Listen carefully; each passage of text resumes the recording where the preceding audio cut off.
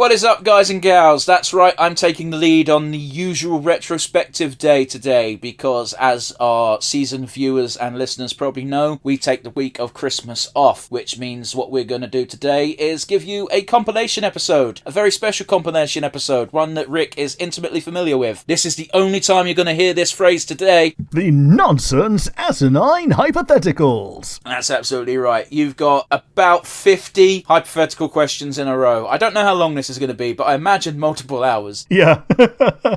Maybe 100. It won't be 100. Okay. It's just the hypotheticals. All the hypotheticals from our nonsense retrospectives. I haven't gathered the ones from the episodes in hand, partly because I can't remember what ones we did this year. So, yeah, sit back and enjoy as we ask each other, what character would you like to fuck? As well as, hey, here's a Pokemon. What would you do to change it? And me having a go at Rick for not asking real questions. Yep. Enjoy, everybody.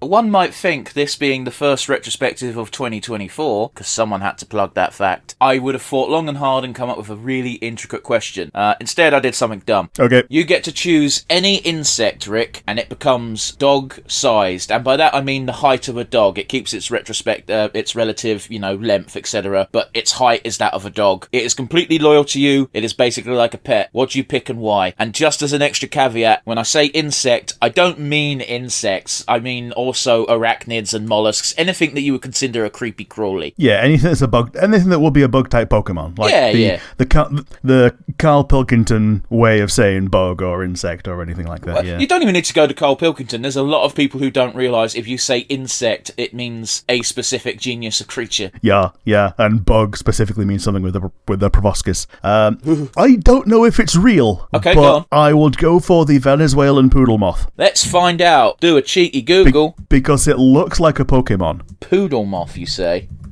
Yes. It's an animal of the week, top 10 poodle moth facts. It has a Wikipedia page. Let's have a look. Yep. The Venezuelan poodle moth is an as yet unidentified species of moth photographed in 2009. So there's a photograph of it, but they don't know what it is because they've never found a thing. Yeah, it looks like a bug-type evolution of Eevee. I mean, you say that, it just looks like a frostmoth. Yeah, fair enough.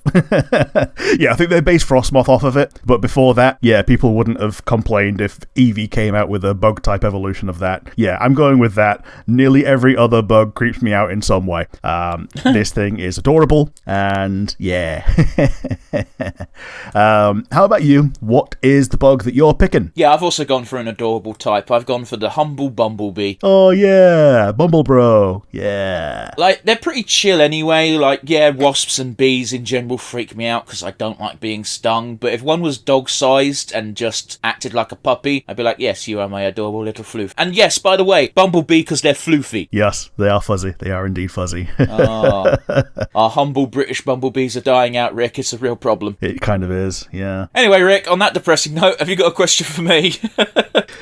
My one is a rather simple one. You are a Pokemon gym leader. What's your type? What's your ace? What's your gimmick? Ooh, okay. Yeah, this is a bit of a variant on a question we've done before, I think, but a bit more in depth. That's interesting. I think my big gimmick would be the fact that I look the way I do, but my type is fairy. And my ace will obviously be Granbull because, I don't know if I've said this on the podcast before, Rick, but I know you know this fact about me. My favourite Pokemon is Snubbull/Granbull. Yeah, like Snubbull and Granbull, and then Groudon for a legendary, yeah. Yeah, I am a simple man. I don't make any secrets about that. So yeah, that would be my ace. That my gimmick would be we're all tough-looking biker burly bros, but we use fairy types. Yeah, I like that. I also like the idea that I don't know if you've watched it, but there was a Jaden Animations video where she did the weirdest Pokemon quiz ever, and the winner of the which Pokemon is actually on the rainbow was Granbull because of how burly he looks, but was always the fairy Pokemon, and then he got the fairy type. Ah, I see, yeah. Perhaps we should explain to some, perhaps younger people. Fairy type is relatively new. Back in the day, like a solid... When the fairy type got introduced, they straight up took a bunch of normal types and just went, these are fairies, by the way. Yeah, some of them got it added, some of them got it replaced. So, like, Clefairy got it replaced, Snubbull and Granbull got it replaced, Jigglypuff got it added, Marill and, Azumarill. Yeah, Marill, Azumarill, Mawile, and and Gardevoir. Got it added as well. Yeah. And But of all things, Whimsicott. I can't. Which I don't get even it. think was in. I don't even think it was like actually featured in that game, but like Whimsicott got it. Pokemon makes weird decisions. Let's not beat around the bush. That being said, Rick, you've had a bit more time to prepare this question, or rather prepare your answer. So let's hear what you've got. I'm going with Ghost type because it's one of my favorite types of all time. Whenever I get a new game, I try and get a Ghost type as early as possible, and I think the winner for this was probably Gen 8 in Sword and Shield, where you could get like a Frostlass really early on because it just breaks early encounters. And my gimmick and ace would be kind of the same thing with Hisui and Zoroark, in that it does the same thing as Zoroark in that it poses as another person in your party. So having that as the gimmick is, which one is it posing as? And it just shuffles around the team each time, and it just shows up at some point. Gene, this is the 7th time you've said something about Hisu and Zoroark. Could you please bring something into the glass? Okay, so... I'm joking, by the way. It's just, every time we do a Pokemon thing, you always find an excuse to talk about Hisu and Zoroark. It's so cool, though. I think it's the only Pokemon that's immune to both of its own types. What, Dark and Ghost? Normal and Ghost. Normal and Ghost. Ah. Yeah, it's the only thing immune to the good old Ghost and Fighting catch-all pair of moves, where other than Hisui and Zoroark, so what you're saying that basically is it's hits everything in the game. Counter to Annihilate. Yeah, perfect counter to Annihilate. So yeah, that's mine, and yeah, I'd probably just make the gym into a haunted house, because that's fun.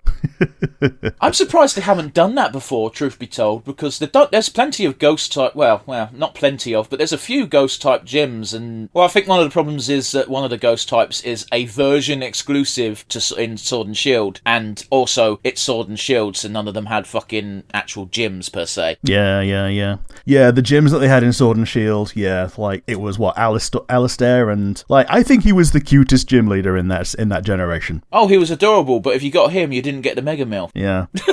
Yeah. Well, actually, you did. You got the Mega Milf, and she was the one that replaced the Rock guy in the Snowtown. Yeah, but the Ghost was also an exclusive guy, because if you didn't have the Ghost, you had the Fighting Girl. Yeah. The Fighting Girl instead, and then it was Rock guy or Milfy Ice Lady. Fuck it, whatever. It's been a minute, man. It's Sword and Shield. Who's talking about that? It's Scarlet Violet's time to shine. Yeah. Alright, my question can potentially be annoying, so I want you to keep this bare bones and not go into it into too much depth, alright, Rick? Okay, I'm gonna do my best. Cool. You get to make a Pokemon DLC. Tell me what the core theme will be and why. So you don't have to come up with Pokemon, you don't have to come up with a bunch of lore, just tell me what you base the DLC upon, theme-wise. Well, I'd do because we've done like a little field trip, so I would do a field trip to a region that we've already had, similar to what we kind of got as a bite-sized version with Blueberry Academy. But a region where things have ostensibly already been dealt with. So, say, going back to Galar, using the Galar map, and just doing a tour de force of the Galar region. That's a fucking big map for DLC. Yeah, but like they've already got it. All they have to do is convert it into, free roam. Yeah, no, I'm not arguing with you. I'm just saying, it's your idea, and that's fine. It doesn't have to fit with Game Freak's MO. Yeah, and it could require that you have the old game, just so they use the actual assets from it. Yeah, that's a fucking shit deal for DLC, though, isn't it? Although, let's be honest. Unless you're 6 and it's your first Pokemon game, chances are you've owned the previous Pokemon game if you play Pokemon. Yeah. Like, it would be a very nice thing to do to have this as essentially a free DLC, but, that's not how Nintendo works. Yeah, on the spot, that's what I came up with. How about you? What would you do for your fantasy DLC? Yeah, I'd set it in a very industrial region that's probably off the... basically, like how Lusamine basically had her own island that was a science paradise mecha type thing? Yeah, okay. I'd have it set there, and the whole reason you're there is you're an industrial spy, aka kind of like a Mr. Looker-esque storyline where you're trying to find shit out. Oh shit, we've not had Looker in ages, have we? Oh man. We had him in XY, I think, which is like, 4 generations now? Yeah. Oh, shit, yeah. We've had almost as much 3D as we've had 2D at this point. Wow, yeah. Well, And XY Mucko was only in, technically- the very first 3D one. Yeah, I was going to say, technically 3D. I mean, it's not, but it is. I mean, yeah. That's what I mean. Like, 3D sprites, as it were. Don't forget, Rick, the reason why there were so few Pokemon in XY being added as new Pokemon was because they were converting all the old sprites to 3D, so they'd never have to worry again. Yeah. Yeah, I remember when they made Dynamax, they were like, oh no, we have to really, really, really make better models because we scaled up that Machamp and it looked fucking horrible. Like, the core, we'll get into it with the DLC because we also got into it during our regular Scarlet and Violet retro, but yeah, we'll get into it later, I suppose. Rick, do you have a question for me? Yeah, my one for you is a bit of a simple one, and it's more just a question. What is the type you left the longest before you ended up using it on one of your main in-game teams? I don't understand the question. So, like, for instance, if you used a fairy type as soon as it came out, then that wouldn't count because you used it straight away. Fire, water, grass probably don't count because you probably use one straight away. I had to think about it, and turns out I disqualified myself a lot in Gen 2 because I went out of my way to use a bug type, a steel type, and a dragon type. Yeah, so I think technically speaking, on a technical level, the type I went the longest without using was probably Ghost. Okay. Because, well, Gen 1, none of the Ghost Pokemon were cool. Yeah, you got Ghastly. Which, I've come to appreciate the design of Ghastly, Haunter, and Gengar now, but when they came out, I was like, these look shit, and also I can't get a Gengar. Yeah, and Gen 2, all you had was Misdreavus on top of that, and that was, like, super post-game. Yeah, so I think there was a long time where I just didn't have a Ghost type on my team. It's like, oh, but how did you beat Cynthia? I had a level 60 Charmander or Charmeleon, probably a Charizard at that point, actually. Because, hey, guess what? When I played Pokemon the original games, I didn't build a team. I had my starter, and that was level fuck-off million. An HM slave. I didn't even know what those were, so the rest of my team were relatively spread out for that. Oh, fuck me. Getting rid of HM moves was one of the best decisions I ever made. Yeah. Like, it was fun that it felt like your guys were helping you around the world, but it was so shit that it took up a move slot. Yeah, that was the issue. Apart from Surf. Yeah, Surf was cool. Yeah. But yeah, I think by a technicality it was Ghost. But, Fairy got in very early because, again, I'd like Snubbull when that just happened to be turned into a Fairy type. Yeah, same. Gardevoir was on my first team. Yeah, you fucking pervert. I mean, you could also catch one really easily early on, so that was a fun part. And then Sylveon as well was also in there. But yeah, Rick, you said you slaved away for hours disqualifying a bunch of types. So what type do you actually think you went the longest without using? Yeah, it turns out a bunch of stuff I ended up using like by Gen 3, but the one that I didn't use for the longest time was Rock, of all things. You never caught an Onix in Gen 1? Like, I caught one, but I didn't use it on my team. That's fair. Same with like the fossils. Like, I didn't use them on my team. Like, the first time I actually used a rock type on my team was in Gen 6, where in the Omega Ruby Alpha Sapphire, where you got the Diancie as a early bonus. Okay. So Diancie being essentially a Gen 5 mythical, you got it in the Oras remakes as a promo code, and the way that they made it cool in that was that you could Mega Evolve it, and it was cool in both its basic and Mega forms, and then when it lost the Mega form, it lost most of what was cool about it. Oh well. Those of you listening along, you have to realise Rick's got a massive hard-on for Mega Evolution. He won't shut the fuck up about it. Oh yeah. Even when we're just talking about, I don't know, Steven Universe, I'll just talk about Mega Evolution again. Yeah, it's a theme. Yep.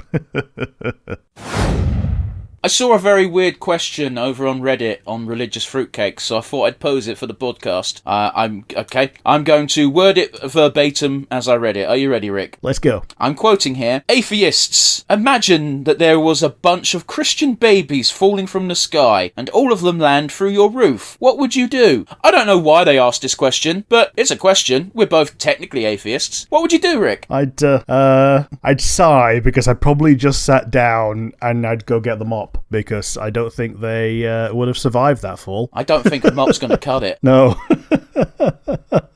Yeah, we're gonna need the police to identify these babies, because this is a crime scene. They've probably been dropped from a B-52 bomber or something full of baddies. Jesus Christ! I'm just thinking of like the scene from The Simpsons where Mr. Burns was throwing silver coins for the people of Springfield, except instead of coins, it's babies. Yeah.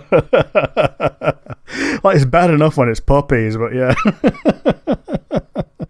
Oh boy, yeah. These babies are gonna hit the ground like a sack of sausages. It's not gonna be good. And that's assuming that they can penetrate the roof. Well, it says they land through your roof, so I assume that they're going through your roof. Yeah, they're going through the roof. It's just. By the way, again, I don't know why they asked this question. I don't know what triggered them to ask it. I don't know what answer they're looking for. Yeah. Like, to me, And the also, implication is that it's raining babies, but localized entirely upon your roof. My internet just died. Fuck. Did you get any of that, Rick? You got to raining bear, and I'm assuming you were saying raining babies and not raining bears. Yeah, so they'll hear it on the podcast. I went, oh, my internet's died, and then it instantly came back, and I went, Rick, did you get it? Anyway, yeah, I assume it's raining babies localized entirely within your roof. Yeah, because I'm an atheist. Well, the other thing is I would try to protect these children, any that survive, to the best of my ability, because they're being used as weaponized terrorism.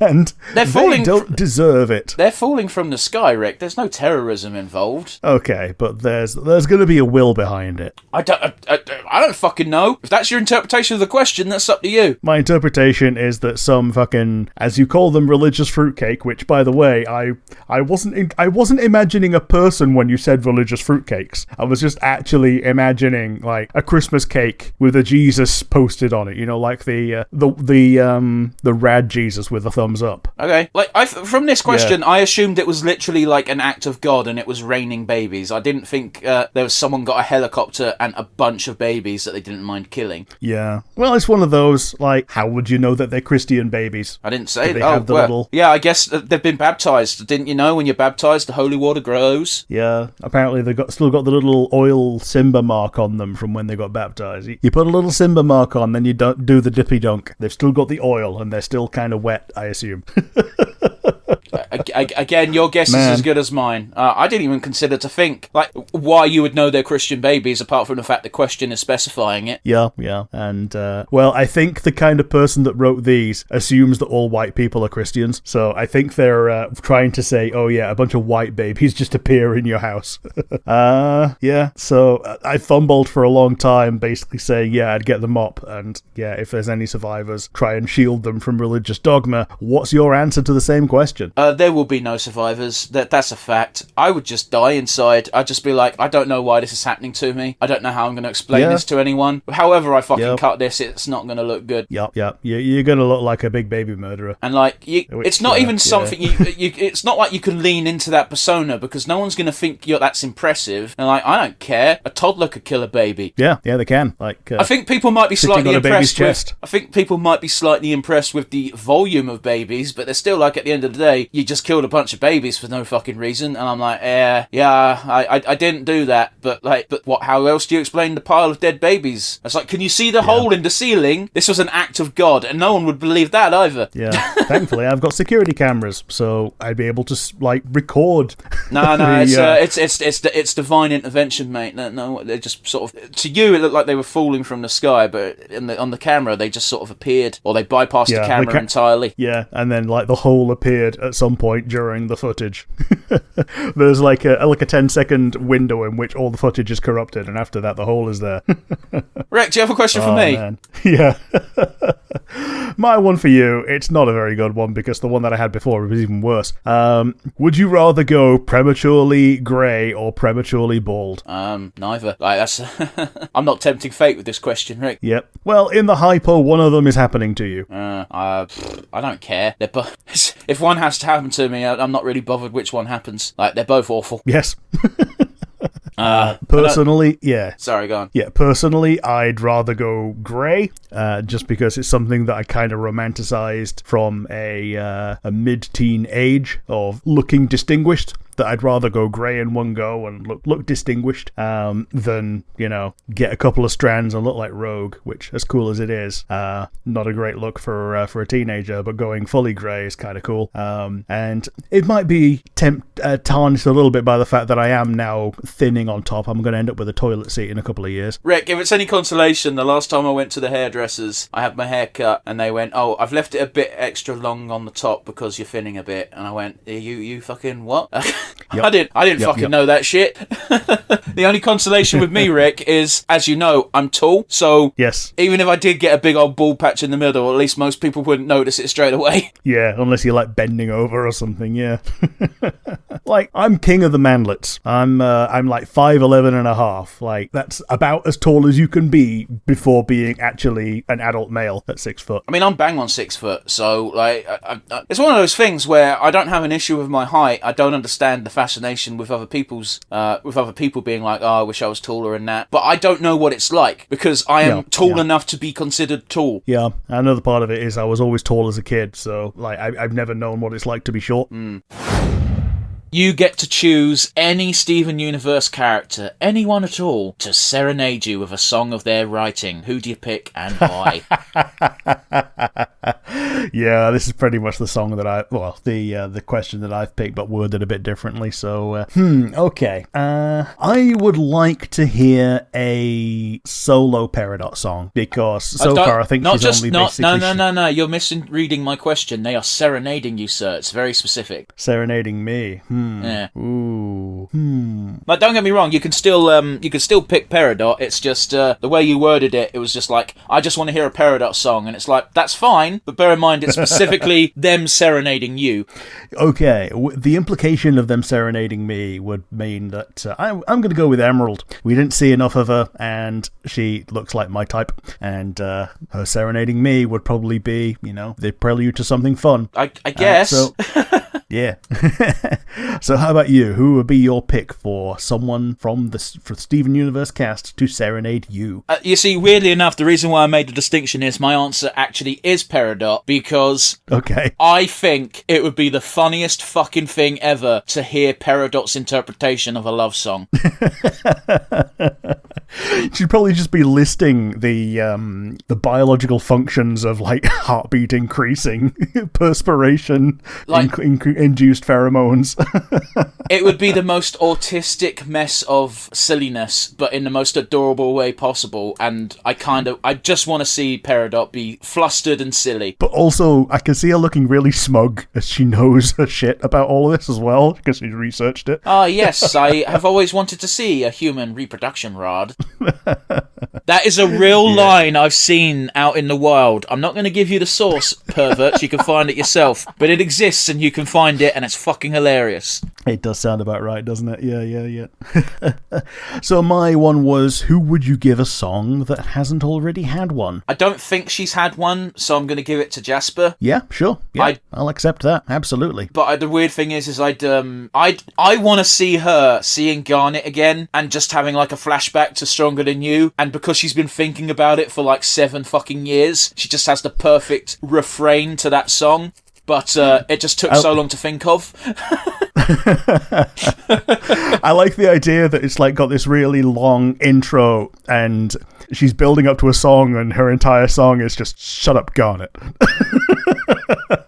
Bit more eloquent than alternatively, like her just being surprisingly eloquent, but only when singing. Yeah. Yes, that's a kind of fun one, actually. Yeah. But yeah, what about you? My answer to this is Rose Quartz, or rather Pink Diamond / Rose Quartz, but specifically as flashback Rose Quartz. Didn't Rose Quartz technically have a song? I don't know, because like everyone else in the main and extended cast has basically had at least a duet. I think the only one that I can think of that's like even close to the main casts that have not like really far removed, like Priyanka and Doug and Mayor Dewey. Okay, sure, man. I vaguely recall Rose Quartz / Pink. I guess as Rose Quartz, it's a different character having a bit of a duet with Greg. But oh well. Sure.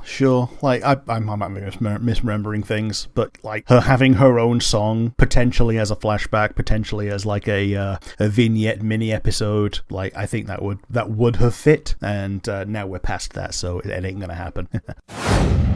You get any dinosaur that ever existed as a fully trained pet and or mount. What dinosaur do you pick? Ooh, Very specifically, by the way, dinosaur. Not extinct creature, dinosaur. Yeah, so you can't pick a pteranodon because they're pterosaurs. What's a pterosaur? Why is that different to a dinosaur? It's different to a dinosaur because it's just the text. I learned it when I was a kid, and like Dinosaur magazine was a thing, and they just made a point of saying this technically isn't a dinosaur. Like half, and then it makes it so that like half the things that are in Power Rangers are not dinosaurs. If it looks like a dinosaur, then it's a dinosaur. If you type in pterosaur into Google, you get a weird fucking disc. Okay, starting with a P. Oh, you mean a pterosaur? Okay, yeah, you mean the flying thing. Yeah, no, that's a dinosaur. You can fuck off. Yep. I also don't know how big it is, so... Fucking massive.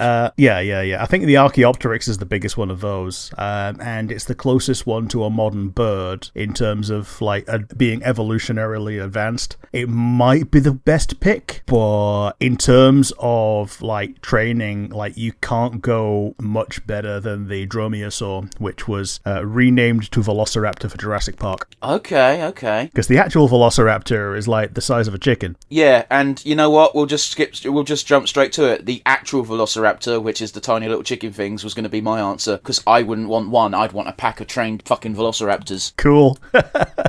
Yeah, I go with that. So I got movie Velociraptor, and I just have one, and you've got historical Velociraptor, and you got a fucking ton of them. I like that. Today we're talking about video. No, you've got to ask me a question, Rick. Yeah, that's what I'm saying. Today we're talking about video game villains. And this is going to frame my hypothetical to you. We're doing top 5. Do you have an honourable mention that's a villain that doesn't stick around long enough to make your top 5 list? Yeah, no, is the answer. Yeah. You gave me prep time for this question, and it wasn't enough prep time because it was like 8 o'clock in the morning when I got it. So I was like, sure. I was like racking my brain, and I was like, there's no people who are good villains that just get... Any villain that gets wiped out too early is just to establish another villain. They're not good villains. They're fucking pawns and narrative devices. And no one's going to say fucking Kai Leng. Yeah. And he sticks around too fucking long as well. Yeah, I know. I just pulled out a villain who is universally like hated, but not because they're well written or easy to hate, but because they're shit. Yeah. Like, I think a good answer for this would be like Matriarch Benezia, because she's gone as soon as you meet her, essentially. Oh, yeah. I didn't play that game, did I? Yeah. It's one of those where I'm hand waving the question. I'm sorry. I also want to apologise for jumping down your throat because it sounded like you were segueing into the actual episode proper. Yeah, no worries. You're sick. I'm giving you a free pass. My answer for this is Ketherick Thorn. He is basically the villain of Act 2 of Baldur's Gate 3, and if he'd have stayed for the entire game, maybe he'd have been on the list, but I think he's used to great effect. He establishes himself better than any of the others, but he fizzles out as soon as you have your final confrontation with him. You got a very loose definition of doesn't stick around for long. Sure. You get to rescue any video game heroine from a canon to them disaster. Which heroine do you pick, and do you think you could actually save them? The easiest pick is normally going to be Aerith, isn't it? Is it, though? Because, like, the problem with that is that for the way that the game ends to end, she needs to be dead. However, if she wasn't dead, then things wouldn't have gone the way that they do. Okay, but how do you save her from that? Yeah, you move her, like, 5 inches to the left. Do you think Sephiroth can't just slightly move his sword? Because that sounds like what it thinks. In your mind, you're going to move Aerith out of the way, and Sephiroth is just going to go, okay. Yeah.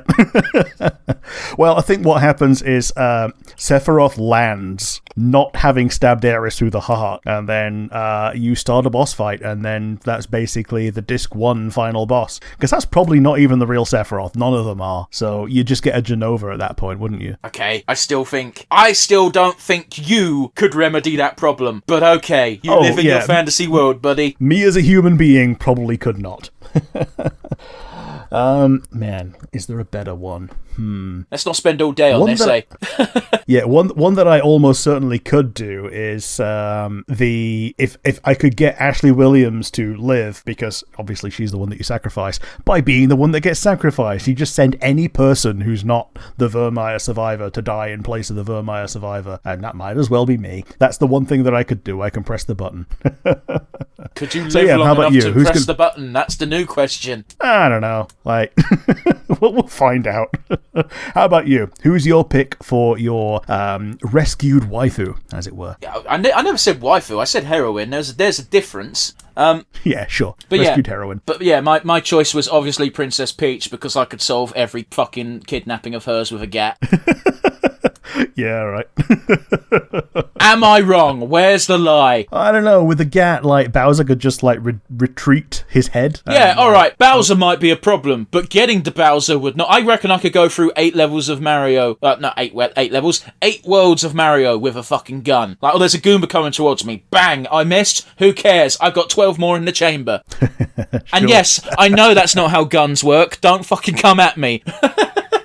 Oh, Rick, what's your infinite ammo gat? Yeah, my one for you is: can you think of an honourable mention for today's list that would definitely have been on your list if it weren't for the age 15 cutoff? Oh, fucking hell, Rick. Well, I didn't think about this beforehand, so this is going to take a minute. So thank you. Do you want to give your answer first? Yeah, mine is by 50 days. Phantasy Star Online 1. So it came out in Japan within the time frame, but in Europe, where we live, it was 50 days after I turned 15. Okay, fair enough. And the reason it's like one of the most influential games for me is because it was essentially my first online game. All right, I just want to stress something here, guys, because it's going to come up in the fucking episode. Rick has decided to change the name of this to Influential, when in fact the title that I've gone with is just Top 5 Games of Your Childhood, not Influential. Okay, yeah. For me, I've picked the ones that are influential. They're not necessarily favourites. So most of them are. Like, my top 3 are all favourites, but my 4 and 5 are influential for different reasons. Yeah, sure. Have you had time to think about it? I've just got to pull one out my arse, because no, this is not enough time to think. So I'll just say Red Dead Redemption 2 and then move on with my life. Sure. If you're gonna ask questions like this, you have to give me prep time. It took me long enough to come up with a list of fucking 5. Sure. Using only real edible ingredients, what flavour ice cream would you make that is not already a flavour to try and be as disgusting as possible? Now, the reason why disgusting as possible. Yeah, so the reason why I say edible is because it would be very easy to go, oh, dog shit, you know? Okay, so my first thought of this is the way that the Bertie Bott's beans made the vomit-flavoured bean. Yeah, no, I mean a natural flavour. I don't mean like, I'm going to try and make it horrible by making it vomity. They combined pepperoni with lemon juice. Okay, pick one. So the idea is it's a pepperoni and lemon extract flavoured ice cream. Pick one. Oh man, you didn't say that to begin with. Okay, but the intent of the question, this is the difference between a DM who is rules as written and rules as intended. Okay, what's the thing that cuttlefish? What does that even taste of? I mean, obviously a bit fishy, probably. Yeah, I think it's like gritty, inky fish. See, the only time I've had cuttlefish as thought of cuttlefish as a food item is the bone is great for birds. Sure. Oyster would be a pretty disgusting one, because that's just a fishy sneeze. Mushroom, for people that don't like it, is just absolute poison, which is me. Poisons everything it fucking touches. Jesus. Yeah. That's something I think people don't appreciate for people who don't like pickles on their sandwiches or burgers, and they're like, just take them out. You can't just take them out because the flavour taints everything else. Yeah, like, as soon as it's touched it, it's like, okay, yeah, this now tastes the thing that it's touched, and you can't get rid of that flavour. You can't just take it off. Mushrooms in particular are a big fuck for pizza, because they just bleed all their black slime into everything and make everything disgusting. Oh, Rick, don't hold back now. Tell us how you really feel. Yeah. So, on a personal level, yes, I will go with mushroom ice cream. Mushroom flavoured ice cream. I didn't even know mushrooms had a taste, really. I thought it was the texture. It's always the texture that put me off. Yeah, well, that's part of it. Like, there's that glurgy MSG flavour, which, actual MSG is much nicer than just the mushroom flavour. Okay. So yeah, how about you? What would you make into your single flavour revolting ice cream? I like how you specified that, because I was such a dick about it. I would actually make it chicken flavoured, because chicken flavoured stuff is usually nice. I like chicken. Chicken is good. Chicken goes in my tummy. However, I think if you took that taste and put it into an ice cream, it would be a foul creation. Oh, yes. And the thing is, a lot of the time, chicken flavour isn't chicken flavour. It's the flavour of chicken stock. Okay, and chicken salt and things like that. I understand what you're saying, but when I said chicken flavour, I meant the flavour of a chicken that has been cooked. Yeah, chicken flavour. Yeah, like one of my favourite things that companies do is like at Christmas time they'll release limited edition crisps like pigs in blanket flavour and turkey flavour, and then you get them and it's just smoky bacon and chicken. Yeah. Yeah, because pigs in blankets is just pork and pork. Yeah. But yes, Rick, I think those were some fun answers, despite me being a bit critical of your choices. How about you? Do you have a question for me? Yeah, so we're talking about our favourite magic items top 5 today. My hypothetical is, what is your least favourite magic item? Okay. Ring of Winter. Sure. Is that because they troll you in Storm Kings by, like, hyping it up and then it just doesn't show up? Yeah, so I actually like the Ring of Winter as an item. I've looked it up since, and that's cool. It's basically the One Ring, but winter flavoured. Yeah. But, they bring it up in Storm King as a motivating factor for the Frost Giants, and then they also tell you that, by the way, this ring doesn't show up in this module. Where does it show up? Oh, the Tomb of Annihilation. Yeah, and it's a footnote in that. Like, there's just a guy that has it, and if you run into him, cool. And even if you run into him, you probably don't know that he has the ring, because he's not just flaunting it. It's a weird decision. Like, it's not even a module that you could naturally transition into. I thought it was like a plot hook for if you wanted to do more adventuring after Storm King was done. But no. Yeah, I think that's what they... I think they kind of intended for people to, like, have that as something you might want to do later and, like, rely on DMs to, write things, because Storm Kings, I think, is the best book module for training DMs to do homebrew, because there's, like, that whole middle section which is just, here's the world, go. I had you guys do some genie bullshit, which I completely made up because I saw the genie entry and went, I want these guys to fight this thing. Yeah. I thought it was okay. It was interesting. Yeah, it was interesting and different. So, Ring of Winter is a pretty good one for specifically those reasons. Yeah, man. Like, it would be a cool item to base a campaign around, don't get me wrong, but it just infuriated me while running Storm King. And you guys only went to that section because of some other bullshit that involved sending. Anyway, I'm not bitter. I'm not going to bullshit any further. Rick, what's your least favourite? Or worst item? My least favourite is the humble +1s. They're good, but the thing is that they set a performance expectation on the system that the developers say that you can get away with not using magic items at all. Oh, that's bollocks. But when you see the power scaling of any book module, it is revealed to be a lie. I mean, okay, the most important thing from a +1 weapon is being +1 now makes it a magic weapon, and that makes actually fighting things at higher levels possible, because take the Humble Ghoul. It's not a high challenge rating monster, and if you have access to magic weapons, it would be trivial. However, at level 1, it's terrifying because it's resistant to slashing, bludgeoning, and piercing damage, apart from magical weapons, which means it takes half damage from those sources, and unless you're a spellcaster at level 1, you're not going to have access to much magic. Yep. Well, we're boned. Yeah, it goes double for lycanthropes, literally, because they take 0 damage from non-magical beepus, unless it's silvered. Yeah, which, let's be honest, most people running a campaign of around lycanthropy will probably have some plot bullshit reason for you to have silver weapons. Yeah, like, one of your characters is, if they're not the Matt Mercer Bloodhunter, then they're going to be at least themed after it. They might have started the game with a silver dagger. Or, better yet, hey, guess what? This group of harpers has found out that there's a rumour going around that there's werewolves terrorising this village. They have tasked your group to investigate the rumours. They've also given you all silver weapons, just in case it's true and you need to fight some werewolves. Done! Yeah, absolutely. So yeah, that's why I don't like +1s and +2s, because, like, they also take away from the option of having something more interesting. I get you. Like, a +2 is the same rarity, I believe, as a Flame Tongue, which is like an extra 2d6 fire. Like, that's cool. That's interesting. It's powerful. It's going to make you feel like a badass. Yeah, but a +2, okay. It's one of those, man. Like, there's certain campaigns where you want the party to feel powerless, and there's not a particular reason I'm bringing this up. It's not like I'm about to run Curse of Strahd. Yeah, I don't think Magic Mart's Magic Mart is in Curse of Strahd. Jeez, like, yeah, that is a thing I did, right? Yeah, just, okay, this is the rarity you can go up to for this hand me out. And, yeah, the same thing later on at a higher rarity. I was very generous in Storm King, and I made it very clear in the Session Zero for Curse of Strahd that I'm going to be a stingy fucking DM. Yeah. Do the complete lack of treasure by the book. Yeah.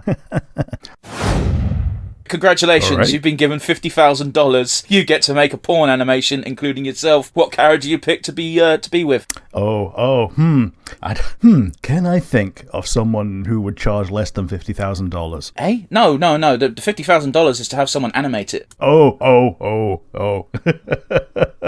And it has to star myself as me, right? Yes. Oh boy. Well, you as the cartoon version of yourself in the podcast. Okay, so I can be a little bit less gross. Oh. Wow, that's a horrible way of looking at yourself, Rick. I mean, I'm me all day. So while Rick thinks, for those of you wondering why this is has-been based, it's because some YouTuber called Verbalace spent $50,000 on a has-been hotel anime music video, which was everyone said it was porn, but I looked it up and it's not safe for work because of the implications, but it's not porn. Yeah, I read that Vivzy Pop has actually given this essentially the approval of God. Yeah, I think the actual controversy came from not so much the animation, so much as the $50,000 came out of his Patreon money, which is a big no-no, and also allegedly the person animating it was not an adult yet. Right. Okay.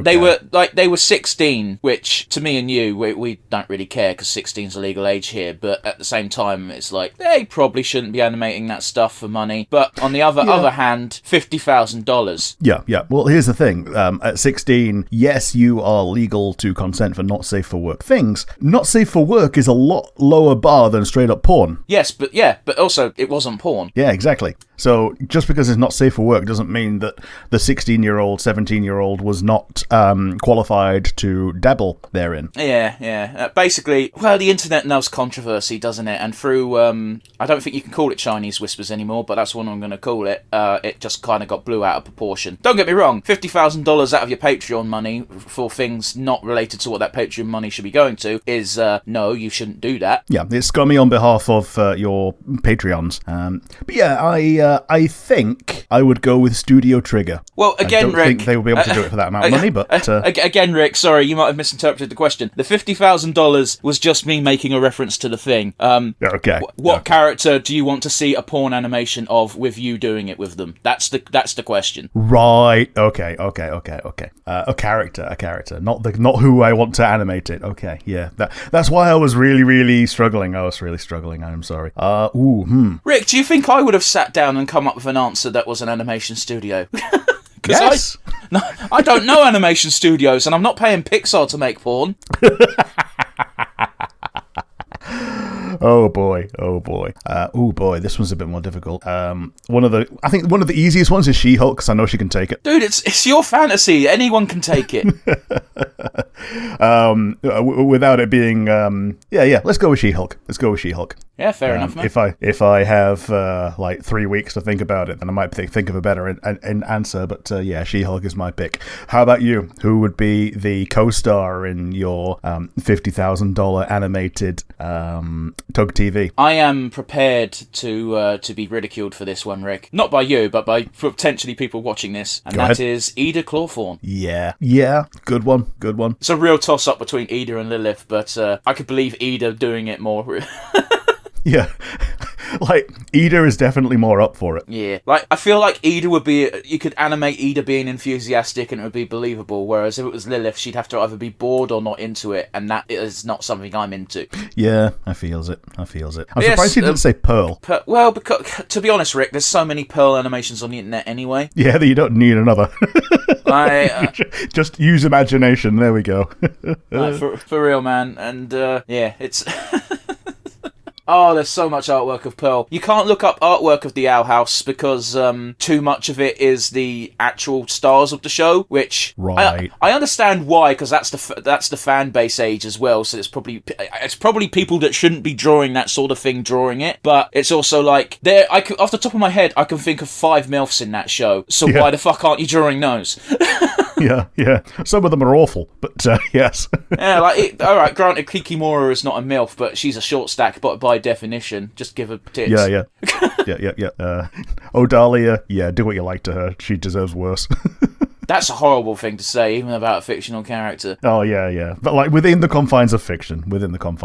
I don't know, man. I don't want to... Non-con doesn't do things for me. It just makes my boner feel sad. No. I'm talking less about non-con and more about you signed the contract, you now have to do this. That's still dubious at best. Yeah, fair enough. Anyway. Which is something we're going to be dealing with during the course of this episode. Oh, Rick, he tied it in. He saved himself. What's your question?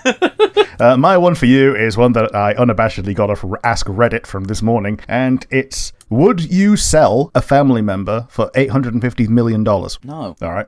No, I wouldn't sell any human for any amount of money. That's horrible. Yep, fair enough. Rick, what is your answer? My answer was initially no, because people would know that you'd done it. That's the reason. Well, no matter how horrible the worst family member you can think of is, someone still likes them. But I don't care. Listen, I have a family member that no one in my family likes, and I despise. I won't name them, but people who know me know who it is. And I wouldn't even do it to them. I don't want to associate with them. I don't want to talk to them. I don't want to interact with them, and I don't. That's fine. I don't want to actively make their life hell and or miserable. Yeah. Anyone who says yes to this question is a piece of shit. Unless, of course, the person they're selling is a family member who abused them as a child, in which case, I get it. Yeah, I get it. The second answer I gave was sell them all for that amount of money, and then you've got the beginnings of a movie. You're now like up there in the top 10 with your Bezoses and your Bill Gateses in terms of money men in the world, and now you can assemble a team to get them back. Okay, but I assumed with the nature of the question that that's not possible. Yeah, I didn't go into it because I was one answer out of 100,000. So yeah, I pitched that, and I'm like, oh yeah, this would actually be pretty cool. But yeah, no, it was just a throwaway answer to what would otherwise be a throwaway question. Yeah, this one is very much laser focused on today's theme, so if you're listening to this in a compilation, trust me, it makes sense. Okay.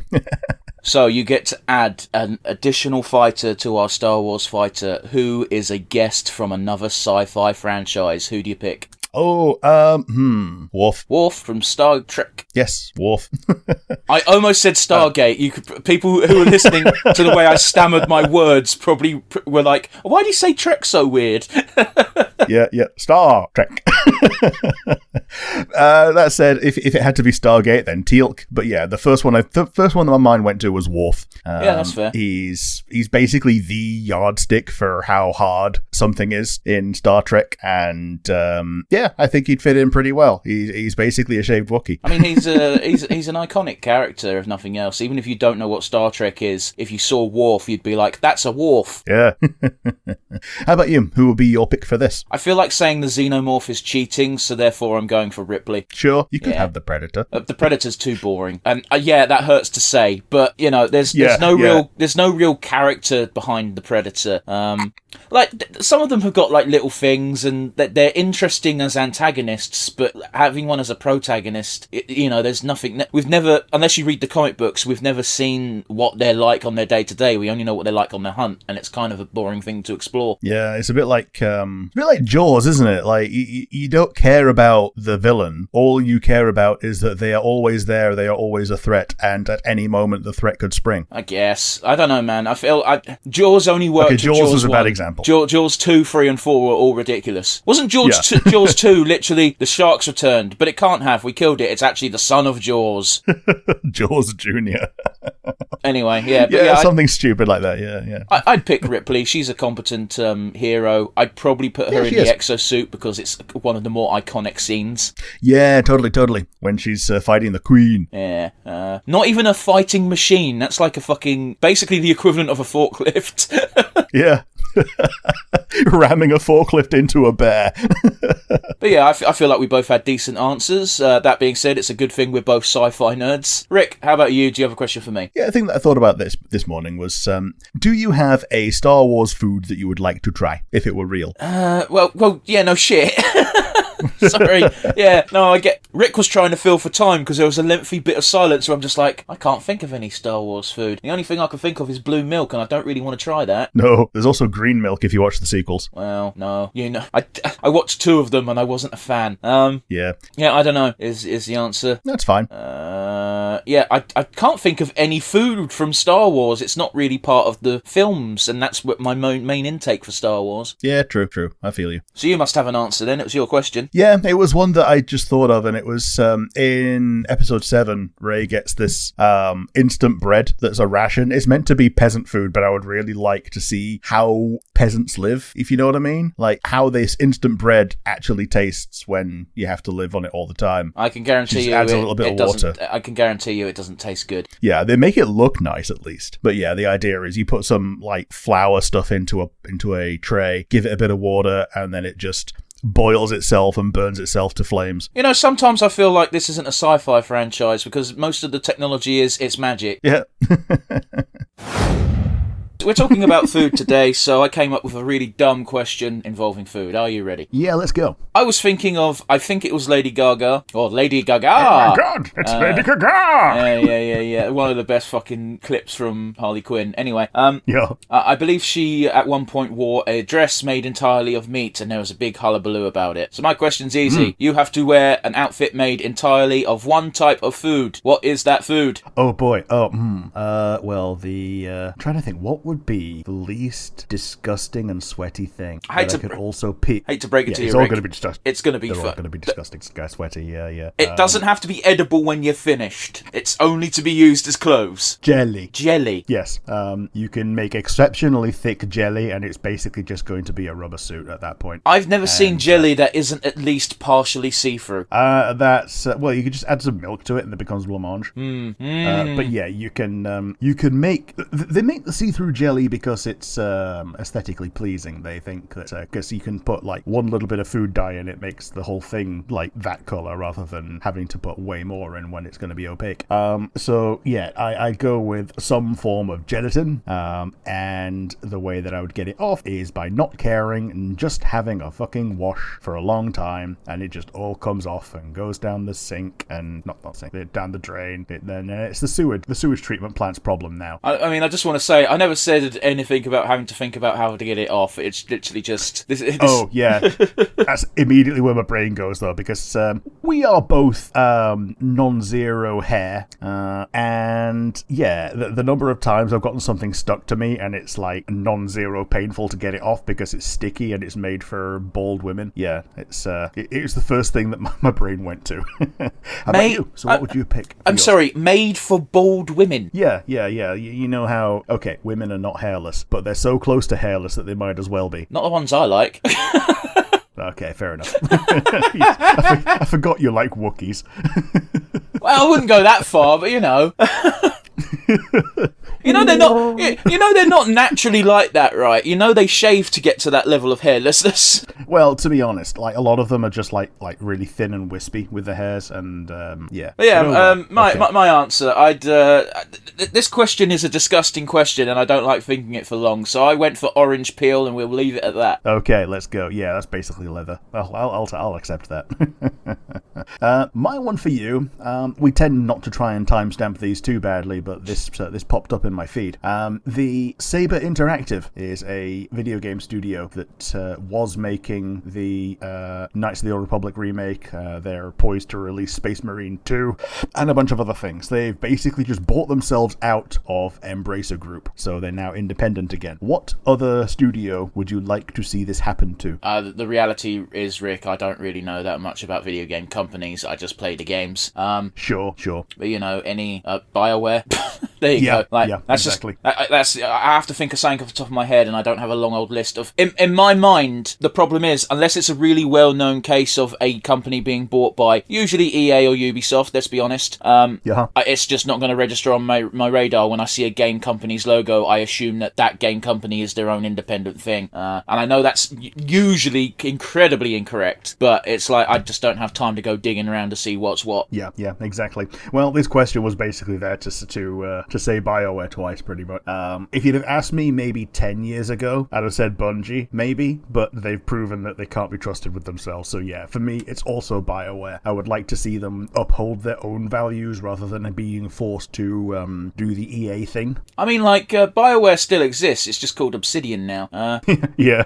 Like, it's a joke I like to make because I saw it once, but it's so true. All the writers and a lot of the actual people doing the nitty-gritty work just fucked off to Obsidian.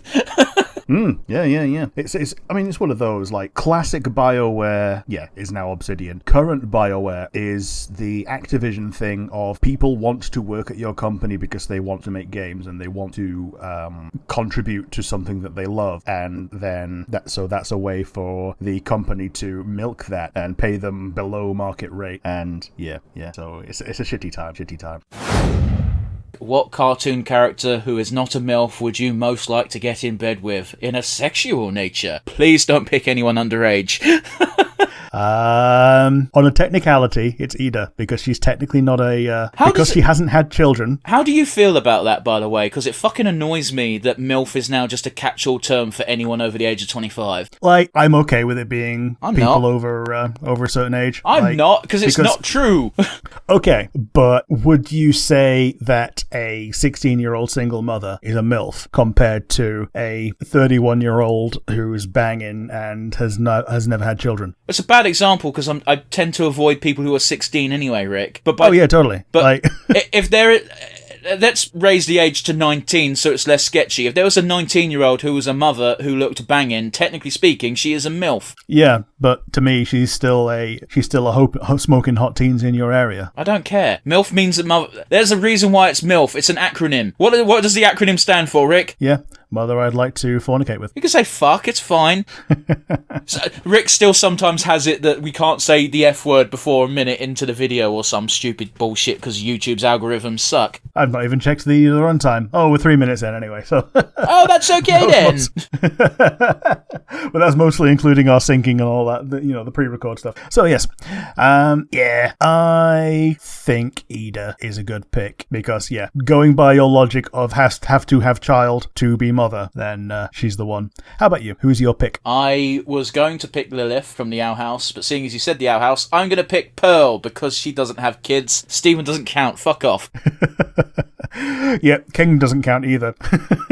King's adopted, it's by the fine. Same logic.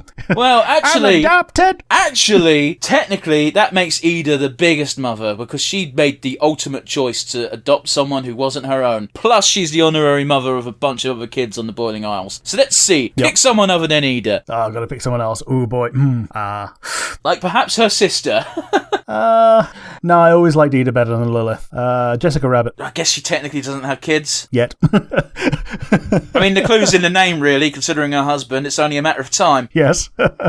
Unless they are actually about as compatible as a human and a rabbit are in real life. They're cartoons. It doesn't matter. Yep. But yes, my one for you. Would you want to know if you were really a robot? No. You just want to blissfully go ahead with your life? I think I'd malfunction. If I was secretly a robot this entire time and someone went, here's the undeniable proof that you're a robot, which I'm definitely not, I feel the need to Sounds say... like something a robot would say. Yeah, I know, but like I bleed red, motherfucker.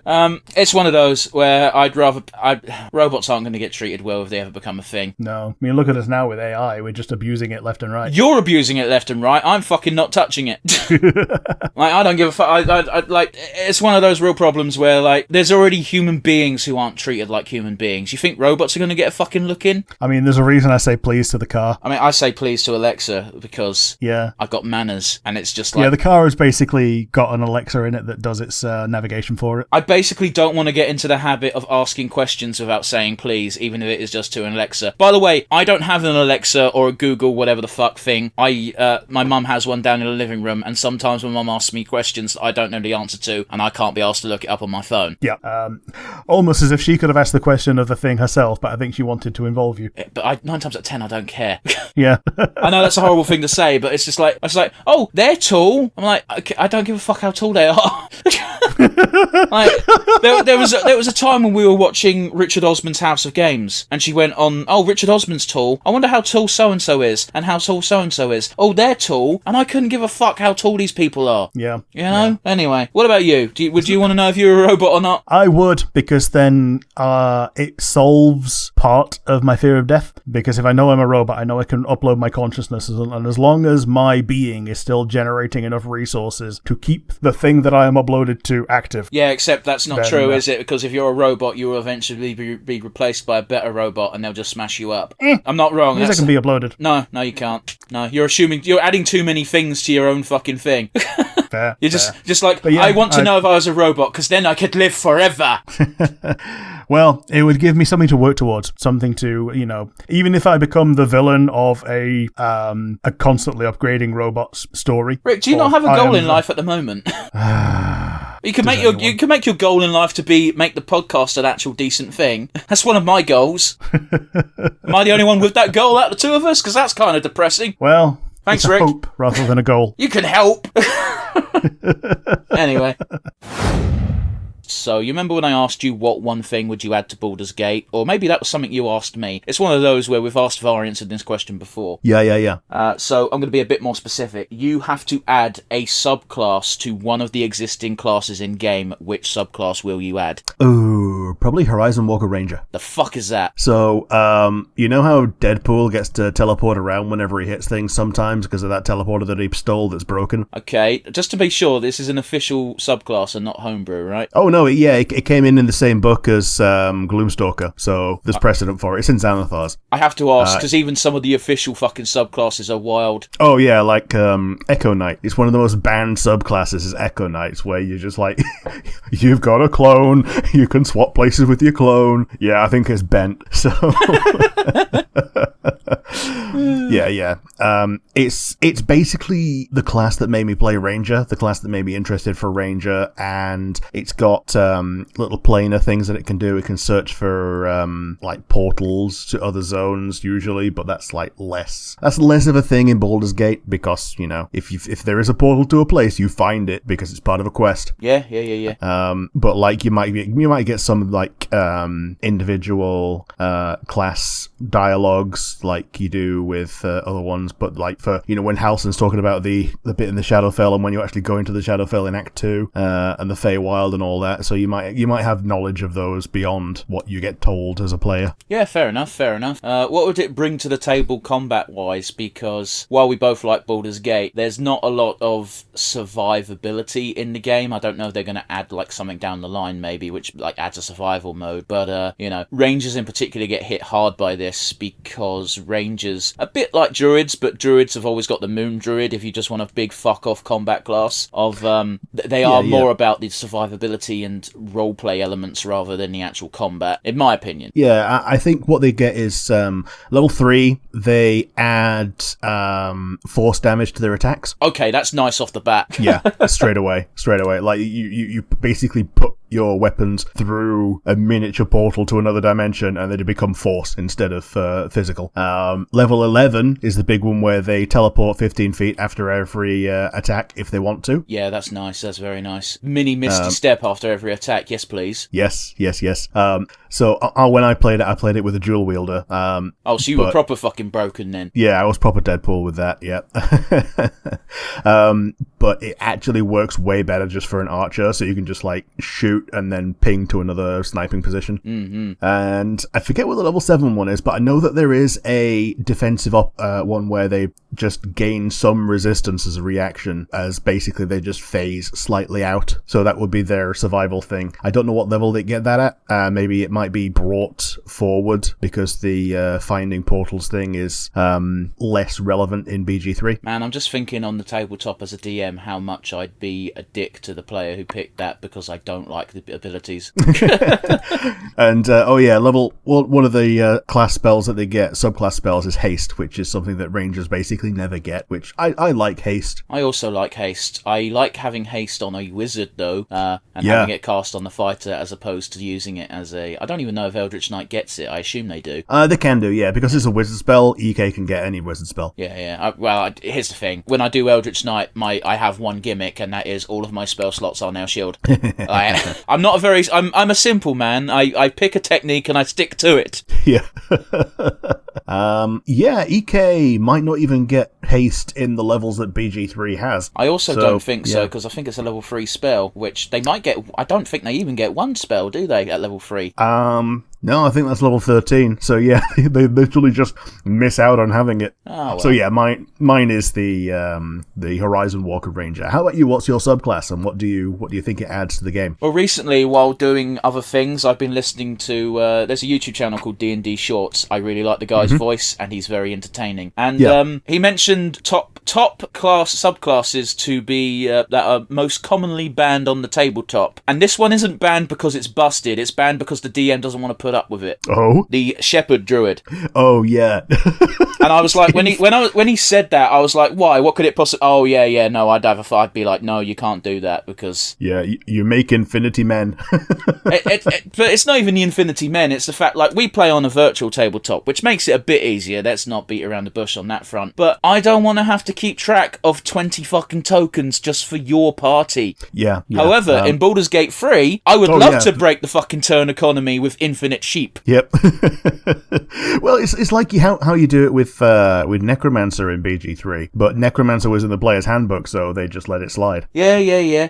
Personally, I prefer summoning elementals because they're less hassle to keep track of. One powerful guy is generally a lot better than a million cows. Yeah. Except on the tabletop where action economy is king. Yeah, and the cow, as long as it moves 20 feet or more, it gets another 2d6. It doesn't say which direction, so there's always the cow carpet bomb. Well, we won't get into that, but yeah, if I like, it is basically taking the Spore Druid's gimmick in BG3 and just reflavoring it, so I don't see it as too big of a deal. I just want my army of cats, man. Yeah. But yeah, I think those were both interesting options. Granted, yours was a bit more out there because I'd never fucking heard of it. Yep. But you also know more about D&D about me. I've never beaten around the bush about that fact. It's just true. So, do you have a question for me? Yeah, my one for you is a little bit less thematic. It's you get one of Superman's powers, but not any of the required secondary powers. What do you pick? Probably flight. Sure. Like, laser beam eyes are okay, and ice breath could have uses, but flight means I could just fly anywhere on my own. I assume if I get the flight, I also get the ability to not die while flying. That's the thing, like, required secondary powers usually says, like, no to things like that, but, like, yeah, you'd probably be able to survive while flying. Like, I'm assuming that it's within reason, so, like, if you fly up to the stratosphere, you still freeze. Yeah, no, I mean, like, fly like an airplane level. Yeah, so, like, if you go above the cloud level, you're not going to have a good time, but if you're at helicopter level, you're probably fine. In which case, flight sucks, I don't want it. No, I'll take super strength then. Sure. Because, if you can't fly to the degree of an aeroplane, flight is fucking worthless. Yeah, totally.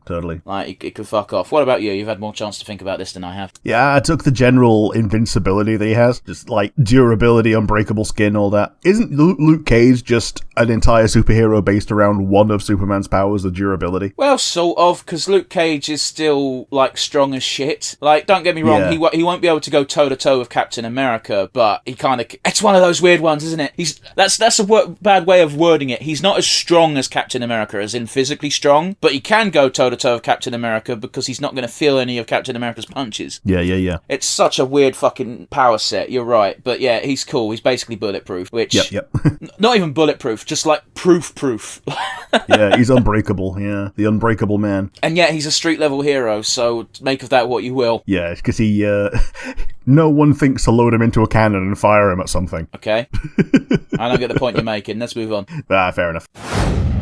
So, Pokemon has a habit of making all sorts of spin-off games during their different generations, so my question's easy. What type of spin-off game would you like to see them do? Either brand new or bring back. So, for example, and yes, I know I bring it up every time, you got Pokemon Conquest on the DS. That's a strategy game. You could even go a bit more mainstream with the Mystery Dungeon series or another Pokemon Snap. Granted, they did that recently, but, just to give you some ideas. Of course, if you could come up with something brand new that they haven't touched yet, that would be grand. Yeah, so, okay, it's going to be a real simple one because I've been in on the TCG Live app recently, but I also really liked the really old Game Boy TCG game, which was like, what, Game Boy Color?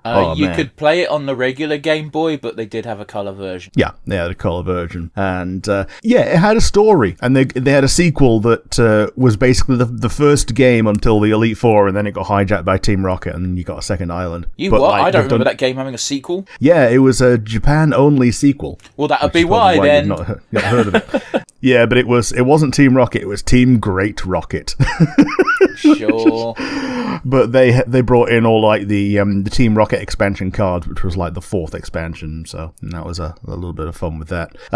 There's probably a better game to make, and there's probably something more fun, and to be honest, from the amount that I do prefer like the Legends games, for instance, and like the Mystery Dungeon, and probably would have preferred Conquest as well, this is one that I'm picking for the sake of the conversation. So, how about you? What do you reckon? What would be your next Pokemon spin-off? I've been playing a fuck ton of Final Fantasy Theater Rhythm. Oh man, that is a good one. Yeah, right. I'm glad. For those of you who don't know, 'cause it's going to be cut out of the episode, there was a 3-second pause before Rick was like, "Oh yeah."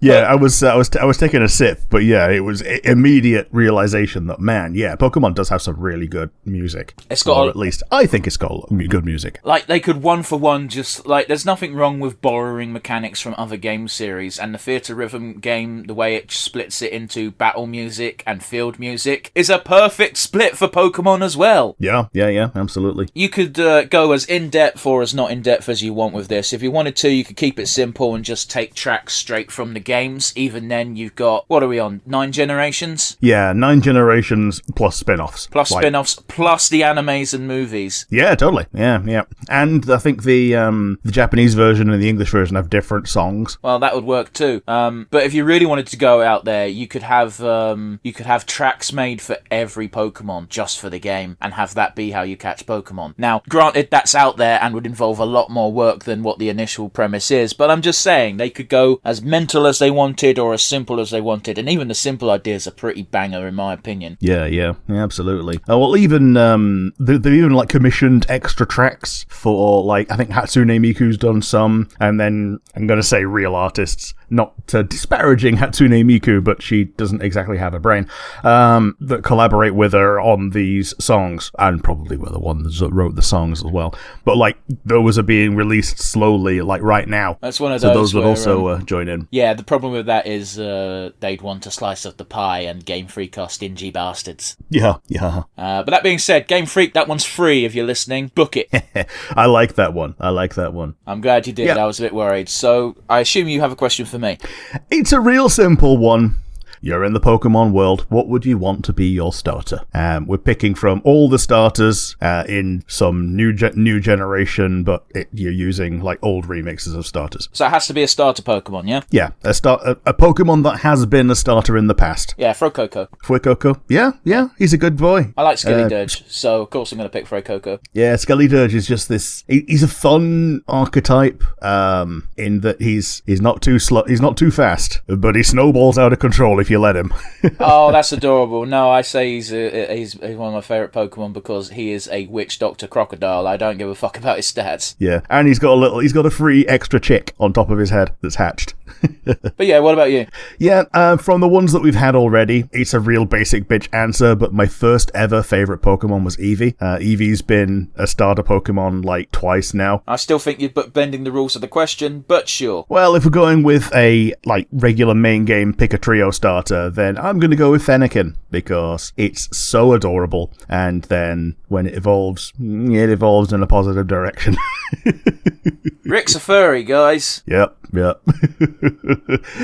evolves into Queen Bee and then even bigger. You have to pick any main party member waifu, or someone who could be a waifu, that you would absolutely not sleep with under any circumstances. Of course, we're discounting party members that are clearly not, eligible, because, it's easy to say Aiko because she's literally a child. Yeah, do we ban Queener? I'm not counting Queener as a waifu. Yeah, I thought not. Oh boy. Let's think. Is there any that I really, really would say no to that's not an obvious no because because of not yet. Oh man, that sounds even worse. Yeah, it's not an obvious no because, they are either not of age or not human, as in can't communicate. They have to pass the Harkness test is basically what we're saying as a contributing factor. Yeah, it's a will not a should not. Let's think. So... And just to make things interesting, I specified party member because it would be also very easy to go, I'm not touching Brahi with my dick. Yes. I'm struggling to find one that I'm not into in some way, who is an actual main party member, who's a lady. I know you normally discount the pre-existing relationships rule. I do. But I don't have to. And it's for that reason, and that reason alone, that I'm picking Rosa. Rosa is from 6? 4. 4. Rosa's from 4. She's the waifu white mage of Cecil, the main character in 4. Doesn't she die? And no, she stays alive. Who am I thinking of? It doesn't matter. You're thinking of pretty much every other character in 4. There's basically a rotating 5th party member slot until the end of the game. And they all fucking die. Similar in 2, but in 4 they come back at the end because it turns out they didn't die, they just left the party for different reasons. We talk Palam and Porum. Who we talk about 2? So in Palam and Porum in 4 they turn to stone and then they get unpetrified just before the end. And in 2 when they all die they just go to the afterlife, which is great because the Emperor goes to both heaven and hell and you need a second party to kill him in a different afterlife again. Yeah, D&D rules, you can only be slain on your original plane. Yeah. But that's enough about me waffling after picking Rosa for a reason that you don't feel is valid. Who is going to be your do not want character? I don't want Selfie. Yeah, I thought about her and went, I could be brought around to that. She's basically Pinkie Pie. But that's the thing, though, is you had a thing about you couldn't fully commit to the romance with Sarah in Dragon Age Inquisition because she was too chipper. Not only that, but also the fact that... the only eligible file that I had for Sarah was my Evil Bastard playthrough. Okay. And also Sarah was not into me for that. Right, fair enough. Anyway, yeah, I couldn't do it with Selfie. She's... I don't know, there's nothing inherently wrong with her. She just gives me that vibe of that character where, what are you going to talk about after? Trains, obviously. Well, it's one of those where, Jim Jeffries has this joke where he has a pop at millennials and he says, I'm sure you're fun to fuck, but the fuck are we going to talk about afterwards? You could be playing on your phone on Twitter. Selfie would play on her phone on Twitter during. Yeah, doom scrolling during. I mock a little bit. I'm not knocking anyone who may or may not like Selfie. And I'm not saying I never would. I'm saying if I had to get rid of one, that's the one I'm getting rid of. Yuffie's a close second place because, she's a pain in the ass. Yeah. But also she falls afoul of the should not rule. Okay. Advent Children, no, which is what I'm thinking of. Okay, fair enough. But yeah, I totally get what you're saying. But yes, do you have a question for me? My one, it's a bit of a Final Fantasy one, is what Final Fantasy party member would you remove from the game? And how does it affect the game, if at all? Interesting. I'd probably remove... I know who I'd remove. This one's easy. Varn from FF12. Wait till you hear mine. Is it going to be Pinello from FF12? It was Pinello. Yeah. Was Pinello. The two characters that both of us know enough behind-the-scenes knowledge of to know that they were put in because the game didn't test well with Japanese audiences. Yeah, basically, Varn and Pinello don't need to exist. They can both go. If either of them are your favourite, I'm sorry, but not that much. And the really fucking bothersome thing is, they are both fucking S-tier characters in every crossover game they're in. Yeah. It's annoying. Varn, even in Dissidia Final Fantasy Opera Omnia, does everything that I want from, a rapid-fire elemental spellblade, apart from dual wielding, because that's what Bart does. It's infuriating that they gave all the things that I like to a character who's just nothing. Yeah, man. And for those of you who don't know, the Japanese in particular, or Japanese audience, I'll say, they have a thing where where they like having a character in their game that is a complete blank slate because that's who they project onto. I'm not making shit up. That's the reason. And that's why Varn and Penella were added. Because you could see it from the dialogue that Balthier was quite clearly the main character. Yes. He still refers to himself as such. Yeah, man. Like in-game. Like, honestly, Varn and Penella just kind of tag along after a certain point. Yeah. They're basically there to be a playable prologue before you get to Balthier and Fran in the heist bit. Yeah, man. I like you can make a solid case for any of the 4 other characters to be the main character. Like, Barsh's arc is fucking chef's kiss. Yeah, absolutely. But unfortunately, you got to play as fucking Varn. The only saving grace Varn has is very early on, he is the catalyst for one of Balthier's most badass moments before you realise, oh, Balthier's hot shit. Yeah. And he's also the voice of the I'm Captain Bosch von Ronsenburg. Yeah, that was Don't listen to Ondor's lies. yeah, those memes. But yes, the moment I'm talking about in particular is when you get thrown in the prison very early on, and Varn starts getting beaten the shit out of by a trio of Bonga who are big, fat, muscly fucks, and Balthier just jumps in, and the first thing he goes is, "Are you alright, Varn?" before slugging one of them. Yeah. Which is what a good guy. Fucking cool. What a good guy. All I'm saying is, I'd let Balthier fuck me. Rick, you're placed in a room with hundreds of people. Well, let's just say 100. Let's keep it short and sweet and nice and easy. You may or may not share a common tongue with everyone there. You have to get the entire room, or at least as much of the room, singing the same song with you. What song do you pick that you think will get the most people to sing along with you? I don't know all the words, but nobody can resist the beat of We Will Rock You. Okay. So, if I know that I'm gonna do it, then, I'll learn the words to it. But yeah, it's just like stamp, stamp, clap. Yeah, that's absolutely correct. That is the basic beat of the song. I believe Brian May said something along the lines of they wanted to make a song that anyone could do anywhere. Yeah. And like almost everyone has feet and almost everyone has hands. So yeah. You're correct, almost everybody. Yeah, that's why I said almost, yeah. So yeah, like first instinct, We Will Rock You. How about you? What was your pick for this? Oh, I went for Bon Jovi's Living on a Prayer because, alright, not everyone would join in during the verse, but when you hear, the implication is that the music will play for you. Like, sorry if I didn't make that clear. Okay. I imagine if I was assuming it was a cappella. No. I meant like you could, like a karaoke type deal. Like once you selected the song starts going. Once that chorus hits, everyone in that room, despite whether they speak English or not, is going to at least go, "Oh, I know this. Let's try and yeah." Do you want to change your answer given this new revelation? With there being music, I probably would go with We Are the Champions, because everyone can just like join in the chorus of that, and because I think everyone has heard that at some sporting event or other, whether they've been playing it on their own behalves or having it played at them for someone else winning. Sure. So yeah, I think I'll still go with We Will Rock You, because I think more people like can just get into that, you know? Yeah, sure, man. So that additional tangent was for nothing. Yeah. Rick, what's your question today? My one for you is you get dropped off in an unknown city naked. You awaken naked, unequipped. What's your first move? Wow, that's not a lot of information to go off of. Yeah, you're unequipped, you have nothing on you, no money, no phone, you're in the buff. I'll probably look for a nudist beach. Sure. Because at least then that covers that problem, and then I can hopefully try and find someone who speaks English, or at least can discern my facial emotion and current levels of stress to be like, I need help, and then probably have my organs sold because I picked the wrong person, but oh well, you can't control everything. My first instinct would be to try and find a nudist beach. Obviously, if you're in a city without a beach, that is a problem. So, you know, seek somewhere where it is socially acceptable to be naked is basically my first move. Yeah, fair enough. Because that's, like, you don't want to be accidentally walking past, like, a school, because then you're definitely going to jail. Oh, totally. Especially if you don't know where you are. So, Rick, what about you?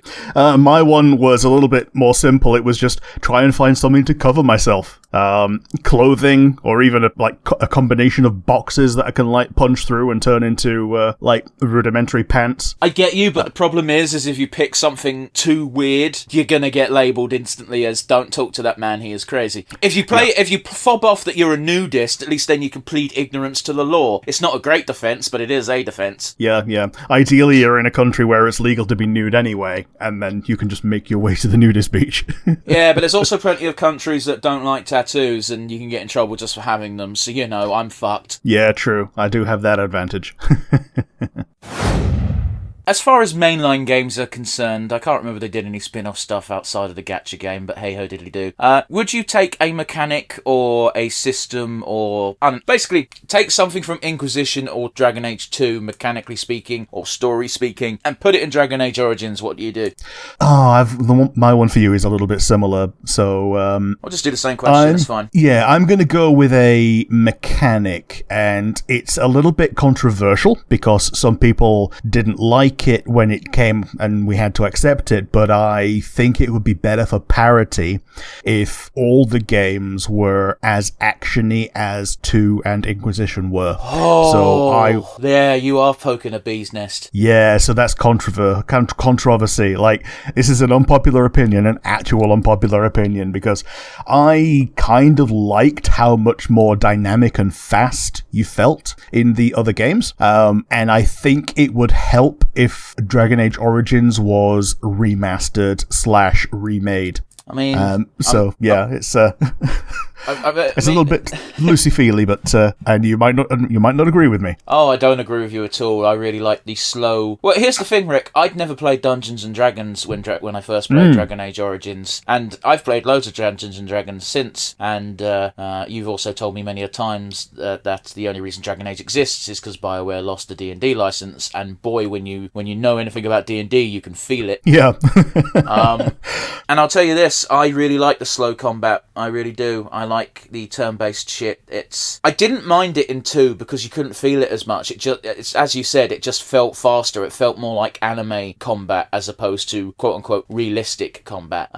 Yeah. But here's the thing, I think Inquisition did it far too much in the other direction. Sure, yeah, with Inquisition, it's basically real-time action in Inquisition unless you go into the specific turn-based mode that's there to placate people who only wanted to play turn-based. But here's the thing, Rick, if you play on the super hard difficulty in Inquisition, you need the turn-based. Yeah, fair enough. And it's just like, it's so counterintuitive. Like, again, 2 gets away with it because it's still fundamentally the turn-based stuff. It's just, you get the over-the-top anime. Like, if you swing a greatsword in Dragon Age Origins, you're slow with it because it's a fucking greatsword. Whereas you got Fenris doing anime moves. Yeah. That said, I would say specifically Fenris does feel fast because of his subclass and just him being a cool guy. I could see that working, but I also agree that it doesn't fit the tone as much as it did in with Fenris in particular, because he looks like Fenris. Mm-hmm. But like for a mage, because I played as Mage Hawk, just like spinning your staff and doing anime flourishes just for your normal attacks, I thought that felt cool. And controversial opinion, even controversial between the two of us. But that's what I'm going with. How about you? What would you do? What would you backport from the future games in terms of, well, I went with mechanics, but you go with what you're going to go with. Well, we're talking about Origins today, and I'd add an Origin, and I think you can tell where this is going, but I'd make a Kunari Origin. Yes, yeah, absolutely. The benefit of having a bit of, hindsight within the community, and the developers also knowing what to do with the Kunari, I think that would actually really help, because before that, all we get to see is Sten, and he's a very good introduction to the culture, to the point that, he becomes the Arishok. Well, he doesn't even become the Arishok. He becomes the Arishok of Arishoks, doesn't he? Oh, pretty much. Varric does the joke of, the Arishok had to be careful because in the corner was the Arishok, and waiting for him also was the Arishok. Yeah, Kunari are weird like that. That being said, I don't think this is the most controversial take in the world. In fact, I think probably a lot of the fan base agrees with me. I didn't mind the Kunari overhaul design-wise. It gave them more of a distinct look. But I kind of liked it when they were just ashen-skinned giants. Okay. Yeah, I like the horns a lot better overall. Nah. I just like the fact that they're big fuckers from an island that we never get to see. Yeah. Yeah, I like that. Now here's the thing. Sten might not work with a Tal Vashoth or Vashoth origin, so you probably would have to be straight up a Kunari who's on the same kind of quest as Sten. I don't know about that. Well, here's the thing, is I've never actually been fully... it's been a while. I can't remember what Sten's quest is. I just remember his personal quest being, we find his sword and then he kind of swears loyalty to you for a bit and then he fucks off at the end. Yeah. But, I don't know, I think it could work. It's one of those weird ones where I don't think the Kunari pay much attention to the Grey Wardens as an order, but the Grey Wardens do have a certain amount of authority, and I can imagine at least some Kunari being like, where you've joined this legendary band of warriors and this is your new uptaking, and in a way you're still serving the Qun, because if the Blight takes over, we're all fucked. Yeah. It's it'd be an interesting conflict of interest between staying as pure as you can possibly be and joining a cause that is beyond yourself. It's probably a way that you probably would essentially become Tal Vashoth by swearing to the Grey Wardens, because you can essentially no longer go back. But it puts you in an interesting position in that with Sten as a pure Kunari who can go back, you can kind of split the detail that way, and you're just kind of similar to how the Legion of the Dead have their funerals before they as they join. It's a kind of a thing that, yeah, we don't need to kill this person for going against the Qun because they're essentially have accepted their own death warrant by joining. Yeah, I can see that being interesting. I can see it being interesting. I don't see it quite playing out the way you're envisioning it. You get to take any Pokemon at all. I know we're not talking about Pokemon today, but I don't know fuck about Power World. So take any Pokemon, and you get to destroy it in such a way that it becomes a drink. What Pokemon do you drinkify? Oh boy. Yeah, I know. Let that one sink in. yeah, because the Pokemon has to be gone. My first thought was something that wouldn't actually make a very fun drink, because I listened to the first part first and then started thinking something with an empty head that's not going to mind being destroyed. That's a way of taking it, Rick. It is, because as much as I would like to get the God of War taste, I don't want to get rid of one just for the benefit. This one's really difficult. The way you said that is like you want God of War bathwater. Yes. What is wrong with you? A great many things. I want it to exist. I don't want to buy any. I don't believe you. Well, bathwater already exists, and I've not bought any of that. Well, mostly because it's useless. Let's go with a real basic one. Slurpuff. Yeah, fair enough. It'd probably because it's it would make a great drink for Callie. Yeah, it's already a birthday cake. And I can't see any there's no recognition behind those eyes. There is not there may be a second brain cell, but they're too far apart to rub together. So yeah, Slurpuff. Apologies for taking too long on this one. But yeah, how about you? What would be your Pokemon drink of choice? I was going to say Jigglypuff because I'm convinced they taste like cotton candy. Yeah, almost certainly. And who the fuck's going to miss a Jigglypuff? That one Jigglypuff in the anime was a terror. Oh yes, it was a little shit. So you're telling me I get a tasty sweet beverage and we get to take out Dennis the fucking Menace? Yep. But yes, Rick, how about you? Do you have a question for me? Yeah, fair enough. My one for you is your fridge is now frozen in time. Nothing can be added to it, but things removed from it replenish. I'm fucked. Fair enough. My fridge is currently empty. Okay, fair enough. All right. So what about you? Yeah, for mine, the rest of the question is how long do you think you'd be able to survive on just that without eating anything else from outside of it? But yes, for me, if you can't eat anything else outside of it, even more fucks me, because the only thing I currently have in there is toppings for toast, right? Which is ham and soft cheese. And if I don't have toast to go with it, I'm gonna die very quickly of malnutrition. Yeah, fair enough. Anyway, go ahead. It's your question, so I hope your fridge is more stocked, otherwise this is a silly question to ask. Yeah, mine's actually pretty good. We've got, obviously, ham, because everyone has ham. We've got bacon. We've got steak, which is a fantastic one to just have as a backup thing, because if the internet has told me anything, you can do a lot of things with steak, including turning it into a condiment, which is otherwise a difficult thing to get. You can do the same with bacon, I guess, as well. I have butter, so I can actually cook things, because, you don't have oil any other way. Or rather, okay, I don't have real butter. I've got that freaking Lurpak stuff that's like 50% butter. 50% oil. Rick, there's literally nothing I can add here, so you just keep on listing things and explaining, and I'll just sit here and nod my head. Yep. And then, like you, I've got things that go on toast but no bread, so that's going to be a challenge. And a few vegetables. Now, the problem comes in is if you have to eat everything before you get it restocked, in which case I'm a bit fucked. But Rick, you made the question. You don't need to have that caveat unless you decide you want it. But yeah, I do happen to have potatoes and that Lurpak stuff, so I can make chips, and that's probably what's the most important part of it right now. Well, here's the thing, Rick. It's like, when I say the fridge is empty, I mean my section of the fridge is empty. Like, there's stuff in the fridge, but I only have one shelf in the fridge that is mine, so therefore that is what I'm taking this info from. I'm pretty sure there is a ready meal and fruit and veg in the fridge, just not on my shelf. Okay, fair enough. If you take only a section of the fridge as the fridge, then sure. Well, yeah, because I don't take other people's shit. Okay. Is there a character type or concept that you've wanted to play in D&D, but you haven't because you know for a fact that outside of a one-shot or a very niche, small little game, it's going to get tiresome for even you to play? Now, why do I bring this question up? Because you've done this in one of the one-shots I ran when you played that Warforged, and immediately after, everyone was like, that was a fun character, and you even said it was fun to play, but you feel like after the third session it'll get stale. Yeah, that Warforged. I had a bin for a voice modulator. I talked into the bin to make it sound like I was a Warforged. It was a cute little effect. But yes, that kind of thing would get stale. The whole guy was... Yeah, he was a mechanical fella who was a druid, and... Yeah, the juxtaposition is fun, but I think a one-shotting was exactly the right place for him. My actual answer is probably just a high-level character. Like, the fact that you have all your tools means that you're either at the end of the game, or if you've got far too long to use them, then the story is going on far too long because you've reached the end already. You've finished your build.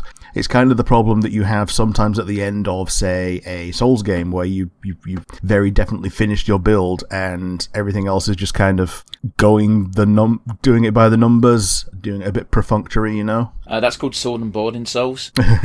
Yeah. Like, we'll shit on magic users all day, every day in Souls because everyone's like, oh, they're cheap and they're easy. In PvP, that's correct.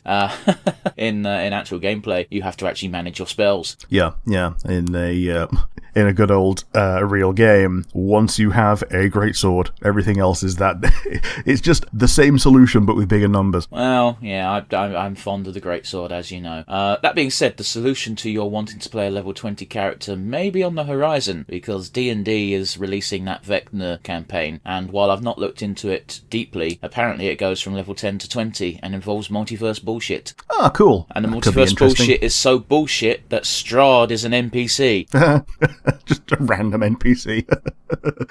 Oh man, it shows how much of an asshole Vecna is if Strahd is just an NPC. Yeah, apparently what they're trying to do is they're trying to push Vecna as the face, as the big evil thing in D&D. Which, fair enough, I suppose. Like, it's not like there's a dozen fucking things that could be your level 20 endgame threat, but whatever. Yeah, while believably not just being a god. I mean, yeah, that's the problem, isn't it? Because it's all well and good saying, let's put Vlakiv in, but, well, Vlakiv's a bad example because she's not a god. Tiamat. Yeah. Like in Rise of Tiamat, apparently the Tiamat that you kill in Rise of Tiamat is representative of Tiamat, in that it's an avatar, but isn't the real one because you don't kill the real one, obviously. Well, yeah, because I believe the end... I haven't read the module, but I believe the end game boss of that is CR17.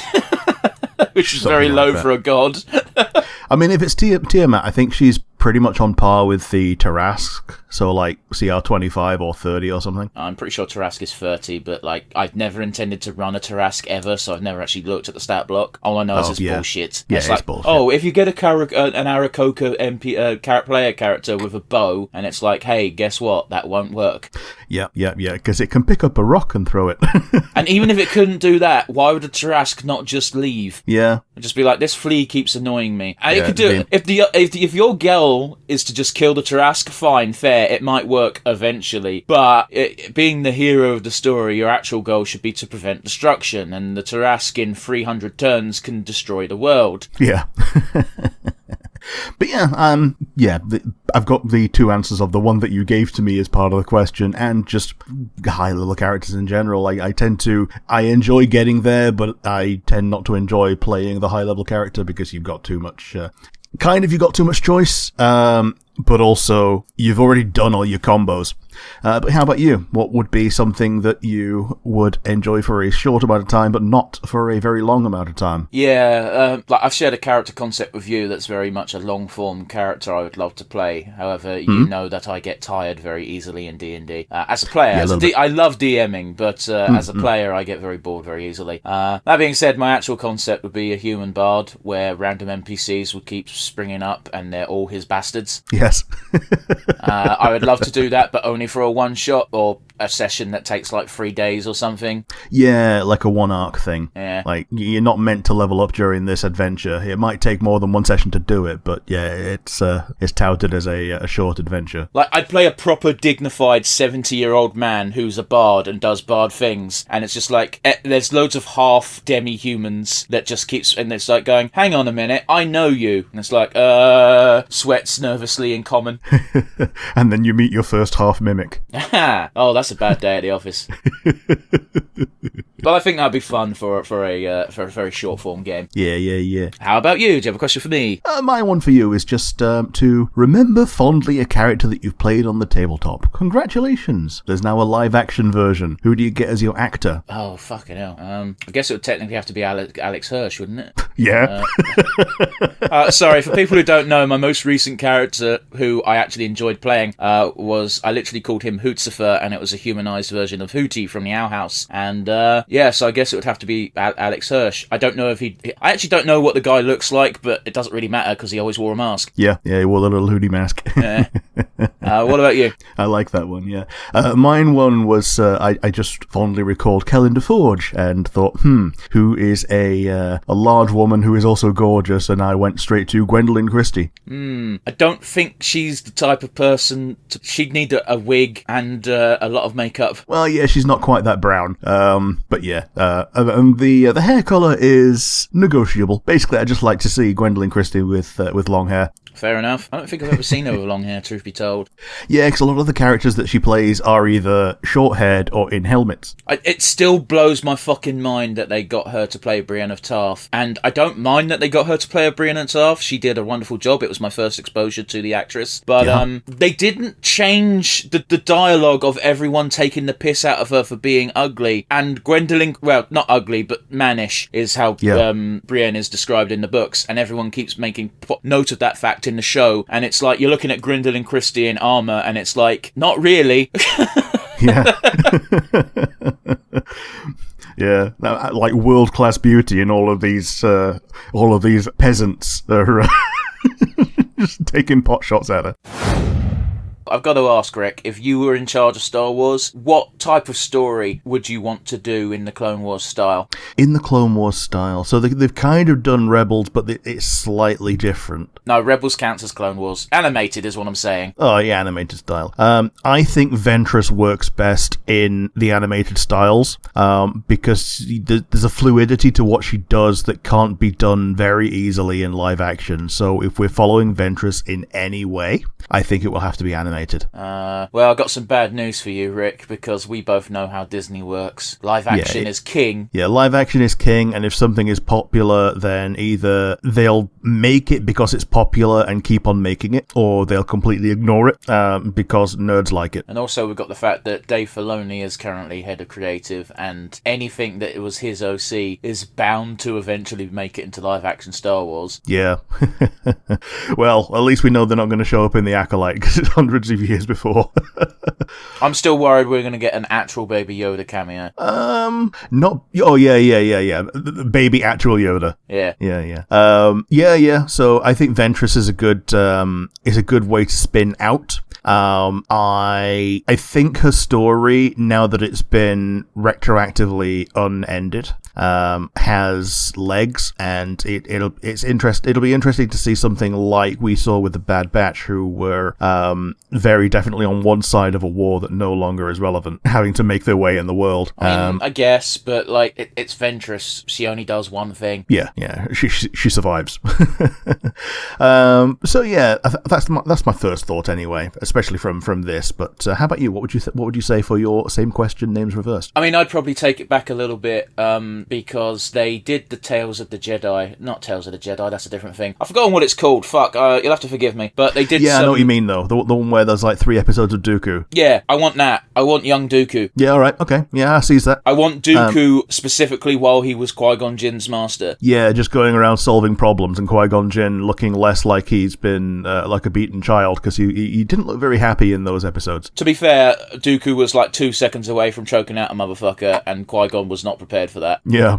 I want to see Qui-Gon a little bit further on in his apprenticeship, in that he does stand up to Dooku a bit more, and Dooku relying on Qui-Gon a bitch as a bitch, relying on Qui-Gon a bit as a moral crutch, as it were. Yeah, like a voice of reason / unreason. Yeah, usually, like given the dynamic, it would almost always definitely be reason.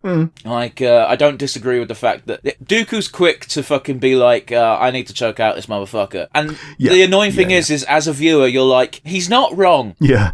However, he is a Jedi, so he can't be doing that.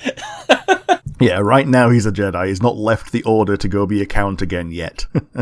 But yeah, that's what I'd pick for definite. So, Rick, do you have a question for me?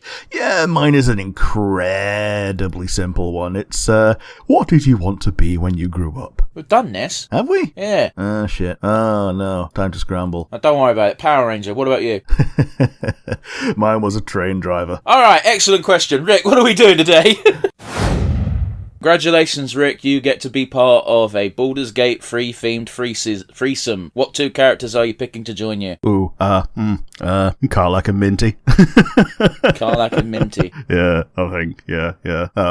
Yeah, can I think of anyone's better than that? Probably not. No, it's Karlak and Minty. Yeah, how about you? Who are you picking? No particular reason, just I think these 2 are the best characters, so therefore those 2. They're both hot. They both have different takes on life, and will probably have different styles, as it were. Okay. Yeah, I'm struggling to find out, to think of someone who would be better than either of them with the other. I mean, like, I don't know, man. I think there's plenty of combos that would be interesting, like Lae'zel and Shadowheart after their, once they're both in Act 3 would probably be interesting, because there's still a bit of hate there, but they're over it. Yeah, they're in the kind of like slap kiss kind of era. You've got Isabel and Aelin, provided they're okay with a dude joining in. That would probably be pretty fun, considering their chemistry. Yeah, probably. And, you know, probably. There's a myriad of people you can choose from. That's all I'm saying. But yeah, if you want to go Karlak and Minthara, go for it. Yeah, there is a myriad of people. But yeah, Karlak was always going to be picked. And yeah, I think Minthara is a good additional one. Especially seeing as I've seen the cutscenes for Minthara as a player character Karlak romance, and it's heartbreaking. But yeah. It's only heartbreaking if, as Karlak, you insist on, no, I'm going to kill myself. Yeah, all right. So yeah, how about you? Who are you going to pick? Oh, Minthara and Jaheira. Yeah. They're both wizened, they both know what they want, and I'm pretty sure they both hate each other, so it'll be interesting at the very least. Plus, yeah, is it really a drow threesome if someone doesn't get memed? And by memed, I mean maimed. Yeah. I was going to say. Yeah. So how about you? What's your question? Mine is it's a rather simple one.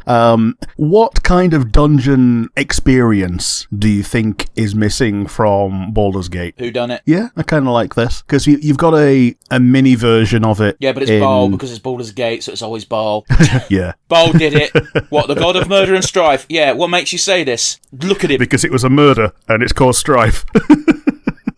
Like, there's no real whodunit, really. Like, you get kind of those vibes when you do Cazador's Place, because it feels like you're walking into a murder mystery, but it's neither a murder nor a mystery. Yeah, like you're going around this manor house and it's almost entirely abandoned because you're going to go into the Undercroft, which no one has ever gone before. So much so that Astarion didn't know it existed. Yeah. Anyway, what about you?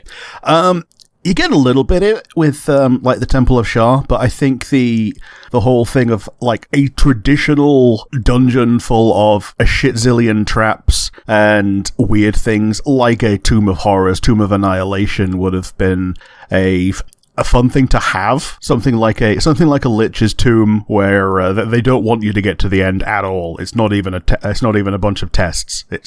They don't want you to get there, and if they do, you're just another couple of souls for them to eat. Yeah, but the problem with that type of dungeon is it would be very out of place in this game. Yeah, I suppose, because most of those tend to be secluded. Basically, what Rick is saying is he wanted a mega dungeon. Yeah. Which, just as an aside, as a DM, fuck you.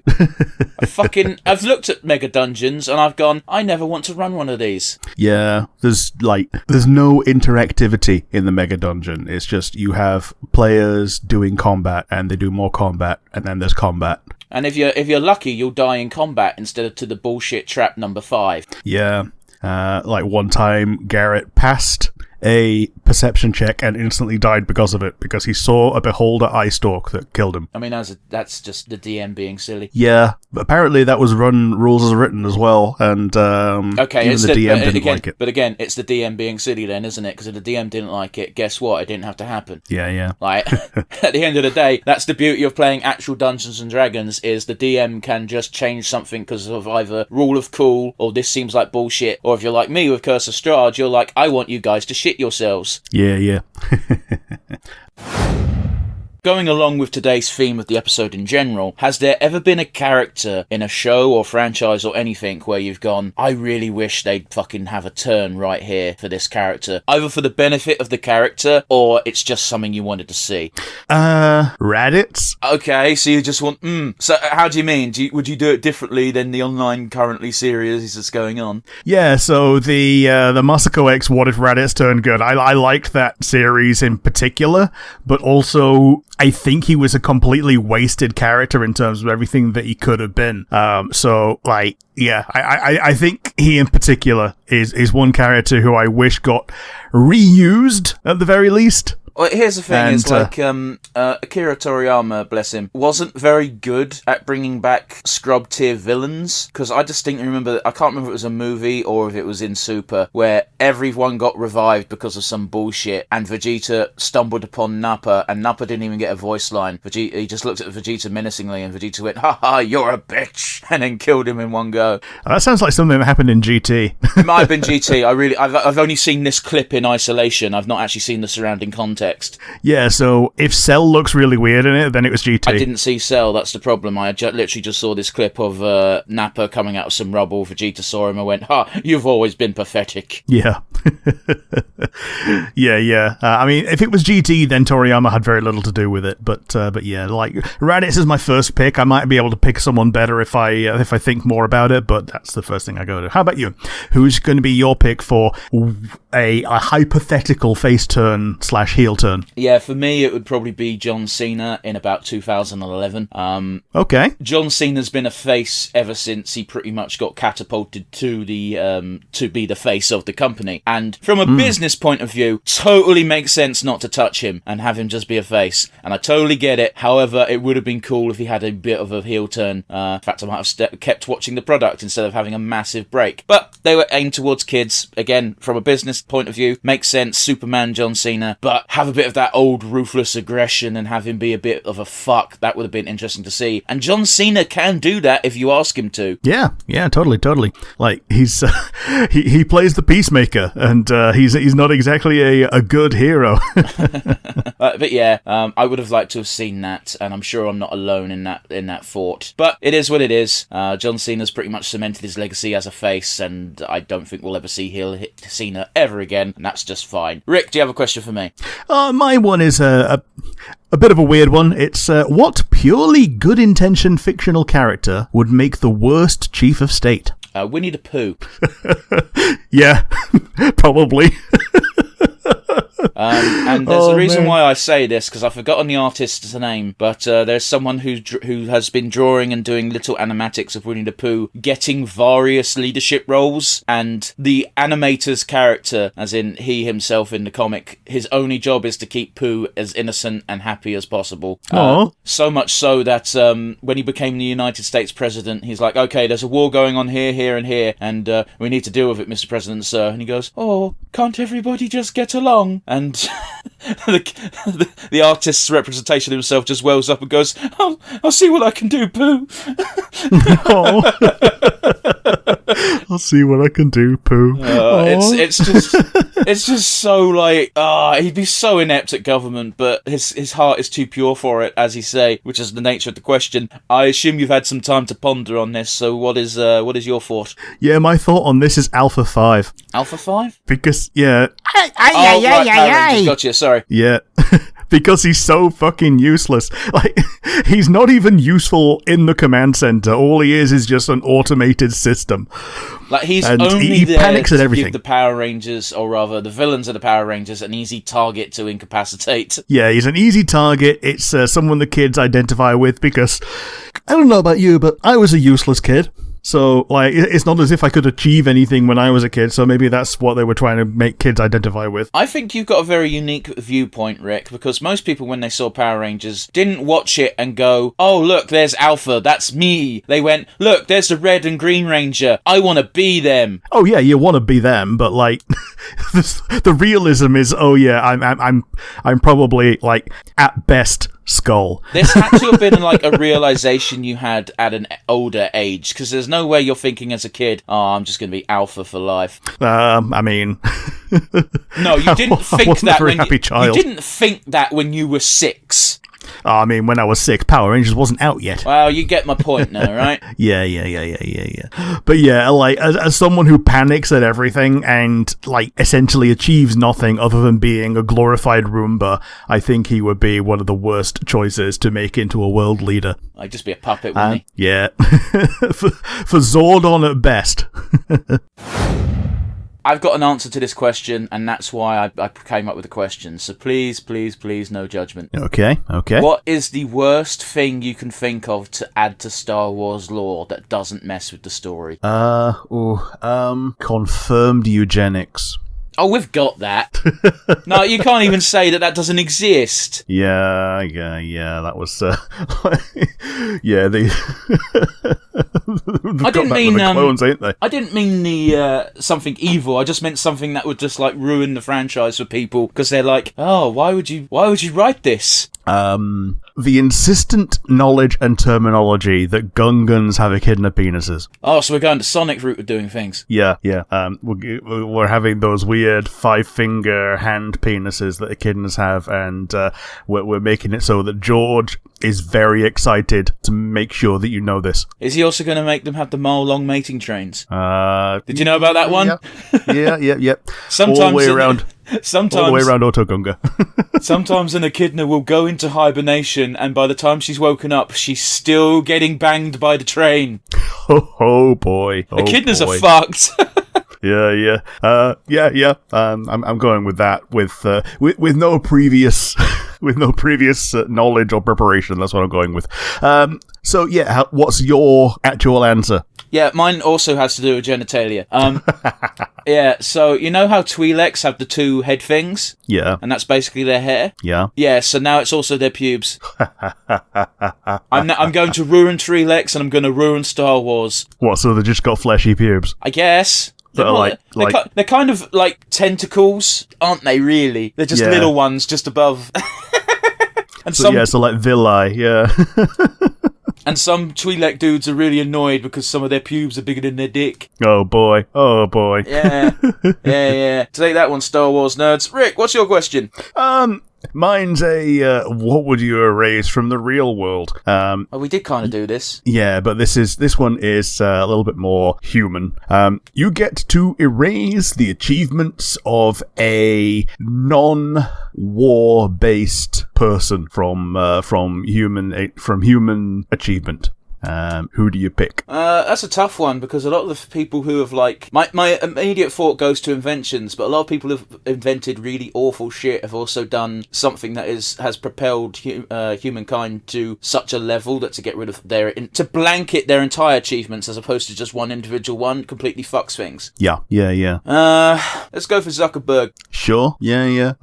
I can't think of something that he in particular or Facebook on the whole has added to the world. And they're pretty much just buying other shit. Like, you could equally say Elon Musk, but unlike Elon Musk, Mark Zuckerberg actually invented his social network. Yeah. Well, all right. Technically, he stole the idea, but he did all the legwork. So it's one of those weird ones where, he might have stolen the idea, but he did all the coding, or not coding. You know what I'm trying to say, right? Yeah. It's like the opposite of Elon Musk, actually. Like, actually did some of the work, but whereas Elon just takes things that already exist and puts his name on them. Which is something you can do when you're a billionaire. Yeah. Right, what about you? Because you've clearly thought of this question longer than I have been able to. Yeah, mine is, it's something that I found out about from QI, and it's Thomas Midgley Jr. He's possibly the most polluting man in human history. This is the guy that put lead in petrol, isn't it? Yeah, he put lead in petrol, and he put Freon into refrigeration systems. So, he's the reason why you couldn't throw them by the river. Yeah. So, this is why you need an entire trip to the dump to get rid of fridges. CFCs in general. So, like, just putting CFCs into any kind of aerosol. It's taken until basically now to let the ozone layer regenerate to what it was during his reign, after people realized that in particular was doing bad. So that and leaded gasoline to stop the knocking effect. The dude eventually died by... I know the story, go on. Yeah, he built a device to get himself out of bed, and he was literally hoisted by his own petard. Yeah, so like he didn't just invent it because he was lazy. He invented it because he eventually got crippled. Yeah, he got polio. Yeah, couldn't have happened to a nicer guy. I think he died the year before the polio vaccine was developed. I mean, I really couldn't tell you. Also, I didn't. It's one of those weird things where it depends how long he had polio for. Because usually when you get crippled, that's you had a very severe case of it for quite a while. Yeah, he lasted 4 years with polio. Yeah, so saying like the vaccine came out a year after he died, it's like he still had polio for 5 years, so it wasn't as close as you think it was. And a vaccine is not a cure, despite what some fuckwits seem to think. No. A non-gag character from Marvel gets their own MCU entry into the MCU. I worded that wrong, but you know what I mean. Who do you pick and why? I kind of want to see... It can be a team. Yeah, I kind of want to see some prequel stuff. So, Hank Pym already exists in the MCU, but all we've seen from his days of activity as an active hero are like a couple of flashbacks. I think there's a lot of mileage in past things when he's like super active. Okay, so my idea was someone who's not been in the MCU at all. Okay, so I'll have to think a little bit harder about that then. So the characters that I can think of have already appeared in some way. Like, I like She-Hulk. She's obviously already got a show. Yeah, so that's a real big discounted. Yeah. Like, yeah, she could have a movie, but no, I think she serves episodes better. Yeah, I don't think she'd do well in a movie setting on her own. Like, you'd need other characters in it. Yeah. Just like Daredevil. Daredevil doesn't fucking work in a movie setting, really. So him having his Netflix series really did bolster the popularity of the character. Yeah. White Tiger. I'm not familiar with White Tiger. Neither am I very much. I've used her as a card in Marvel Snap, and she's pretty good. She just makes a tiger appear at another location. I could probably come up with a better one with a bit more thought, but who's going to be your pick? Who's going to be your MCU addition from outside of what's currently in the MCU? Oh, Jesus, man. That was really like... nothing was gained because we don't know anything about the character, Rick. Yeah, well... You don't even know what she's from, who she's associated with. Fuck! I've seen her in an episode of one of the Spider-Man expanded ones. She was in a little mini-team with Squirrel Girl as well, and Spider-Man, when they're all kind of like staying in a dorm that's, I think, S.H.I.E.L.D. operated. This feels like a fan fiction, Rick. It was a cartoon, but yeah. I'm not saying it's not. I'm sorry, guys. I've got something lodged in my throat, so you're going to hear some coughing. But yeah, I think it was Shield. Then again, to be fair, like 9/10 of fucking Marvel content is Shield did it. Yeah, it's either Shield or something that's trying to be Shield, like Sword. Yeah. But yeah, as for me, I'm cheating slightly because they got a cameo, but I don't count it as MCU. But I want to see Venom in real MCU capacity. Yeah, fair enough. Like, I discounted Venom and by extension people from the from that particular movie, so Carnage as well, because of that. I think Carnage is a pretty good thing to look at, but not as a protagonist, but like, go on, sorry. You could kind of like have a horror movie that's just following Carnage. I mean, it'd be a slasher film, and slasher films suck. Yeah. But yeah, like, if you really wanted to, I would have even accepted Morbius, because the Sony universe is very distinct from the MCU, as much as people like to pretend that it's part of the MCU I say people, Sony executives like to pretend it's part of the MCU. Yeah, and man, there's technically already Blade as well, because he appears as a voice role in the Eternals. Oh, Jesus. So we can't even pick him. We also know we're getting Blade. Yeah, fair enough. Like, I don't know when the film's I don't even know if it's a film or a series. Like, I don't care. I like that actor a lot, and I'm glad he gets another MCU shot, because he played...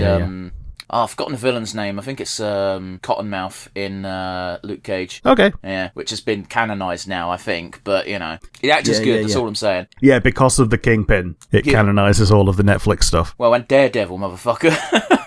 Yeah, okay, yeah. But the Kingpin came in first, didn't he?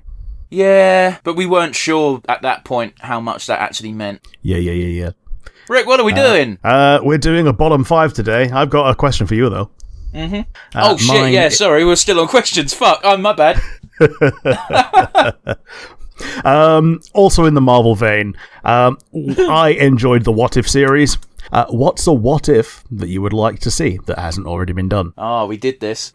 Well, yeah. Yeah, we'll do it again, shall we? Okay. Yeah. Rick, we did a review on What If. Yeah, we did. I don't know. What if they fucking got their fingers out their asses and actually brought White Vision back and did something with that plot point from 5 years ago? I like that, actually, yeah. A lot of my what ifs in my brain are, hey, do you remember this plot point that they seeded and then just didn't follow up on because they've got this roadmap, but that roadmap has a lot of forks that just end? Yeah, and a lot of things that just get put down are something that the writer for that thing did, and then they've not been hired again since. Rick, what about you? Mine was just like a play on words, really, of what if Black Widow got a symbiote and actually played into the Black Widow aspect of her hero name by also being a spider person. Fair enough. Like, the unfortunate reality is, like, it doesn't matter who gets the symbiote. If they don't already have powers, then they're automatically a bit boring. Yeah. They just become Venom with a different mentality. Like, my favourite thing about the Venomverse comic run is when they rope in Eddie Brock into the Venomverse. The first thing, I can't remember if it's Deadpool or Rocket Raccoon, one of them just goes, why the fuck have we brought this one in? He can't do anything special. Because compared to it, like, you've got a fucking Venomized Captain America who gets his shield and does dumb bullshit, and other Venomized Deadpool is legitimately scary. Oh, yeah. Carnage Deadpool as well. Yeah, well, that's just fucking... I've never seen a Carnage Deadpool. Yeah, fair enough. In fact, as far as I'm aware, Carnage is actually a bit unique in that he... in almost every single universe, he bonds with Cassidy. Yeah. Like, the only one I can think of that he doesn't is, other than maybe Carnage Deadpool, who might be a fever dream, Spider Carnage, where he does bond with Peter. But the thing that you might be thinking of with Deadpool being Carnage is when Deadpool fought Carnage, he got the 5 bullshit jobber symbiotes bonding with him, so you might be thinking of that weird algorithm. Yeah. I think he got one from a dog as well, didn't he? That's exactly the same comic we're talking about. That dog transported all 5 of those symbiotes to Deadpool. Yeah. Jobbers versus Carnage. But those jobbers are bonded to Deadpool. In a Deadpool comic. Sure. And yeah, he ends up looking a bit like Carnage. Possibly, I can't remember the exact design. Like, I could dig up the comic book, but we only have so much time. That comic run ends with Carnage just walking into a local prison and just sitting in a jail cell, muttering to himself, and 2 local guards going, "The fuck do we?" Because he's still carnaged up. He's not even as Cletus. And the 2 jail guards are like, "Should we lock the door?" And the other guy's just like, "What's the fucking point?" Yeah. And yeah, Carnage just sits there muttering to himself, going, "But if I do this, he'll do this," and then basically Deadpool makes Carnage go insane temporarily because that's the only way the writer could feel he could solve the plot that he wrote for himself. Yeah. We now know that when we started doing the Baldur's Gate 3 retrospective, we didn't really know where Larian were going to go with it, if they were going to make expansions or do anything over the top with it. They've now said very firmly that they're not going to make any expansions and they're just going to complete the game, as it were, and then move on to other projects. Mm-hmm. As of recording, they have yet to expand on the evil ending, but we know that's the next thing that's coming because they've said it. Rick, what do you want to see them add to the evil ending? If you're doing an evil ending, chances are you probably have Minthara, so I think there should be a cutscene of storming Menzoberranzan, taking it over. Otherwise, generally cutscenes of taking over different places and, saying either in my name or in Baal's name or praise the Absolute and all that. Well, there'd be no praise the Absolute. The Absolute is you. Yeah, because that's it, isn't it? It's in my name or in Baal's name. Yeah, fair enough. Just seeing the reach that you have now been able to achieve, pretty much. Ideally with your paramour at your side, such as they will be after having been, enslaved to you. Although it would be interesting to see if you are able to leave the throne, as it were. Like, I'm hoping that you can, but otherwise, what's the point in ruling everything if you're stuck on a chair? Well, obviously, if you're a Baal spawn, it's implied that you're killing everything, so therefore it doesn't really matter. Yeah. Like, I think the implication is also that even if you do have to stay on the chair, then you can just, hijack one of your followers and just experience the world through them for a little bit and then just let them go. But yeah, what would you do with the same question? With the how would you expand the evil ending? Yeah, I don't need to see any cutscenes of people getting overthrown or anything. I think they should literally just do what they did with the good ending and fast forward to... It wouldn't really be a reunion because no one leaves, but you'd probably have a hub, a castle or a keep that's just yours, and it's just the same thing of just the only person that would have a strong personality would be whoever you chose as your love interest, which, let's be honest, if you're being evil and it's not Minthara, what's the fucking point? Yeah. Minthara is your treat for being evil. Yeah, even if you recruit her on a good playthrough, though, I've just gotten a cutscene with her where she does the love confession, and it's like, you can have me instead if you've got someone else already, and you have to let her down if you don't want to break up with Karlach. Well, you see, when my most recent playthroughs, were started on patches before that was a thing, if you get me. Sure. They've fixed Minthara a lot on good runs, but she's still far from fucking perfect. It's like, all of the good Minthara people, the people who are doing good runs but recruiting Minthara, are just like, please fix this, and then Arian said, we're doing the evil ending first, and they all went, and it's like, I get it, but at the same time, fuck me, they've fixed all the good shit apart from Minthara. Let the evil people get some cake. Yeah. And I don't particularly care for the evil ending. I felt awful the entire time through my evil playthrough, apart from the times when it was just so over the top it was silly and made me giggle. Yeah, I think I've gone on record saying that my favourite way to do the evil ending is to turn away from it at the last second, because then, all your atrocities are finally your own, rather than just being Baal's. Yeah, but the problem is doing that, if you do it after you've already accepted Baal's blessing from the temple and doing all the slaying shit, that's a very bad ending for your character. Sure. Have you seen what happens? No. The game makes you piss yourself, literally, and it's very much implied that you are now just a mindless servant of Baal incarnate, and he makes you fuck a bunch of gnolls. Oh, fair. It's actively a bad decision to, if you decide to turn away from Baal, do it before you accept his blessing and become his proper champion, because otherwise your character actively gets fucked because you've signed your soul to Baal again, and he has complete control. Yeah, on that one, I think that's the one where my main character became a mind flayer because I couldn't see another way forward. Okay. So I think that kind of overwrites it.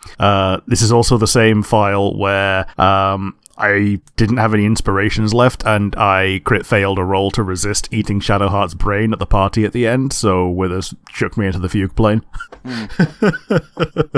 Thankfully, I was able to reload that because it wasn't honor mode, but it would have been a really funny way to end. Yeah, it would have also failed you at honor mode ending. Yeah, it would have done. It would have done. Because all you have to do is just choose to end the party. But anyway, Rick, have you got a question for me?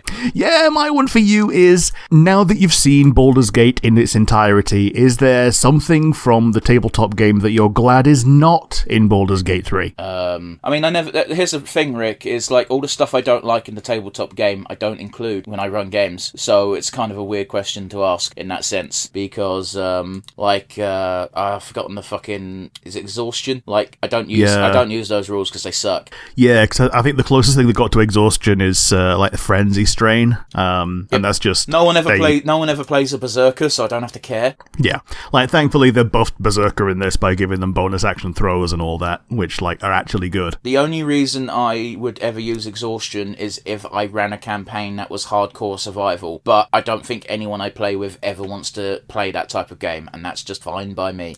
Yeah, like I can see a hardcore survival stretch being a kind of fun challenge to get through, but having it for the entire campaign wouldn't just be that great. Like, I'm not knocking people who enjoy that type of game. Like, the rules exist so you can do that, and more power to you. It's just not something I enjoy. Like, I've gone on record of saying this before, Rick, and you know this about me. The first thing I do that I don't think most DMs do, although I'm pretty sure a lot share the same mindset, is I can't be asked to keep track of your carry rate, motherfuckers. Here's a bag of holding for free. Yeah.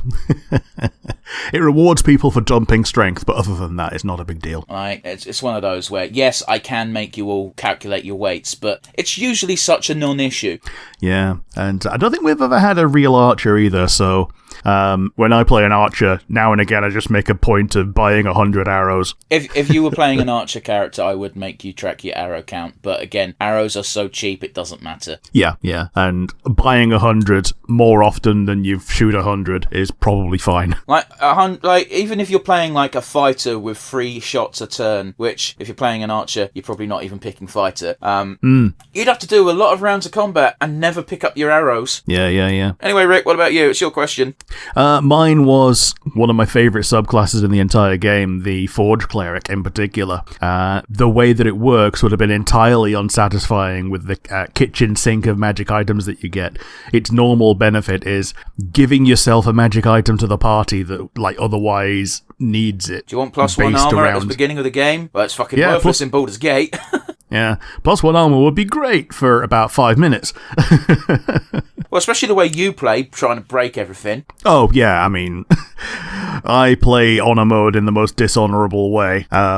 But yeah, like finding one pet merchant that you keep knocking out and robbing is a not saying so much a legitimate way to play, but like it's in the game. Just because it's in the game doesn't mean it's intended, motherfucker.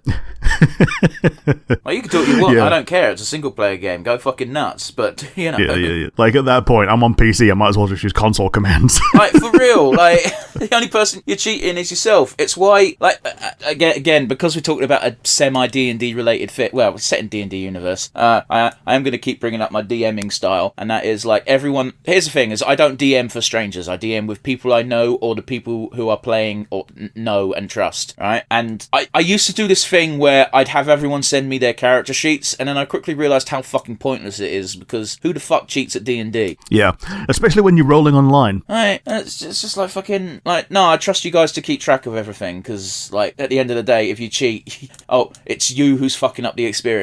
Not me. I don't care. Well, I do care, but I don't. You know what I mean? Yeah. Wait, what are you going to do on an online character sheet? Sneak in a +1 weapon that you don't have? Yeah, it's going to get real obvious if anyone looks, because it's right there. Like the only thing I ever worry about is people not tracking their spell usage, because I'm terrible at it. Oh yeah, but that's me projecting. Sure. But yeah, Forge Cleric in particular as something that is good in the regular game, but would just be so completely useless and unsatisfying within the confines of how Baldur's Gate 3 works, which is a real shame because I really love the flavour of it, obviously.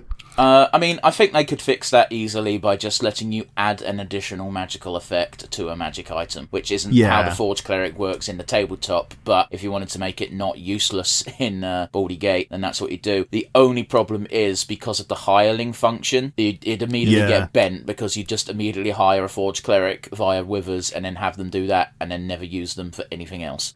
Yeah, the same way that you do with like Warding Bond and all that. You should give someone infinite resistance to everything, while the Warding Bond person just takes half the damage at Withers Camp. Yeah, like the only thing I've ever used hirelings for is a free breakfast for Astarion. Yeah. Yeah, free brekkie.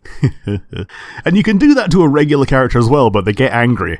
But not just that, they also get -1 to all their checks. Yeah, but you also don't have to do it on a character that you're using that day. Yeah, okay, but I might want to switch to them. Sure. I probably won't, but that's not the point. Yeah, who's going to use Danton once you've got Jaheira? Who the fuck's Danton? He's the best looking hireling. He's the tiefling druid. Oh, okay. I thought you were talking about regular camp followers, Rick, not fucking hirelings, because you mentioned just eat someone you're not using. Yeah. You're sitting at home, Rick, all alone, because your parents are out or whatever, and there's a knock on the door. You open the door and you find a perfect replica / clone of yourself. However, they tell you that they are in fact the real you. What do you do? We'd probably fight to the death. Do you think you'd win? Don't know, don't care. One of us gets to die, and that's the best thing. But what if you fight and you get mortally wounded while defeating your doppelganger? Well, then both of us win. That's a take, but okay, fair enough. I suppose I can't argue much with that. I'm just, How do you deal with your clone? I don't know, man. It's one of those where I would like to try and work with it. However, I think realistically, you're going to have to be prepared to kill someone who looks exactly like you. Like, you're just going to have to. Like, unless you are such a pure... I know I'm not the purest, most innocent being in the world. I like to think I'm pretty decent, but I know I'm not the best. And I don't know... Because, again, this entity is claiming that they're the original, they're the real you. So it's one of those where it's like, if I thought I was the real me, and I thought a clone was overtaking my world, I'd probably want to kill it. So I'd have to be prepared. Yeah. Well, mine's a case of, I've always wanted to beat the shit out of myself, and being able to do that to someone else would be great. So... I don't think that's something you want to reveal to the world, Rick. I mean, doesn't everyone? No, I don't. I quite like me. Weirdo. Okay, sure. Like, don't get me wrong. I don't think I'm the best human in the world or anything, but I don't hate myself. I don't want myself to come to physical harm. I don't look in the mirror and go, I fucking hate you. Do you look in the mirror and go, I fucking hate you? Why do you think I have a dark mirror in my room? I don't fucking know, man. Like, sometimes lighting just be like that, man. You gotta love yourself a little bit. I've made it this far without that, so there we go. You should consider therapy. Have you got a question for me, Rick? My one was just from all of the Smash Brothers. Well, it's not really a fighting game so much as it's a party game. What character would you least like to see in another party game, like a Mario Party or a Olympic Games party game? Kazuya. Who? Kazuya Mishima. Oh, Kazuya. Okay, yeah, because he would just kill people. Yeah, well, that's the problem. Is like he doesn't really fit in a party game. He fits in Smash Bros because it's a fighting game. Like, and it's a very lenient and casual fighting game, but it is a fighting game. Sakurai went into it trying to make a fighting game that was fair for all skill levels. Like, realistically, you got the nut jobs who are super good, as you got in any fighting game community. But if you put on all the bullshit, it really levels the playing field. Yeah, I feel you. Like, it's one of those where it's a fighting game that you can turn into anyone's got a chance. Because if you've got, like, 5 Pokeballs on the battlefield, it's fucking bedlam at the best times. Yeah. Like, Pokeballs only is actually one of my favourite ways to play back in the day. Well, that's totally fair. But no, you got the crazies who are like, no, Final Destinations, no items, Falco only. Some bollocks. Yeah, Fox only, Final Destinations, no items, go. And then some people pick Falco just to be a counter pick because he's slightly different to Fox, and it throws some people off. Absolutely. But yeah, I think that's a pretty fun question, actually. So who do you pick? Mine is for a similar reason. It's, well, I don't know. I'm picking Sephiroth, but then again, I think it would be pretty funny to see him, like, jammed into a go-kart the way that Link does with his knees poking out. Here's the thing is, I think Sephiroth could work, you just have to take pre-fucking crazy Sephiroth. Yeah. Whereas because after post-crazy Sephiroth, it's just, yeah, he would not agree to do anything fun. Absolutely not. Like, you gotta bear in mind, Sephiroth is from FF7, a game where, near the end of Disc 1, and I'm talking about OG FF7, you go from Hojo being the Nazi scientist that he is, trying to make Red 13 and Aerith fuck, to 5 minutes later where you see him just sunbathing in Costa del Sol. Yeah, flanked by 2 scientists in bikinis. Yeah, like, the game doesn't take itself seriously, and I think that's one of the reasons why people loved it. Yeah.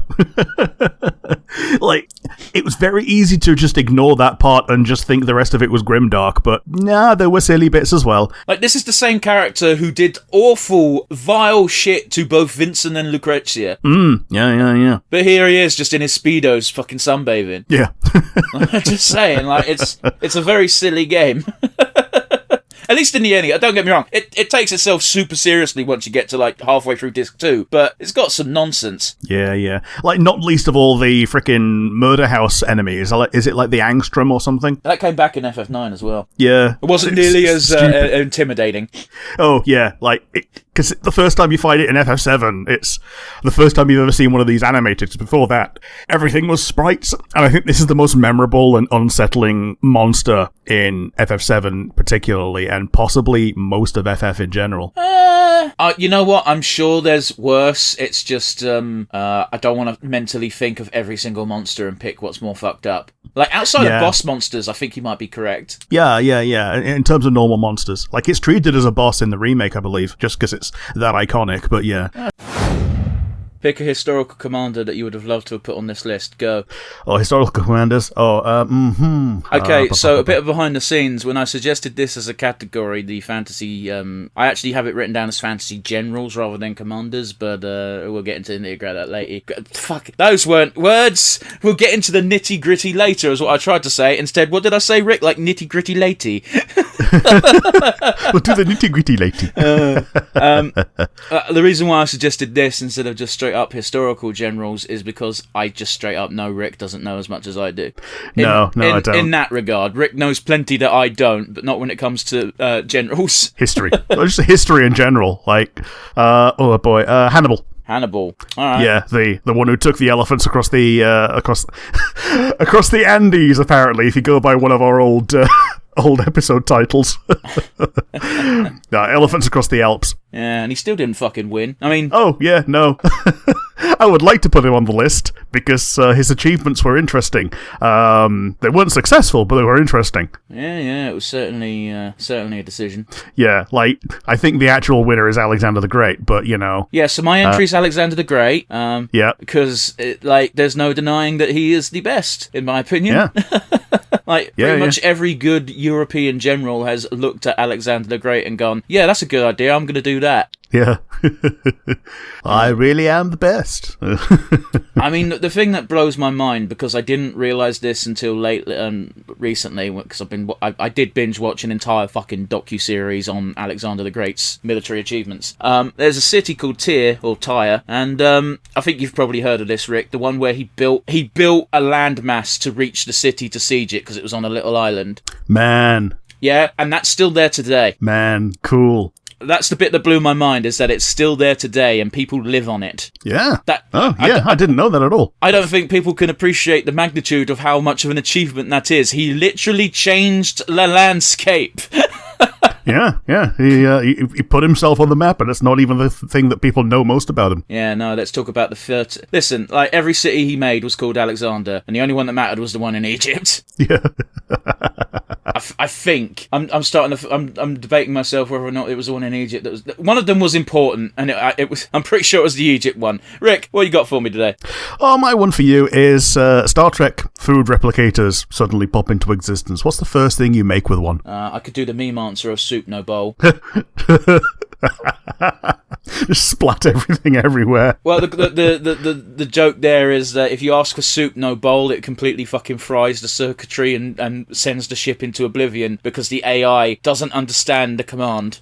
Okay. I don't know, man. I don't really understand the nature of the question. Well, like, basically, what food would you make if you didn't have to make it, you didn't have to, kill any animal for it, you didn't have to go through any rigmarole of preparation or any skill requirement. You click your fingers and this food appears. You don't have to pay for it or anything. I mean, okay.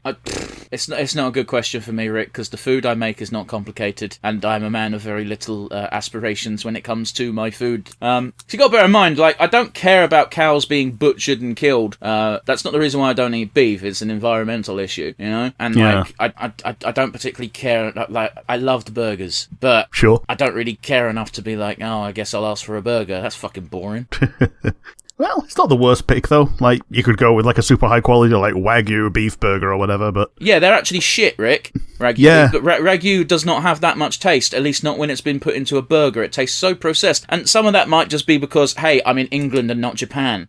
Yeah. But, I've had Ragu beef burgers, and they're so bland compared to, I don't know, Aberdeen Angus. Yeah. The point of Wagyu is that they've got a higher fat content, so if you try and, like, make a burger out of it, then you might as well have just put regular lard into a burger. But again, there's barely any taste to the Wagyu burgers, and, like, this was back when I was able to go to Costco, because that's the only reason why I had access to them. Yeah. An ostrich burger is better than a Wagyu beef burger. Yeah. But anyway, I digress. I don't know, man. I just asked for a chicken sandwich. Yeah, your turn. You've clearly thought about this for longer. Yeah, I go with baked Alaska. The fuck is baked Alaska? Like, don't get me wrong, I've heard of it, but I've never actually investigated what it is. Isn't it some kind of dessert? Yeah, so it's ice cream that is still frozen on the inside of a freshly baked, cooked / fired meringue. So it's one of those things that you have to be incredibly precise and quick about how you prepare it, because it's a huge pain in the arse. And if the physics breaking replicator can do it with no fuss, then I'm picking that. Have you ever had it before, or is this just something you fantasized about, so therefore replicator? I've had it once. Was it good? And it was good, yeah. It doesn't sound that impressive. Okay, that sounds bad. It sounds impressive as a feat of cooking, but it doesn't sound that impressive as far as taste goes. Well, it was just it was ice cream and meringue, which are two tasty sweet things, and the texture of fresh meringue, with it having a crispy outside, but also like a fluffy innard, was nice to have. It didn't have to be with ice cream, but it was, and ice cream's always good. So what else could you put in a baked Alaska? Because the way you described it made it sound like it had to have ice cream. Otherwise, how is it a baked Alaska? Well, yeah, the whole point is that it's got ice cream in it, and that's what makes it difficult to make. Okay, so when you say it doesn't have to have ice cream with it, you mean I would be happy to just eat the meringue part? No, what I mean is it doesn't have to have ice cream. What I mean is meringue being that way doesn't have to have ice cream, but baked Alaska does. Okay. So, like, if you're making meringue that way, you could have it as, like, the topping on a lemon meringue instead of a... in fact, yeah, that's the way that you normally have meringue on lemon meringue. Well, yeah, you normally have meringue on top of a pie or something, don't you? Yeah, not like a meringue nest, where it's, like, pre-made. Yeah. And like a hockey puck of sugar. That's one way of describing it. Well, I mean, I'm all for it. Was it knocking you? Just yeah, even crap meringue, still meringue. I like that. Like it's the age-old saying of like even a shit blowjob still a blowjob. Yeah, even crap pizza still pizza. Like for real. Like as long as it's not got some disgusting topping on it, like fucking jalapenos. Yeah, a mushroom. Ugh.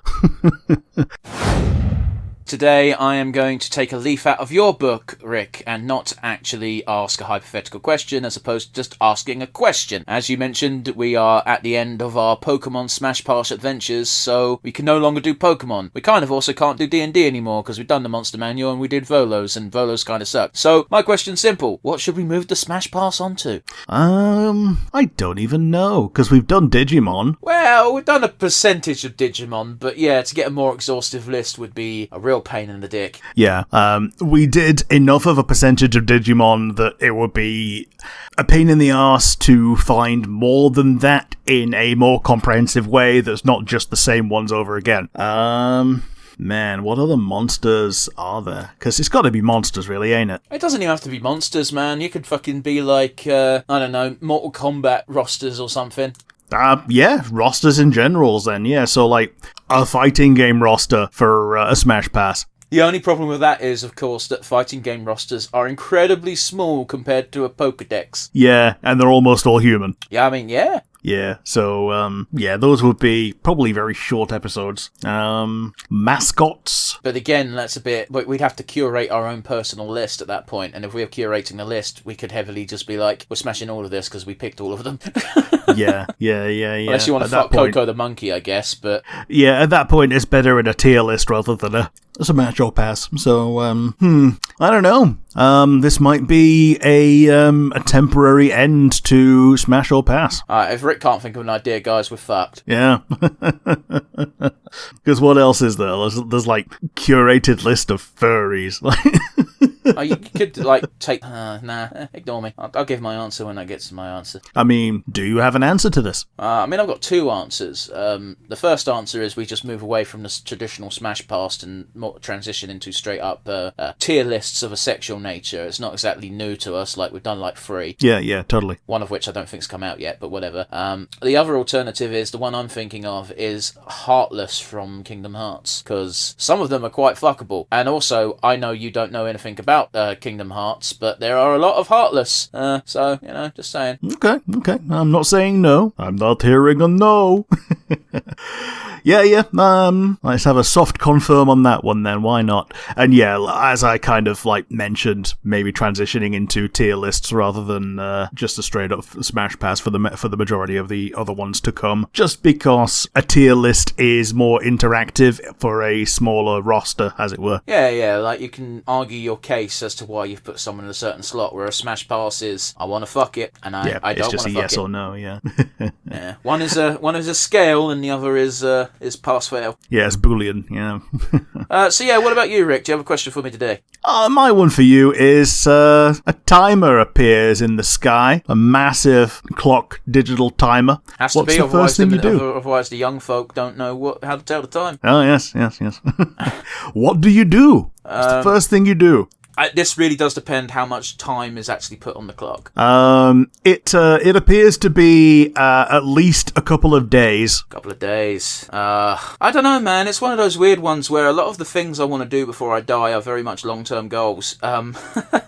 So being like, it's for argument's sake, say that it's 3 days. I'd probably get a bunch of snacks, a bunch of drink, just, fizzy pop that I otherwise wouldn't drink in large quantities. And I'd go to the nicest beach possible, get bollock naked and just lie in the sand and watch the timer count down. Yeah. Right. Now, what I didn't specify is what the timer means. Yeah, I don't know what it means, but it's probably not something good. And on the off chance that it's not something bad and that it just goes away after that, I've not done anything egregious. I just got my bollocks out and went to the beach. Yeah, got your bollocks out, went to the beach, drank pop. It's something I would never do. And like, realistically speaking, I could find a nude beach and do what I just described to you. I'm never gonna, because it's not something I want to live with for a long time. But if I did it while thinking I was going to perish in 3 days, then, again, I don't think anyone can hold it against me. It's not like I'm kicking a duck up the arse. I like to kick a duck up the arse. Which, to be fair, isn't a horrible crime, but people will be like, imagine that timer counts down, and you're like, how come when you thought you had 3 days to do something, you decided to kick a duck up the arse? It's a question you don't want to answer. If someone asked me, why'd you go to the beach and get bollock naked, it'd be like, I felt like a good thing to do. Yeah. Like a lot of these things is, why did you do that? And it's, well, because just in case we weren't going to die, I didn't want to murder someone. Yes, Stephen Merchant. Yeah. But yes, do you have a reason for the timer to reveal at the end, or is it literally just a mysterious timer that we don't know what it means? Well, owing to the fact that it is so mysterious, literally the first thing that I would do is just Google it, just find out what frickin' corporation had bought the sky and was like using it for whatever stupid like campaign or whatever, marketing. Okay, cool. You Googled it and found out no one's actually bought it. So now, what's your actual answer? Do the same again, but type in Reddit. No, Rick. Like, don't skirt around the question, you bastard. Fucking tell me what you'd actually do. Like, assuming Google does not provide you any answers. You've got the same parameters as me. You don't know what it actually means. Well, yeah, probably would just drive to, like, similar to what you did of, like, going to the beach or whatever. Like, just, like, drive to the end of this island that we're on and just, like... Which end? Take in the edge. Which end? You got the end down in Cornwall, or you got the end all the way up in Scotland? I'd probably go to the closer.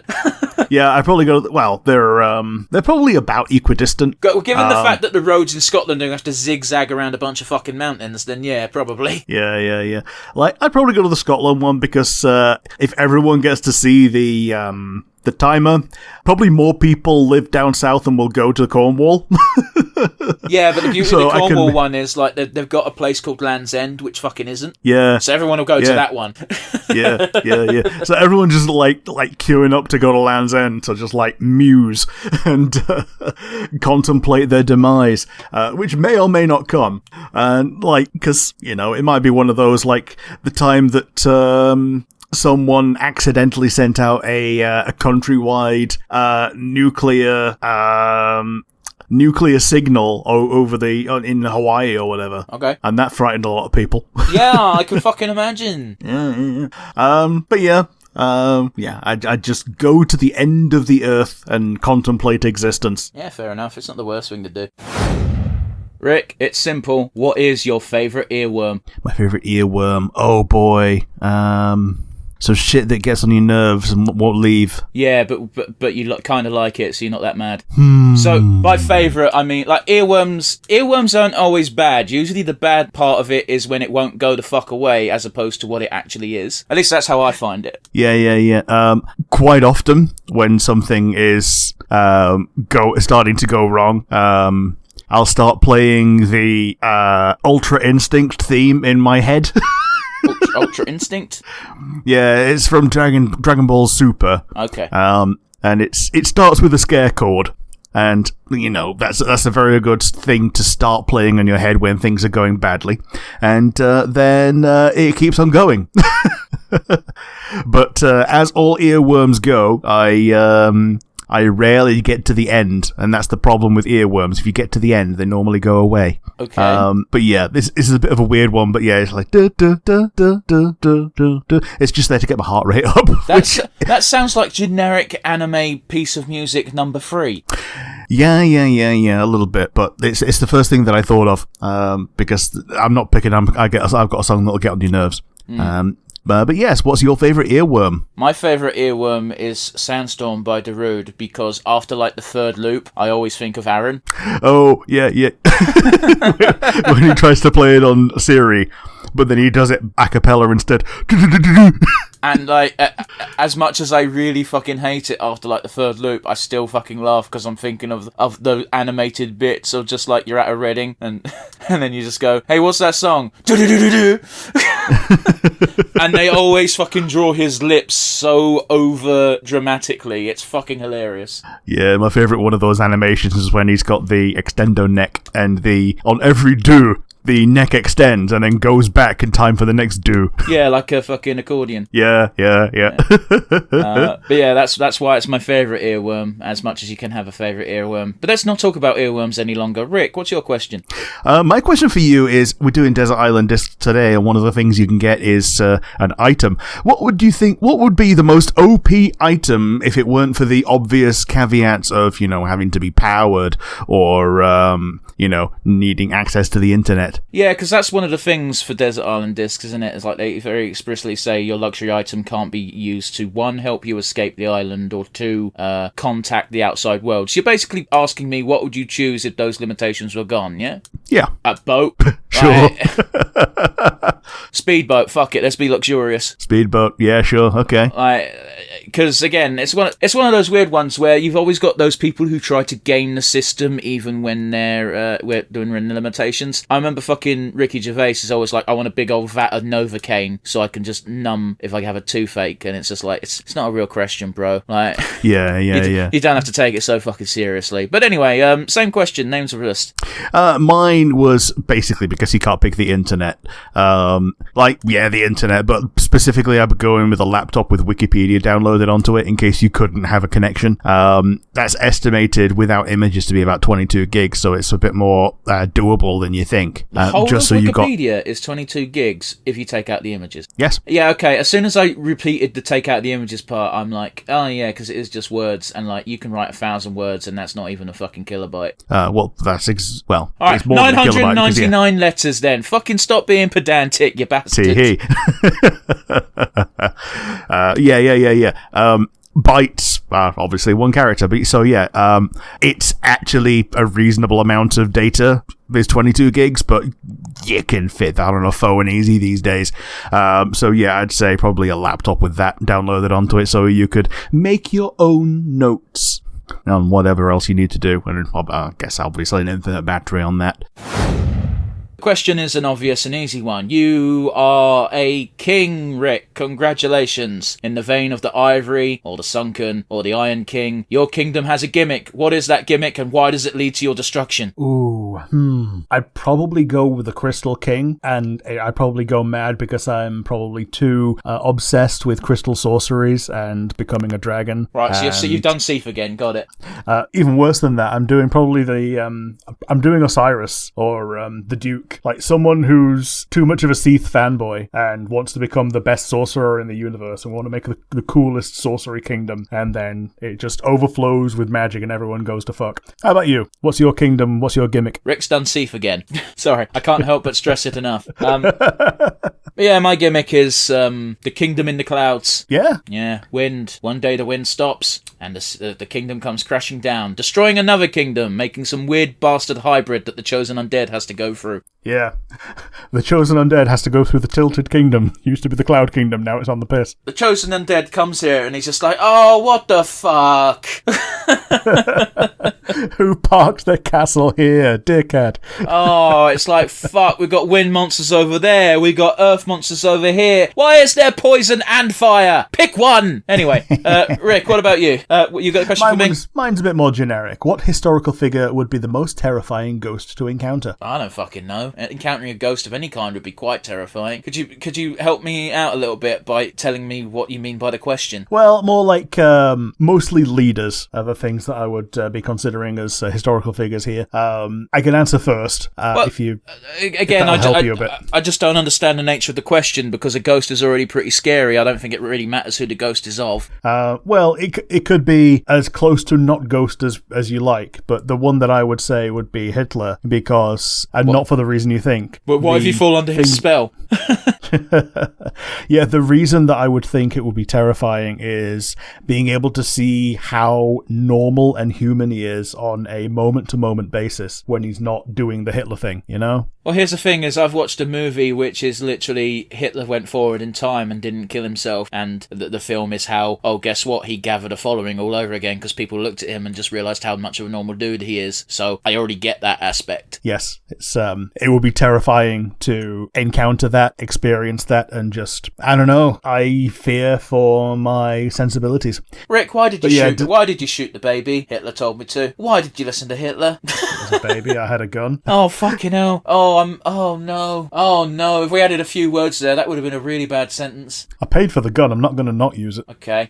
This is the stress. I do not own a gun. No, we live in the UK. You can't just get one of those. No. Like, closest you can get is an air rifle, or if you are a farmer and can get a permit, you can have, like, a single loading shotgun. Like you can. No, we're not talking about gun laws in the UK. I don't know. I don't know. The problem is the very nature of the question being like I'd just be scared of any ghost, really. Sure, you wouldn't be more scared of Genghis Khan than you would of. No, at the end of the day, they're a fucking ghost. What are they going to do? I don't know. Say boo. Like that's kind of my point. Like most, you either got a ghost that's just a ghost that chills and is a bit spooky at times. Like there's a certain room that's cold, so we don't go in it. And then you got poltergeists, which are a dickhead no matter what you do. So it doesn't really matter who they are. Well, great question. Yep. You get to make one miniature, as in think Warhammer, etc., that sort of scale, that you can build yourself and paint yourself to make look cool and fancy. From the Mass Effect universe, what do you pick and why? He's going to say the Normandy. specifically the SR1 Normandy, I really like how cute and small it is compared to the SR2. Sure. And having different design aspects to just what humans would design. Like that was like a big part of it was they made it small, they put the bridge in the middle because that's where Turians put it. And just in general, I think it's a cool ship. Yes, the SR2 Normandy takes a lot of design aspects from it, but the SR1 is small enough to enter orbit. So yeah, I'm going with SR1 Normandy. How about you? What are you picking? I would take... okay, so you know the Warhammer Fantasy Scale Giant? Yep. So it's big enough to get some real good details on there, but not so big that it's not a miniature anymore, you know? Yeah, so it's smaller than a doll, but bigger than a Primarch. Yeah, okay. I probably wouldn't have used that terminology, but it's good enough. I'd make that scale a figure of Erdnot Rex. Sure. Yeah, he's a very good creature to paint. Yeah, pretty much, man. Apologies for calling him creature, but yeah, he's got all of the hallmarks of alien race. I think Turians and Krogans are basically peak alien in this game. Like, all three of the races they came up with, the core races are pretty decent. Like, okay, Asari are just there as the sex bait, but every fucking sci-fi story has that. Yeah, and then Quarians are just helmet people, and then you got your Solarians who are their heads look a bit like cutlery, but let's. But yes, my one for you is there is going to be a new Mass Effect game coming out. What squadmate archetype would you like to see that there hasn't been already? Explain. Well, like, for instance, a combination of race, class, and gender. Oh, I don't give a fuck. That's the problem, Rick. Sure. That's such superficial detail. Fair enough. Well, I mean, like, we got the female Turian in Andromeda, and that was something we've basically not seen before. Like, yeah, there was one in one of the DLCs, but until then, we'd not seen one at all. All right, fine. A non-binary Elcor Berserker. There, your turn. Sure. Well, we've not seen many female Krogans at all. I'd like to see one that was in the playable core cast. Probably one who's sterile and, isn't just required for the repopulation effort. And I'd probably make her a complete total biotic rather than just being a soldier. Like Rex was was essentially a vanguard back in the day, but like go all in on that and make her a complete biotic. Sure. Congratulations, Rick. You get to make one change to the Star Wars universe that you know for a fact every single fan of Star Wars will hate. What do you do? Maxi-chlorians. Go on, you're going to have to give me more than that.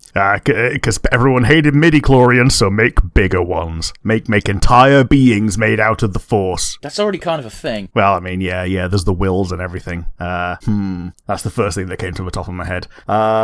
Triple-bladed lightsabers. That's also kind of already a thing. Yeah. Like, need I remind you, in one of your favourite interpretations of Star Wars, Visions, someone had an umbrella. Yeah, the saber-brella, yeah. It was the first fucking episode as well. It would have had to have been, because I only watched like half of season 1 and I remember that shit, and I was like, that's kind of cool, I see what they were going for, but at the same time, it's really stupid. Yeah. What else would people be super mad about? A Wookiee who isn't confined to Shiriwuk and can just speak English. As soon as you said a Wookiee, I'm like, yes, a Wookiee that talks. That people would hate it. Talking Wookiee, yeah. He's just... Even worse, he's voiced by Mater. Oh, he's voiced by Danny DeVito. Yeah, okay. I mean, I think people would like that. I was gonna marry that whore! So anyway, I started roaring. No, you know what? I think you got a point. People would love that. Yeah. I'm sticking with it though. I like it. How about you? What's your addition that everyone will hate? Grey Jedi were never a thing, and you were stupid for thinking they were a thing. That's what Count Dooku says on screen. Yeah. There you go. The Grey Jedi have never been a thing in canon, as far as Disney is concerned. But I've always thought the concept of Grey Jedi was fucking dumb, and I think Grey Jedi being canon would be the worst thing ever. But in reality, I know the bulk of the fan base would be like, no, my Grey Jedi! Because all they... Yeah, because it's just one of those things, like, even towards the end of, like, Expanded Universe, they decided to make nearly all regular Jedi into Grey Jedi. But it's such a pointless distinction. All they mean is a Jedi that doesn't follow the strict tenets. But if you read any fucking... anything that's not the canon bullshit that Disney shoves down our throats, that's kind of what most Jedi do anyway. Yeah, Yeah, like anyone who's worth following as a protagonist essentially qualifies as grey by dogma. Like, Plo Koon's the fucking shit. Mace Windu is the shit. You can't tell me that Mace Windu is not borderline a Sith by most people's standards with how he fucking and then he started swinging. Yeah. He decapitates Django. Yeah, he does do that. But I don't really... Here's the thing, is I feel like a lot of... I feel like it's implied that at that point in time, Mace Windu didn't really know he was a dude and thought he was just another clone, but evil. I could buy that. Yeah. Because that's another thing, that if you haven't watched Clone Wars, by the way, they really hammer home how about 9/10 of Jedis really don't see clones as people. It's kind of a problem. It is a problem. It's the focal point of several episodes, one of which is really good because I forget which the exact clones involved. I believe Rex and Cody are both there, and one of the clones is like, why should I follow these guys' fucking orders? They don't see us as any different than droids. And the response that the quote-unquote good clones have is, you've got to follow orders, that's what we do. They don't argue with him, they just say, no, we were made to follow orders, so we follow orders. Which is fucked. Yeah, totally. But yes, anyway, I think I've rambled for long enough. Fuck Grey Jedi. Rick, what's your question? My one for you is more of a tangent to this, because this was kind of loosely based around the High Republic comic series in particular. What other comic series would you like to see a spin-off live action of? Does it have to specifically be Star Wars? Doesn't have to be Star Wars, can be anything. In which case, I want to see... I don't think we'll ever get it, and I don't think they'll do it justice, but I don't know if adore is the right word, but I had fun reading X-Men vs. Avengers. Sure, okay. Because it really does highlight a lot of specific characters to the extreme. Like, Scott Summers goes off deep end and shows everyone that, he's a fucking Boy Scout and a stickler for the rules, but when he thinks he's right, he is such a dickhead about it. Yeah. Like, it's... He is actually insufferable. And it's made even more insufferable because I know people like that. Yeah. Like, people love a good heel. And the annoying thing about that particular... Well, I don't think it's annoying. I think it's justified and it gives me such a fucking boner. Is he is 100% wrong, but he thinks he's right and that's all that matters. Yeah. When Magneto agrees with you... Okay.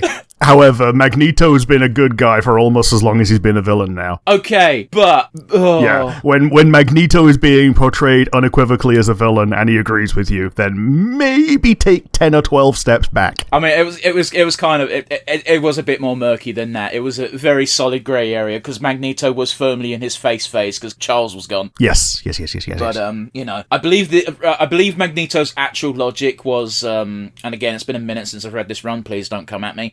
It was literally just, if the humans were in this position, they'd do this to us, so why shouldn't we do it to them first? And that's a fucked up rationale to have. You know? But anyway, I digress. I'd like to see that. Spider-Man gets to be the most Spider-Man in his little moment. Wolverine's got the most interesting part in that story, because he tells both sides to fuck off, because they both recruit him, because he is in both teams. Yeah. Oh, boy. Yeah, and it's basically like, eventually, here's the thing, Wolverine does eventually join the Avengers team, but that's because his goal is, hey, I don't think we should do this, but I also don't want to kill, Jean's kid, so I'm in a bit of a rock and a hard place, guys. Yeah. But yeah, I think I've gushed for long enough. You've clearly got an answer because you've been thinking for longer, so let's have it. Mine is just that I would like to see The Watchmen as a series, because I think as good as the movie was, I think it's got enough legs to be, like, massively expanded. Cool, you want the polar opposite of what the creator wanted. Yeah, like, he wanted one thing that just came and went, and I kind of want the same, but I want it over the course of, like, 10 hours worth of exploration. I need to stress this enough. Alan Moore didn't even want it to be a fucking movie. Oh, yeah, he's a bit of a stickler for his artistic vision of his thing being his thing, and only the way in which he made it. To be fair to him, wanted to, yeah. I think his ending was slightly better than what the movie went with, but I totally understand why the movie went the direction it did, because some things you gotta change for different medium. That's just the way it is. Also, they made Rorschach like fucking 10 times cooler in the movie than he was in the book. Yes. Yeah, you got to see him being just viscerally violent in real time, which is something that you can't really appreciate as well in comics. Like, even when you see a tooth flying and some blood, you don't see... You don't appreciate how sudden it is. You know? Also, in the comics, they make him a bit more, not even a bit more, a lot more antisocial, and he comes off as a bit of a loser, and they make an express reference to the fact that he always smells, and I don't know why they do that, but they do, and it makes the character significantly less cool. Whereas in the movie, you watch it, and you get to see the moment where he turns from Batman to the Punisher, and it's fucking sick. Yeah. But yeah, I think that that would make a really cool viewing experience. You get to put Darth Vader in another universe. What universe do you put him in? I don't think you'd notice if you put him in Family Guy, because he shows up all the time in fucking cutaway gags. So that's out. I don't know why your brain goes immediately to Family Guy. I don't know why either. Like, you could have just said... By the way, I want to point out to everybody, whenever we're both quiet, that gets automatically cut out during the editing process. Rick doesn't have to speak through the stupid part of his thought process. He could just keep silent. Yeah. I don't have to give you the Carl Pilkington first thought that comes into my head. But it's not even a Carl Pilkington first thought, because I don't think Carl Pilkington would say, alright, Darth Vader and Family Guy, innit? Turns out, little monkey fella. Yeah, little monkey fella. Yeah, little monkey. I mean, there is a little monkey in Family Guy. You probably love it. Yeah. It points and everything. It lives in his cupboard. And just like the Flintstones, he probably wouldn't be able to distinguish it from real life, and thinks it's a documentary about this family in America, right? Yeah, you know, like little boy. It's got a little monkey in his cupboard, right? He ain't a little boy though, is he? He's Chris, not Stewie. Oh, big fat fella, but like 16. But yeah, for those of you who aren't blessed to know anything about Carl Pilkington, then yes, I'm filling for time while Rick thinks. There's a great thing where, like, you know, back in prehistoric times where humans would wear like little bear pants, and the other two podcast hosts would just be like, "What the fuck are you talking about?" He's thinking about the Flintstones. Yep. Thinking that the Flintstones was historically accurate. They use pelicans as cement mixers in that show. Yep, yeah, they do. That well-known Family Guy version. That well-known prehistoric material, cement. Yep. And in Family Guy, they also use them as toilets. It's the living. Yeah, and you thought you had a crap job. But yeah, enough thumfering. I'm going to put him in Warhammer 40k and see how he holds up against any of the Primarchs. Spoiler, he doesn't. Okay, so your answer is, instead of making Darth Vader have the ultimate power fantasy trip, you're going to put him in a universe where he is effectively useless. Yeah, he's going to be a medium-sized fish in the whole ass ocean. He's not even a medium-sized fish. He's only medium-sized if you compare him to the Imperial Guard. Apart from that, he's quite shit. Psychers are better than him with the Force. Or, you know, Psyker... The only benefit of the Force is it won't accidentally blow up your own head. Yeah, or turn you into a demon. And also, you know, I think he'd have a pretty good go against, like, a gene stealer. Yeah, but that's just... Like, one gene stealer. Yeah, one. When is there ever just one? Yeah. I think there's only ever just one when you're in a single encounter on Space Hulk. In Rogue Trader, one of the random... well, it's not a random encounter. You have to go to a specific Space Hulk that you're lured to. You encounter Gene Stealers. And then Gene Stealers are so bullshit. There's 3 in total for the encounter, but they make sure there's not more than 1 at a time. Yeah. Or at least if you try to be clever and advance quickly, and you're not... You know, if you're trying to circumnavigate the enemy as opposed to dealing with it, you might trigger additional ones. I think it's like 1 per round, and that would be very annoying. The only benefit, of course, being that Gene Stealers are pure melee. Yeah, so you could always kite them with your gun fellas. You can't kite them. It takes them a turn to get to you. Usually, you can't kite them. They're faster than everyone. Sure. But yeah, what would you pick about this? Mass Effect. Yeah. Okay. I just want to see Darth Vader on Shepard's crew.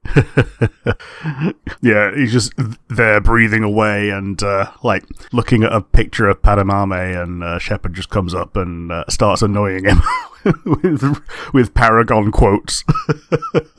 See, here's the thing: is I don't think Darth Vader would like Shepard, regardless of if they're a Paragon or a Renegade. Because, alright, maybe Mass Effect 3 Renegade, because Mass Effect 3 Renegade is just fuck it, kill everything. But Mass Effect 2 Renegade is very much I think the epitome of the original thesis of Renegade is bad cop. Yeah, That's yeah. it. I think you've kind of hit the nail on the head with that. That Mass Effect 2 was basically the pinnacle of Mass Effect, and it was not just because of the setting; it was because of how other things were portrayed as well. And the Paragade system in that was, oh man, we're talking about something else today.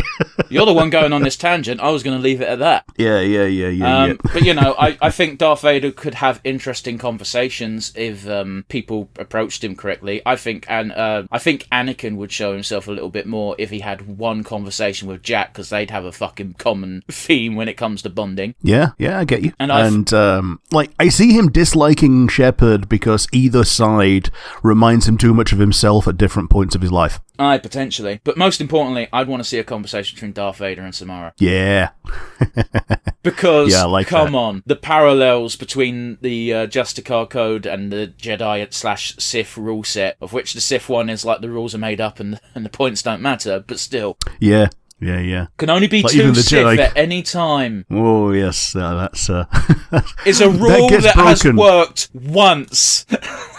Yeah, and it's because of the guy that set it up killed all the others. Yeah, but then as soon as he was out of the picture, everyone was like, we've all got secret apprentices. What are you on about? Yeah, like, you can't have an apprentice that is your apprentice when you take out the old master without there being three for at least a moment. And you got the fucking Clone Wars saga when Yoda says at the end of Phantom Menace, 2 there is, no more, no less. And it's like, even when he was saying that wasn't true.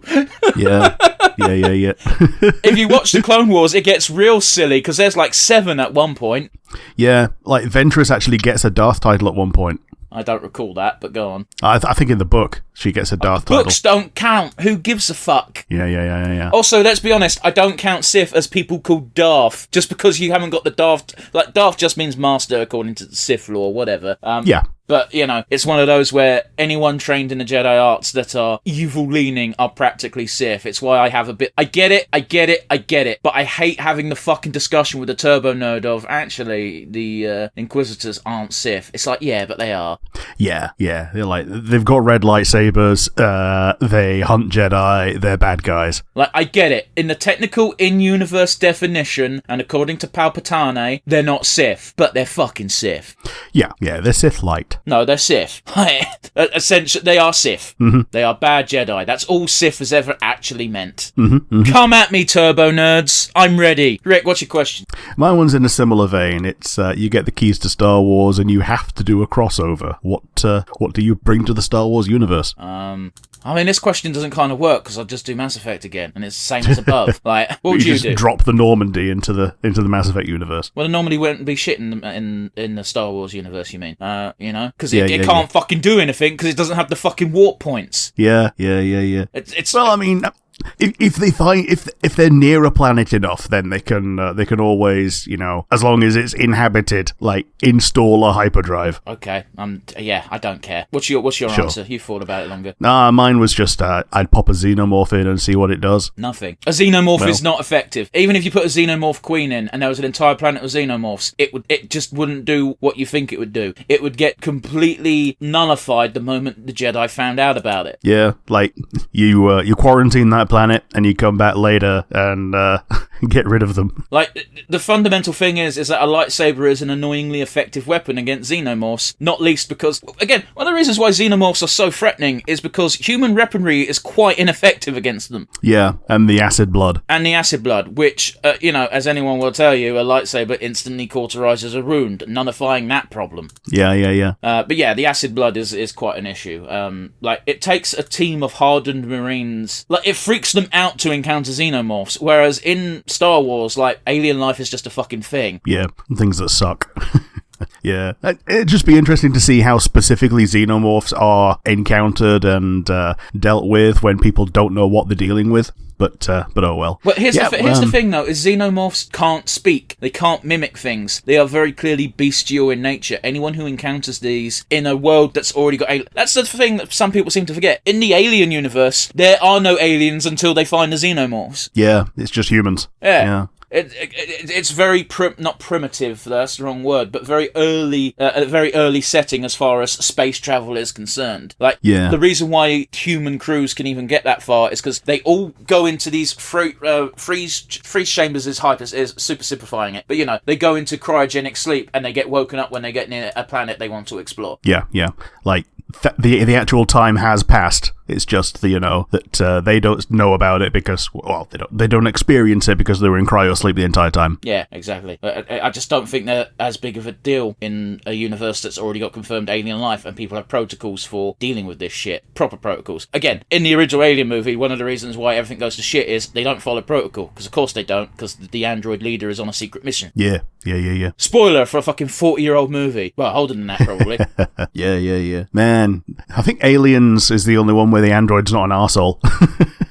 Yeah, but that's because James Cameron is really good at making sequels.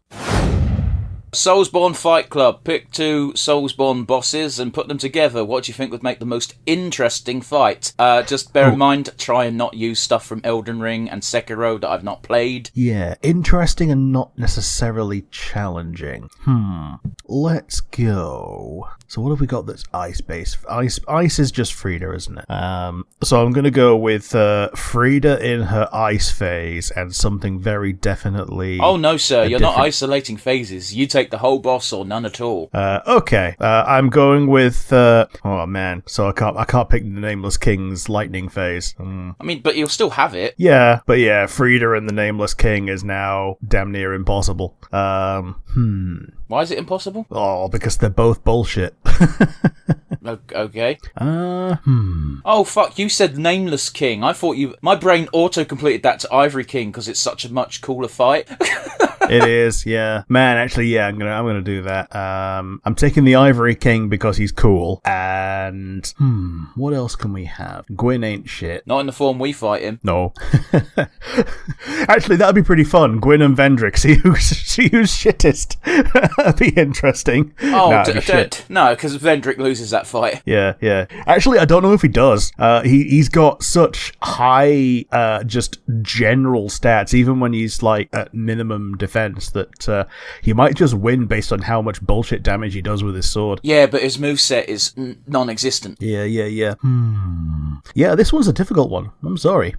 So, Fight Club, we're having 1v1, or are we fighting both of them at the same time? No, the boss against the boss. Boss versus boss. Yeah, alright. Nameless King versus Frida. Sure. Ice versus Lightning. Sorry, I thought it was very obvious that it was boss versus boss and not a player character against two bosses, because immediately having two bosses at once makes the fight borderline impossible. Yeah. That's why I said it was going to be impossible. Yeah. So, same question, names reversed. Who are you going to pick? The most interesting matchup, and I'm going to cheat a little bit and use two people from not just the same game, but the same DLC. I think the most interesting matchup would be Sir Alon versus Foom Knight. Okay, yeah, I get that. Is it two giant dudes in armor? Yes. But boy, do you have the two best ones in armor. Yeah. Also, yes. They're the two best ones in armor, and also, just from a player fighting them perspective, they're both tackled completely different, because Alon is trivialized by a shield, whereas a shield don't do dick against Foom. No. Even before he sets himself on fire, or sets his sword on dark fire, getting hit by it just breaks your guard no matter how good your shield is. Yeah, Dark Souls 2, is the last game where shields mean a damn, and even then the DLC bosses just don't give a fuck. Yeah. Anyway, what about you? What's your question? Yeah, my one for you. Dark Souls 3 engine is a lot faster than Dark Souls 1 and 2. Is there any Dark Souls 1 or 2 boss that you would have liked to have seen in Dark Souls 3 faster, more... No. Yeah, fair enough. I like Dark Souls Souls 1 and I like Dark Souls 2. Dark Souls 3, I believe Dark Souls 3 came out after Bloodborne, right? Yeah. Dark Souls 2, Scholar, and Bloodborne were the same year, and then Dark Souls 3 was after. Yeah, I don't count Scholar as a full release. Yeah. When I think of I Dark think Souls, it was basically to fulfill the Sony contract of, oh yeah, give us 5 exclusives, and then that wasn't even exclusive because they released it on everything. yeah, and Dark Souls 2, no, that's, what a pointless statement because it's wrong. No, I haven't liked Souls games since Bloodborne because it's just changed the formula too much for my liking. I don't like the faster paced combat. Like it's one of the reasons why I actually kind of Dark Souls 3's fun. Don't get me wrong, but I kind of hate it. Okay. Anyway, what about you? Because you've clearly thought about it more than I have. Mine is the Dark Lurker. I think it would be interesting to see.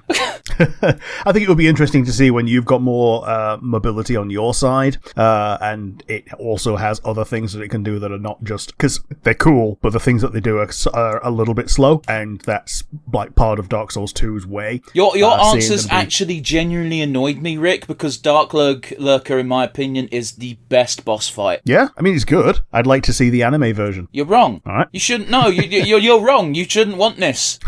You want to take something that is damn near perfect as far as Souls fights are concerned and go, yeah, let's ruin it. Well, only because you hate Dark Souls after Dark Souls 2.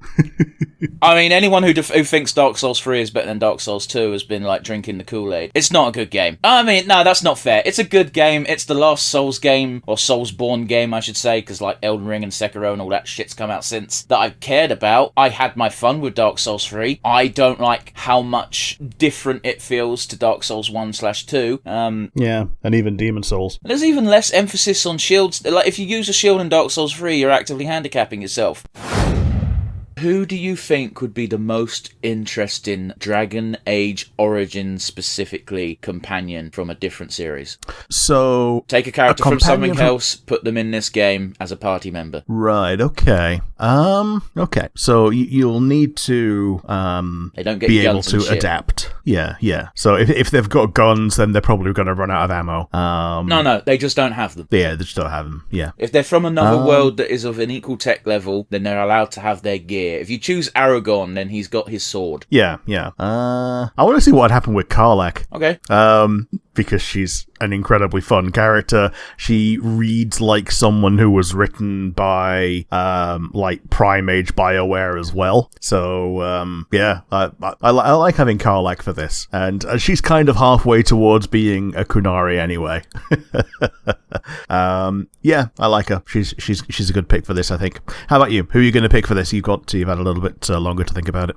Jaime Lannister from Game of Thrones. Okay. Not knowing everything about Game of Thrones, give us a 20-second cliff notes of his achievements. Well, very specifically, Jaime Lannister from the very first book, when he's still an arrogant prick.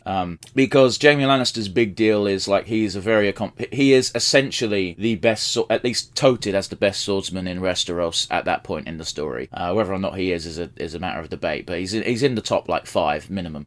So he's got the combat ability to just slot in with the party.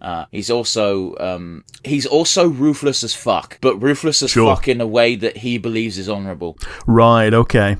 Which I always find to be a very interesting character in general, in that, yeah, they're ruthless as fuck, but you can't convince them they're doing wrong. Yeah, because everything is like the ends justify the means to a degree, you know? And then sometimes you've got cases where he does just do the right thing because, yeah, his idea of right and wrong aligns with most people's ideas of right and wrong. I appreciate you've not read the books and you've not seen the show, but the one thing that he contends with the most is he has this really epic line, and the actor, when he does it in the show, did a very good job of he is universally despised for what he thinks is his finest act. Okay. Where he killed the Mad King because the Mad King was going to blow up the city, but because he's the King's guard, that's the one thing you're not supposed to do, is kill the King.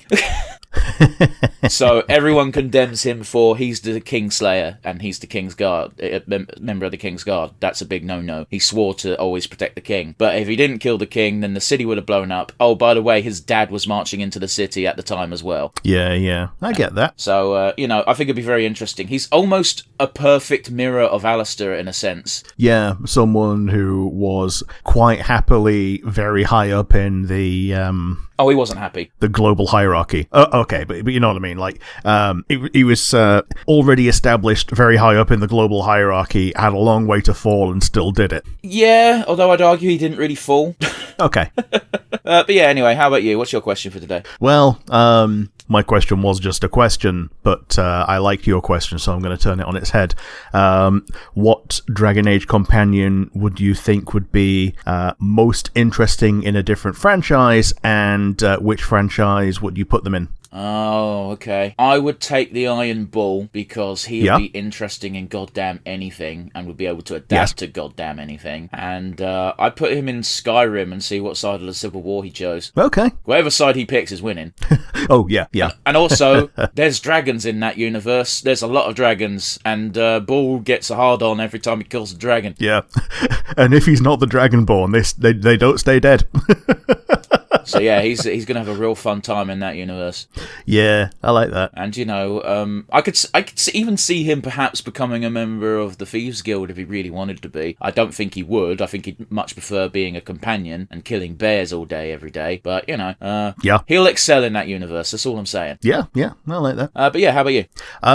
It's in a similar vein. I think Dorian would work incredibly well in the Baldur's Gate cast. You see, I was trying really hard not to bring up Baldur's Gate for a second time. You're cheating, my friend. Yep. We're just swapping. Karlach comes to Thedas, and Dorian goes to Faerun. Mainly because I think he's fucking busted in Baldur's Gate as well, so Dorian will be fine. Oh yeah. They actually work really well in Baldur's Gate as opposed to in Dragon Age, where you just get a couple of slightly death-themed abilities. Well, because here's the problem: is because you have to be a good guy in every like the only game that went full in on now you can be an evil piece of shit was Dragon Age Origins. Even if you like you can be an arsehole in 2 and Inquisition, but still fundamentally like there's rules you don't cross, which means the Necromancer, I'm using air quotes, subclass isn't actually necromancy because that's too evil. Yeah, it's just a mortalitazi. They're wardens of the dead, not puppeteers. Yeah, like they summon spirits and shit. Well, sorry, temporary spirits of the dead rather than reanimating corpses. Yeah.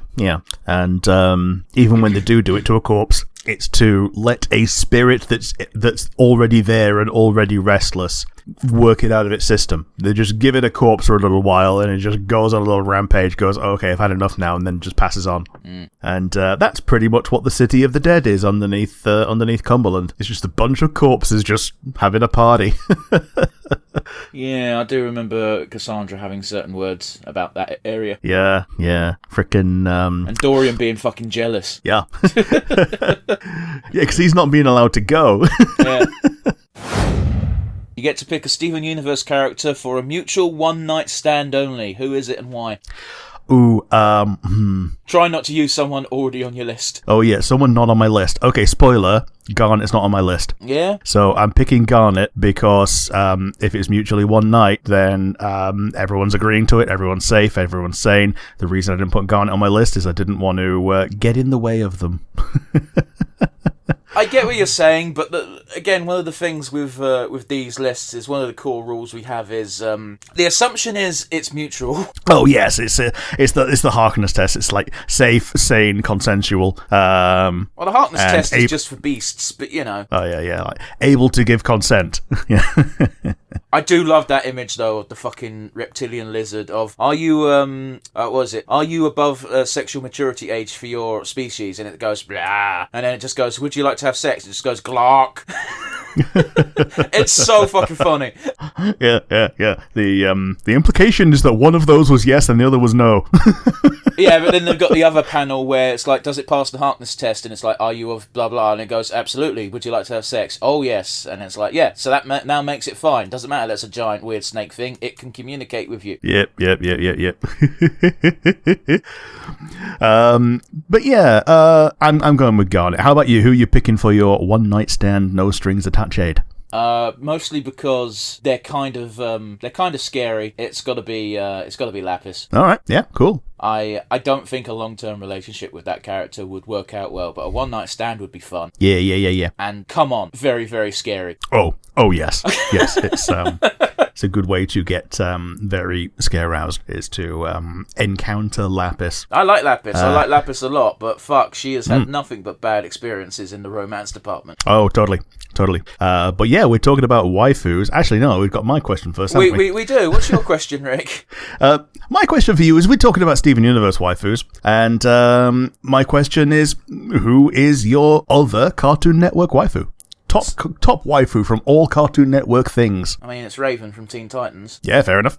Because that was Cartoon Network in the UK, at least. It was, yeah. That's the first character, and no joke, just straight up, first character I saw, and I went, yes. I don't know what arousal is, but I'm feeling it. Yeah. Awakening. Yeah, and it is also, like, she is, like, the template in my mind for Goth Girl. Like, if she walked so that Marceline could run. Yeah. Oh, that being said, what's your pick, Rick? My pick is Miss Bellum, the secretary lady from the Powerpuff Girls. See, I remember Miss Bellum. You never saw her face except for that one episode where they all turned into dogs. Yeah. It was a really good cutaway gag too. Yeah, and the one time that she married Professor Utonium because it was him impersonating her. Yeah, that sounds like something that Thing would do. Yep.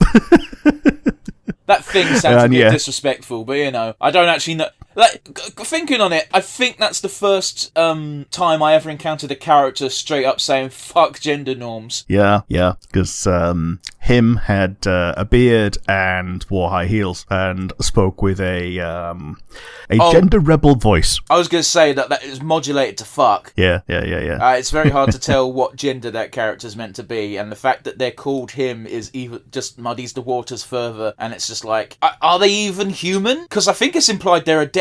Yeah, I think they're meant to be the devil, and that's why they're called him, because it's meant to be him. Yeah, maybe, that makes sense. It's like how the red guy is just the devil in Cow and Chicken, but...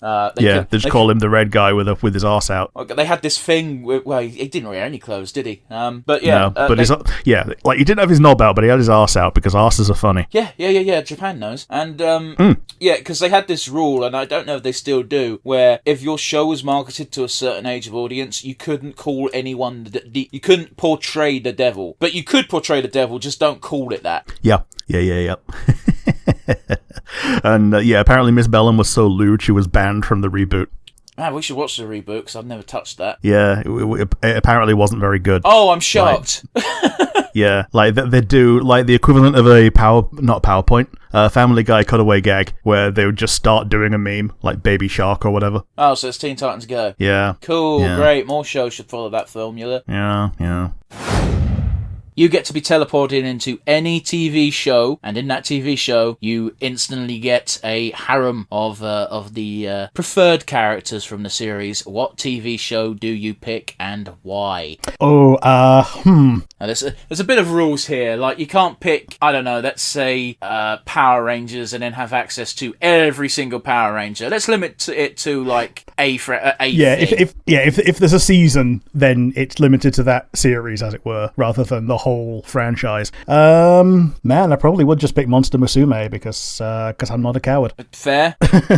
Who would you have be your quote unquote head bitch, so to speak? Probably Polt. Like, as much of a basic bitch as it would make me. Like, I love how you immediately go from I'm not a coward to I'm now going to pick the most cowardly option of my non-coward game.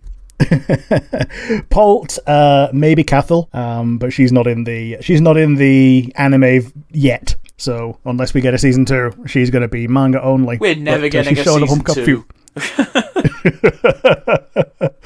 I like how one of the sight gags in the end of season 1 was just one of the labels said S2 if BD. So basically, if you buy a bunch of Blu-rays, then they might make a season 2, and then they didn't. Well then. But oh well. Yeah, it's going to be Monster Musume from me. How about you? What would you pick? What universe are you dropping yourself into? Oh, excellent choice of words, because it's Steven Universe. Yeah, that was actually one of the first thoughts that I thought of, and I thought, how can I top Steven Universe?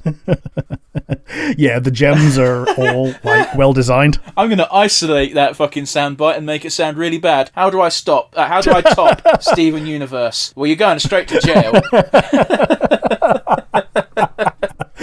Oh, implying Steven isn't a top himself. Yeah.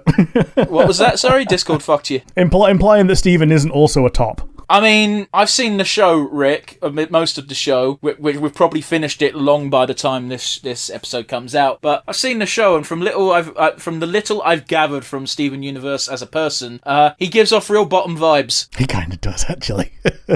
You don't cry that much if you're habitually giving. I guess it's one of those where, yep. I don't know. I imagine Stavoni is also a bottom because they give off that energy as well, despite being a badass. Because you can be a badass and still want to be on the bottom. Yeah, power bottom. Well, you don't. Again, you'd have to be a power bottom. You could just be a whatever. This is not a conversation I wanted to date. Rick, what about you? What's your question? My question for you is rather simple. You get to swap the sounds of two animals. Which sounds do you swap and why? I want to give an ant the ability to roar like a lion because it would fucking ruin so many people's days. Like, just think for a minute. Lions are suddenly silent, so you don't know when they're in the place until you see them, in which case you're already fucked. But better than that, there's a lot of ants in the world, and lions are loud. Yeah. Oh, yeah. Man, it would double down on, do you want ants? Because this is how you get ants, because, suddenly it's 10 times more terrifying. Yeah. I assume it's not proportioned down to the size of an ant lung, because then it wouldn't be that impressive, but hey-ho. And then again, if it fuck it, even if it is proportioned, that means the ant noise will get amplified to a lion's roar volume, and you can hear those from miles away. Just imagine hearing the fucking click-clank of fucking ant pincers, muzzles, whatever you want to call them, but from 20 miles away. That'd be horrible. 20-mile mandible click-clacks, yeah. It works either way. Rick, what about you? I'm making dogs quack. Why? Because I think it'd be funny. I think quacks are very inoffensive, and I think everyone's had to listen to someone else's dog bark all night. Yeah, but now listening to it quack all night would probably be a little bit more amusing, at least. Yeah, for like the first 20 minutes. I mean, yeah.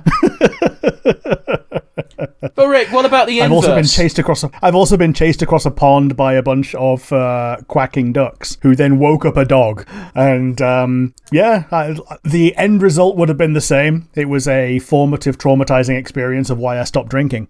But yeah, ducks didn't want to exit the pond, but they still wanted to chase me, and they were all quacking. So if they were all barking, it wouldn't have changed anything because they still woke up a dog to just get to the end of its tether, strangle itself, and start shouting. Okay, Rick, keep it fucking light, buddy.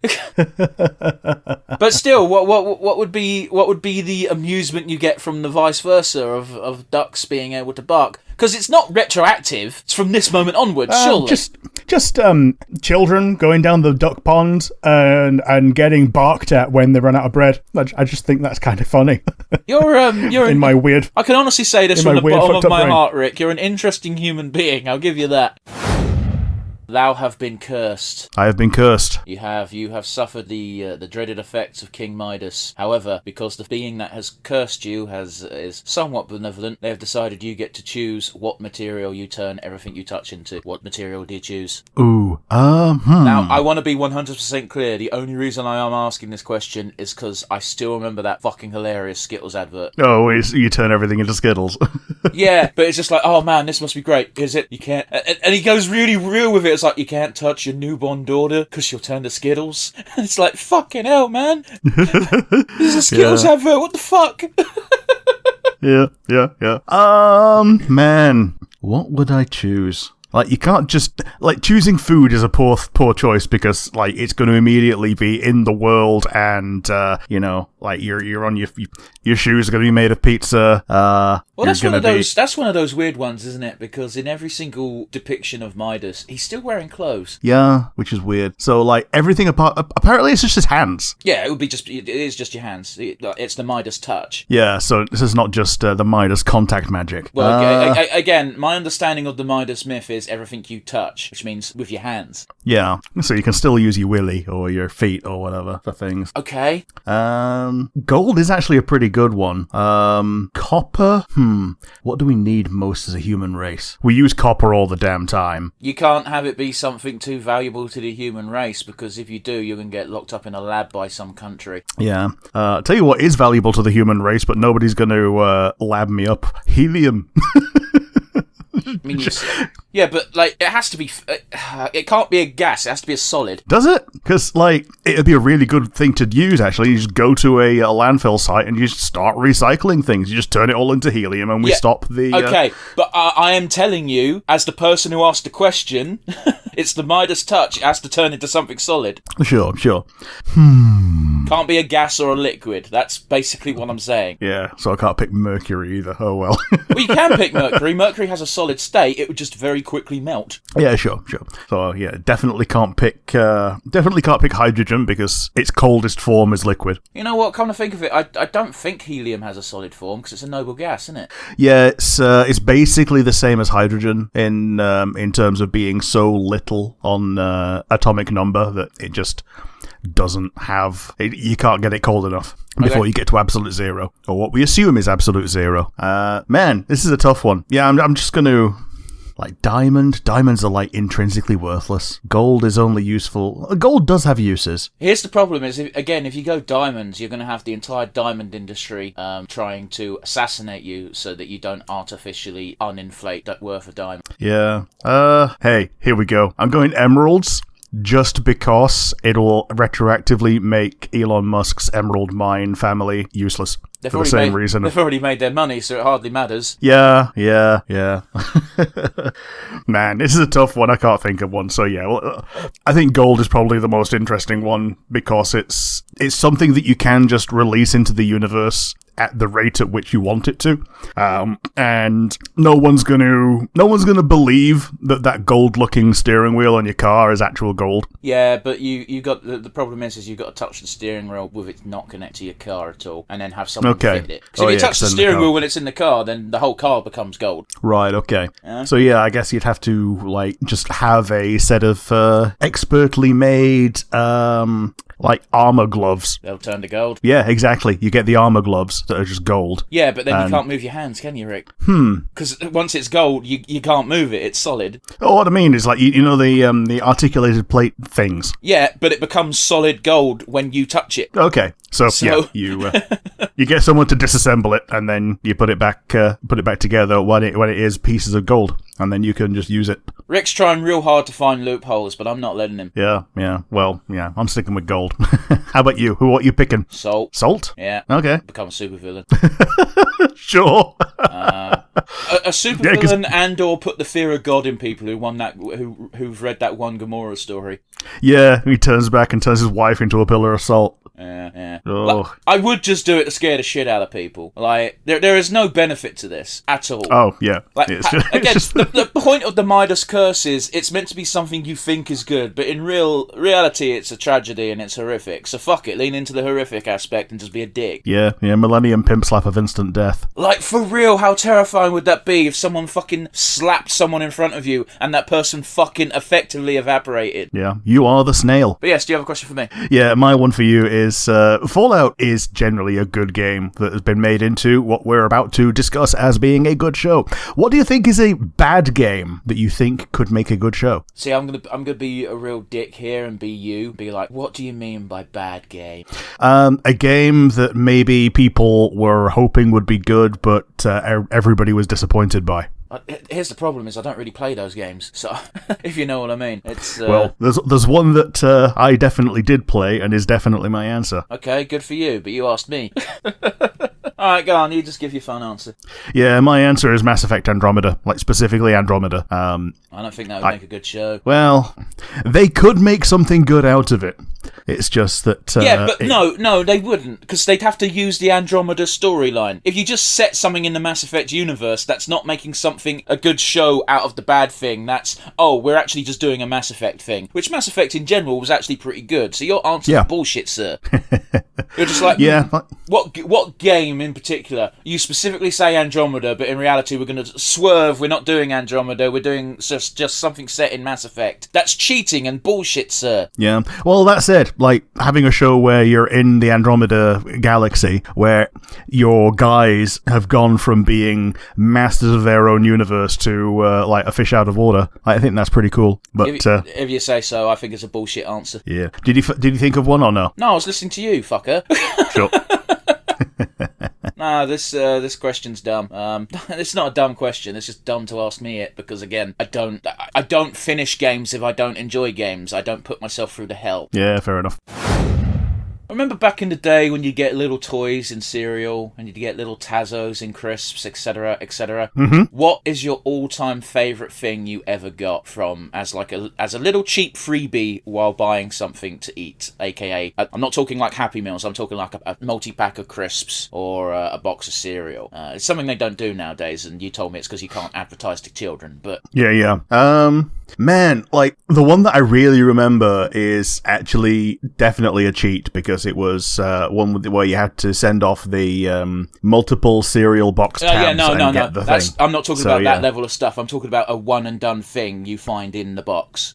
I think it was Starscream. Starscream? Yeah, a tiny Starscream. And I didn't know what Starscream was at the time. It was just like the world's smallest transformer. It was like the size of the length of an adult thumb. Could it actually transform, or was it just a static mini? Oh, yeah, it transformed. But it transformed really badly. Well, yeah, of course, it was tiny, but you know. Yeah, like, all you did was you peel back the front of the plane, and it reveals a head, and, the sides pop out into arms, and like it transformed really badly, but it still transformed. Yeah, which again at that scale you can't blame it for transforming poorly. I'm impressed that it transformed poorly, considering it was a free toy. Yeah, I can't remember what cereal it came in, but I also remember that it had a heat sensitive sticker that if you put your finger on it for long enough, then it showed you that it was a Decepticon, which I didn't know until later. Yeah, that's a classic staple for Transformer toys. Like they all used to do that. It was the best. It was so cool. So unnecessary, but cool. Like, you knew which one it was if you were the one that chose it. But it was kind of like if you're playing with it in your room and you're trying to make it go, I wonder what side this guy is on. Oh, let's put our finger on it. Oh, no, it's a baddie! But I feel like a lot of people in this, especially younger generations, probably forget how TV shows for kids used to be just straight up, it's a 20-minute advertisement for toys. Yes, absolutely. But yes, how about you? What was your favourite single item in a cereal/crisp packet? Now, you see, this will probably reveal to you why I am the way that I am, and you'll know what I mean when I reveal to it. So, do you remember, I used to call them fake cigarettes, but they're not even remotely fake cigarettes. It's those little fucking packs of like 20 really thin tube type things that are basically like chalk, but sweet. Yeah. So there's two forms of that, actually. There's the chalk ones, and there's the chocolate ones in edible paper. Yeah, no, I'm talking about the chalk ones, because the ones in edible paper were made to look like cigarettes, and I don't know how the fuck that was allowed. Yeah. But yeah, either way, it was like candy cigs, and like you went through the packet with it. So I think with these, you often got a trading card. No, better. A temporary tattoo. Oh, yeah, that was, yeah. Almost always Spider-Man. Reminds me, dressed almost always as Superman. That's why I said it the way I did. But yeah, so they used to always have a superhero on the front, and whatever superhero that was on the front, you usually got their symbol as a temporary tattoo. So yeah, whenever I bought one, that fucking tattoo would go straight on. And what are my arms and most of my body covered in nowadays at 32? Yeah, tattoo. So yeah, cool. And it's also just cheap and harmless, and it goes away in a day, so no one ever got mad. Yeah, or more if you don't have a shower for a while, but even then you can sweat it off. Yeah, or you get that one dickhead on the playground who didn't like the fact that other people had fun and would just fucking rub your arm really hard for a minute because they wanted to, 1, hurt you, and 2, get rid of your thing. Yeah.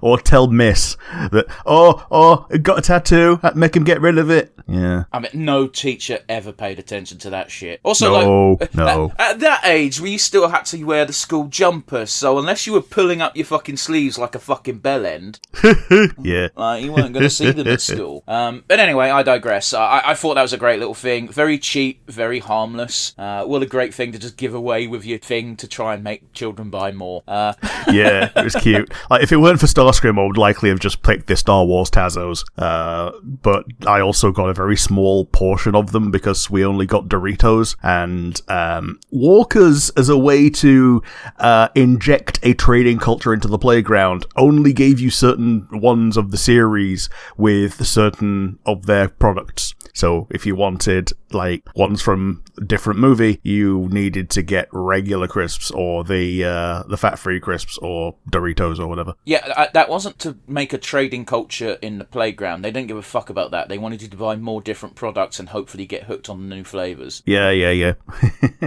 They didn't care about making a mini economy where kids would get beaten up by the side of the swings just to get their limited edition Anakin Skywalker killing younglings Tazo. Yeah. Well, this is before Anakin. I realise, Rick, I'm making a joke. Roll with it. Rick, what's your question for today? My one for today is just a rather simple one. You are immortal, but you have to choose one weakness that kills you. What do you pick? How advertised will this weakness be? It's your choice. Okay, so if I choose never to tell anyone, then no one will know. Yeah. Alright, cool. Sun. Like, directly into the sun. Oh, directly into the sun. Okay. Yeah. I have to literally move from where I am and go into the sun. Yeah, okay. So there are two reasons for this. One, it's really hard to get to the sun. Two, there's always those fucking anorak pricks who want to give a downside to every hypothetical, and the downside for immortality is, at some point the planet will be destroyed and it'll just be you floating through space. And if I try really hard, I could probably make it to the sun at some point if I really want to make it all end. Quite the opposite. Quite a lot of the time, the sun will just expand and swallow everything up to the orbit of Mars, so the sun will come to you. It sorts itself out. Either way, if the Earth is destroyed and there's no point in living anymore, there is an out. So it's one of those where you got to have an out in case you get the really fucking doomsday scenario, but you also want it to be hard enough that you can still enjoy immortality with relative peace. Yeah, I like that one. That's a pretty good one. Mine is a rather more simple one. Go ahead. And it's just self-harm. If you've got an immortal body, then possibly the only thing that can harm it is you yourself, and that's a reasonable, logical extension of it, and therefore being able to harm yourself and choose to kill yourself is a pretty good way to get out of the heat death of the universe. I don't, I feel like that goes against the spirit of the question. However, you're the one who asked the question, and you're like, look at me with my fancy roundabout genie ways. Yeah, and that's the thing. I prefer yours. Like, 100%. I prefer yours. Yours is a better one. Which character from this list that we haven't already seen and know is coming back, so you can't say Morrigan or Varric, would you most like to see appear? Oh, and you can't say Stolas either. Oh, yeah, you can't say, no, Stolas, I definitely want to see Isabella again. I definitely want to see Meryl again, and I definitely want to see Colin again, and I definitely want to see Dorian again. Well, tough shit, pick one. Just because Dorian's in more recent memory, I'm going to go with Isabella, because that would put her as... Because didn't she also have like a little cameo in 3? No. They mention her in 3 if you romanced her. Oh, actually, she was a playable character in the multiplayer mode. Right, okay. But that doesn't count. Yeah. And she barely counts in the first game because she doesn't even have her own character model. But it would be interesting to... It'd be cool and cute to have her in all of them, the same way that Cullen has been in all of them so far. So yeah, I think Isabella would be fun, and it would be a nice little fuck you for anybody who sent her off with the Arashock, because canonically she escapes. How about you? Who's going to be your pick from this list of who you most want to see? Yeah, it's one of those interesting ones where, like, there's a few I can see just turning up anyway. Like, I can see Alistair and Sten both showing up. Sten mostly because they've been teasing him as the big dick fucking ruler of the Kunari in general. Yeah, the new Arashock, yeah. Yeah, but anyway, I digress. The one I'd most like to see, I think, is Dog. No, I'm kidding. I think because his story was very interesting and they could loop it back in quite easily, I'd say, I've forgotten his name. Blackwall. Oh, yes. Yeah, Tom Rainier. Yeah. Warden Blackwall. Okay. That's the name I was trying to remember, but I couldn't fucking... My brain was going like, fuck, I can't remember his real name. Yeah, yeah. Spoiler for yeah. Dragon Age Inquisition. Yep. Yeah. He's got 2 names and 2 appearances. He shaves his head off at the end of the game if you let him take up his old name. Fair enough. Yeah. I've never seen that happen. Yeah. He goes all bald and everything and looks completely different. I mean, he has that great conversation with Iron Bull. Iron Bull's like, "How the fuck did you? How?" And he's just like, "I grew a beard."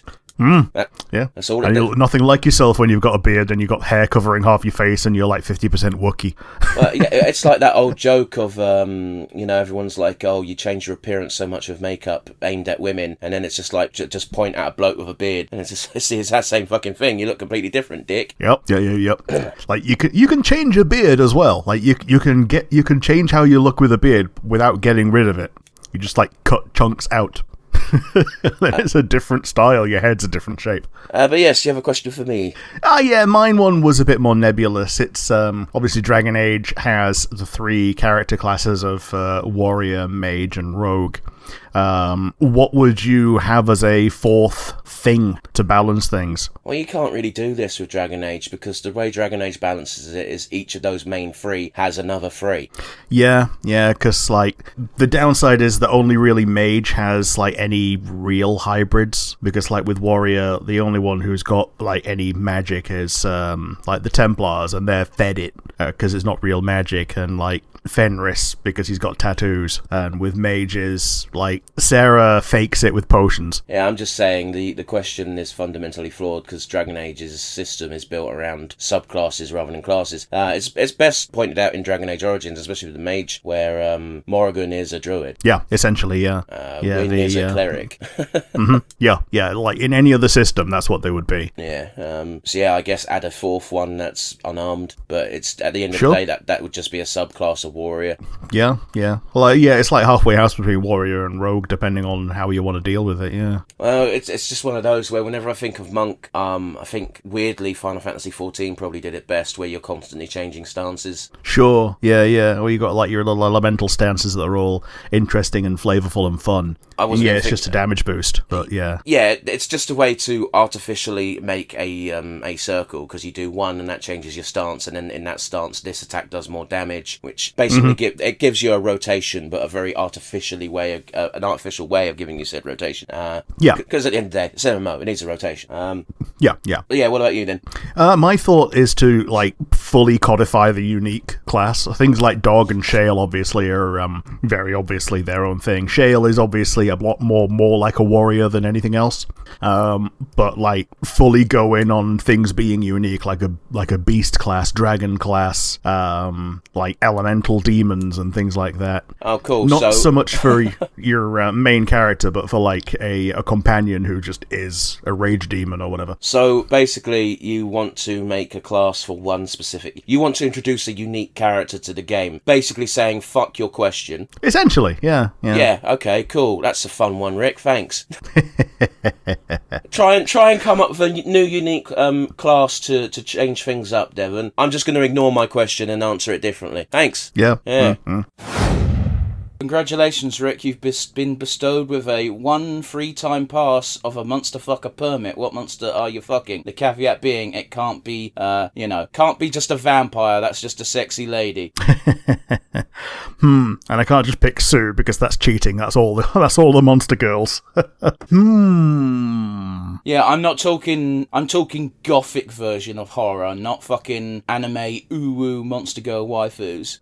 Yeah, it's probably going to have to be some kind of weird creature, ain't it? You have to fuck them in their weird form. Yeah, the hybrid form, not the pure animal form, because that's just literal bestiality. Would a werewolf be the best one? Weird foxes, not very common. Weird cheetahs, I think they're just made up to be an anime thing. Yeah, probably would have to just be a basic bitch werewolf. How about you? What you picking? I mean, again, we're going for the gothic extreme version, so therefore I think mermaid gets a pass. Okay, the one that kind of bursts into sea foam when she gets cooked. I mean, I guess if you want to word it that way, I'm thinking of the ones that are slightly like they've got gills on their side sides, so they're not conventionally attractive, but they're still better than most things. Yeah, the sireny ones. Yeah, that's a good way of putting it. So, yeah, I feel like I'm abiding by my own rules by using that as a caveat. Yeah. And, still fish fanny. I mean, who gives a fuck? Like, worst case scenario is you get a blowjob and they spit it out in the sea and it fertilizes them. I don't know. Like, it's one of those weird ones where it's always like, you got a choice to make. If you fuck a mermaid, it's like, what are you going to do? It's like, well, there's plenty you can do. You just do stuff that doesn't involve the hole. Yeah. Or you just get over that hang-up. Well, it's not so much a hang-up as it's biologically impossible. Oh, yeah. Like, that hole is big enough for fish eggs and nothing else. And if your cock's small enough as a fish egg, then, like, you have my pity and sympathy. What about you, Rick? Do you have a question for me today? Mine one is just a simple one. You get a book full of all the nice things that people have ever said about you and behind your back, but they also includes all the negative and mean things that people have ever said behind your back. Do you take it? No. Okay. You don't take it. You're not interested at all. It's not. It's less interested in, like, if you're saying it behind my back, it's worthless knowledge. Sure. That's how I've always taken that in stride. I've had people come up to me and say, "Oh, so and so said this behind your back," and I'm like, I don't care. Like, it's not necessarily. I mean, it's entirely not nice stuff, and it's always just like, I don't care. If they're not saying it to my face, they can fuck off. Yeah. Out of sight, out of mind, and all that shit. And I know you're saying it with the caveat of, oh, here's all the nice things as well. And, like, here's the shocker, guys: is a lot of people will say negative things about you behind your back, and very rarely positive. Yeah, I feel that. I'd take the deal just for the morbid curiosity. I mean, I've always prided myself in the fact, Rick, that when it comes to my friends, at least, I never say anything about them behind their backs I wouldn't say behind their face. To their face. Yeah. It did come up with a very funny thing where you're probably part of the conversation, actually, where I called one of us a useless cunt while we were playing a video game because I was very annoyed, and they went, "Oh, so I wonder what sort of things you say behind my back," and I said something along the lines of, "I've never said anything behind your back I've not said to your face," and they went, "So you've called me a useless cunt before behind my back?" And I went, "Yeah, I guess I have." Anyway. Yeah. Like, in defense, they were probably being one. Well, it's one of those. Yeah. You've been given sentient hair, Rick. What do you want it to do? Not grow in my arse. No, sentient hair on your head. Okie dokie. I want something to give me a back scratch that's not going to be a fucking coward. What does that mean? Because normally when people scratch my back, either they have no nails and they just rub you, or it's a lady and they don't want to break their nails, so they just rub you. I want to be wounded when I get my back scratched. That's a very weird way of wording it. May I suggest a back rake? I've got one. Does it not do fuck all? It's all right, but, like, it's at a there's a limited amount to what it can do to you compared to what I know that I could do to myself. Do you know what the really most annoying thing about you bringing this up is I now have a fucking itchy back. And I can only suspect that some viewers have also had this reaction. Yep. So it's like the thing of being told, no, by the way, you're now breathing manually. No. Thankfully, we're kind of immune to that because we're just talking and we'll just immediately forget. Yeah, but we've got listeners, Rick. Depending on how much sentient hair I have, I probably try and make a Bayonetta suit out of it. What does that mean? Her cat suit is made out of her hair. I don't want to see you in one of those, Rick. Okay, but you wouldn't know because her hair is that good at weaving into a suit. Okay. I thought your answer was just going to be to give you hair again. I have hair, it's just not in all the places I want it. But yes, what are you picking if you have sentient hair? Oh, I would just fucking have a different hairstyle every day, but I'd never acknowledge it. Sure. I that's what I want. Is I just, like, one day I've got an afro, people are like, oh, like, that's a fucking choice. Next day it's a fucking mohawk, and people are like, what the fuck's going on? And I just go like, I don't know what the fuck you're talking about. Yeah. Like, I'm slowly becoming Wernstrom in terms of a hairstyle. Oh, jeez, that's not very nice, Rick. I mean, I see where you're coming from, but I don't think you'll be that bad. Well, only because I'm not grey yet. No, but Wormstrom is fucking, like, nothing on the top above the ear level. Yeah. Oh. Yeah, that's where it's heading. You're going to have to just go bald at that point, because that's not a good look, Rick. Wernstrom! You should do something about this, Nixon. Well, I would, but he's got tenure. My one for you is what honourable mentions have you got today that are not technically horror villains? Oh, I don't have any honourable mentions at all. I just made a top 5 today. Okay. Can you think of any that you would put on your list if they were horror villains, but you can't because they're not? I mean, I wouldn't want to meet Light because... Oh, yeah, Light Yagami, yeah. Not because of... And this is entirely because of our last episode. You guys should go listen to it. It ended up being quite a good little back and forth between the two of us. The reason being is, like, not even because I'd be at risk of the Death Note, because, well, it depends on which phase of his career you're in, but early days, I'm not a threat, and I'm not a villain. He just make me feel real dumb. Yeah. Like... Yeah, that would... that would be a bit of a downer. Plus, he'd also be able to just like look at Ryuk, and Ryuk could just look at your lifespan, and that'd just make me sad if he did that to me. But why would? But Light wouldn't share that information because he might think I'm beneath him and stupid, but he still wouldn't give that away. Yeah. Plus, late in his career, he wants to turn to lazy people as well, and I definitely fall in that category. Well, I don't. I work.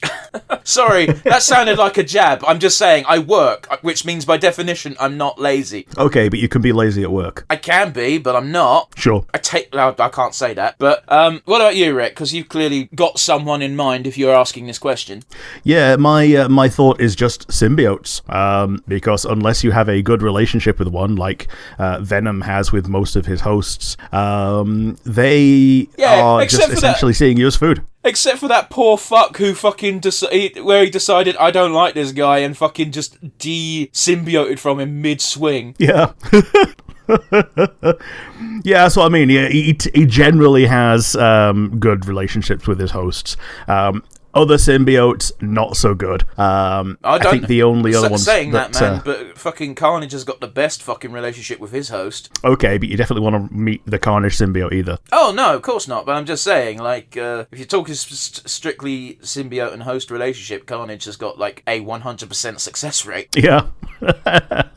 A 200% success rate, because he's apparently really good with Spider Carnage. Oh, that's not Although, canon. you know, yeah, he's pulling all the strings in that one.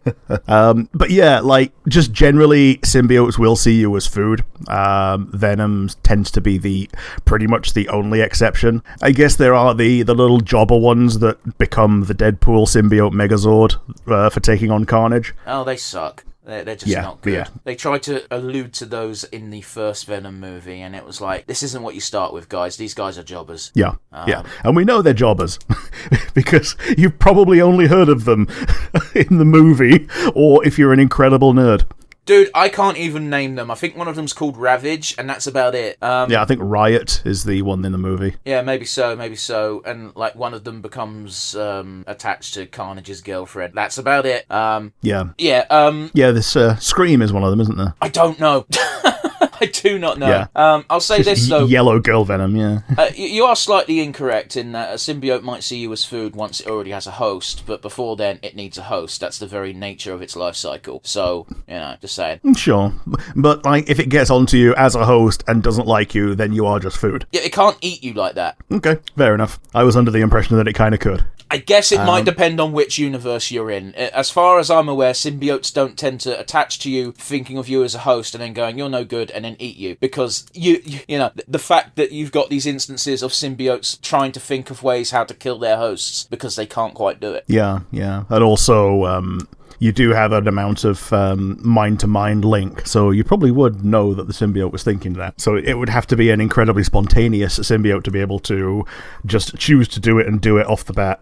So, like Carnage. I can't believe this poor motherfucker who Venom just didn't like. Yeah. Because it means a bit more when it's... Carnage is a psychopath anyway, so who cares? But Venom doing it, it's just like, I really don't like this guy. I gotta go. Yeah, because Venom is otherwise rather starved for attention and companionship, as it were. And also, Venom's from the symbiote land. Carnage is like Earth born and bred. Yeah.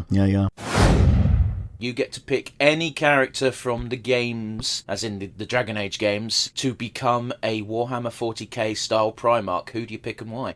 Ooh. I know, it's a fun one, isn't it? It is, yeah. The most obvious pick is Cullen, because he already acts like a Space Marine. Does he though? Well, kind of. Like, he's got the fur coat on the back of him, so like he fits with the Space Wolf aesthetic. He doesn't act like a Space Wolf in any way, but like he'd probably fit quite well in with something like the White Scars, who also have that kind of aesthetic when they bother to use it.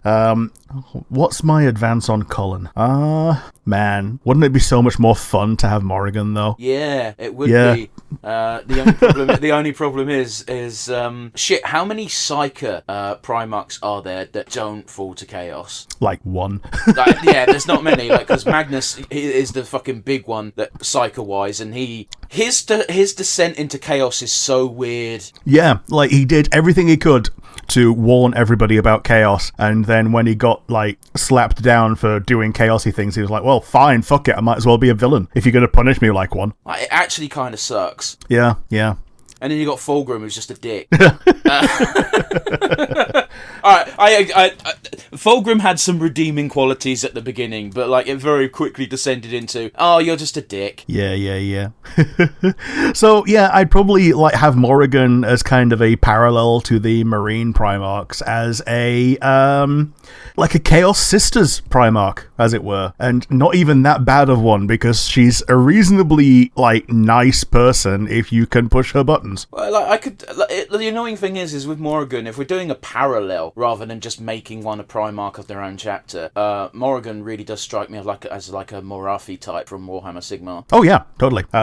To the point that Flemeth might actually serve that purpose even better, but Morrigan's more fun. Yeah. I think you've warped it a little bit too much. Let's do straight up like that. They become a Space Marine Primarch. They're one of the. There was more than 22. There's actually 23.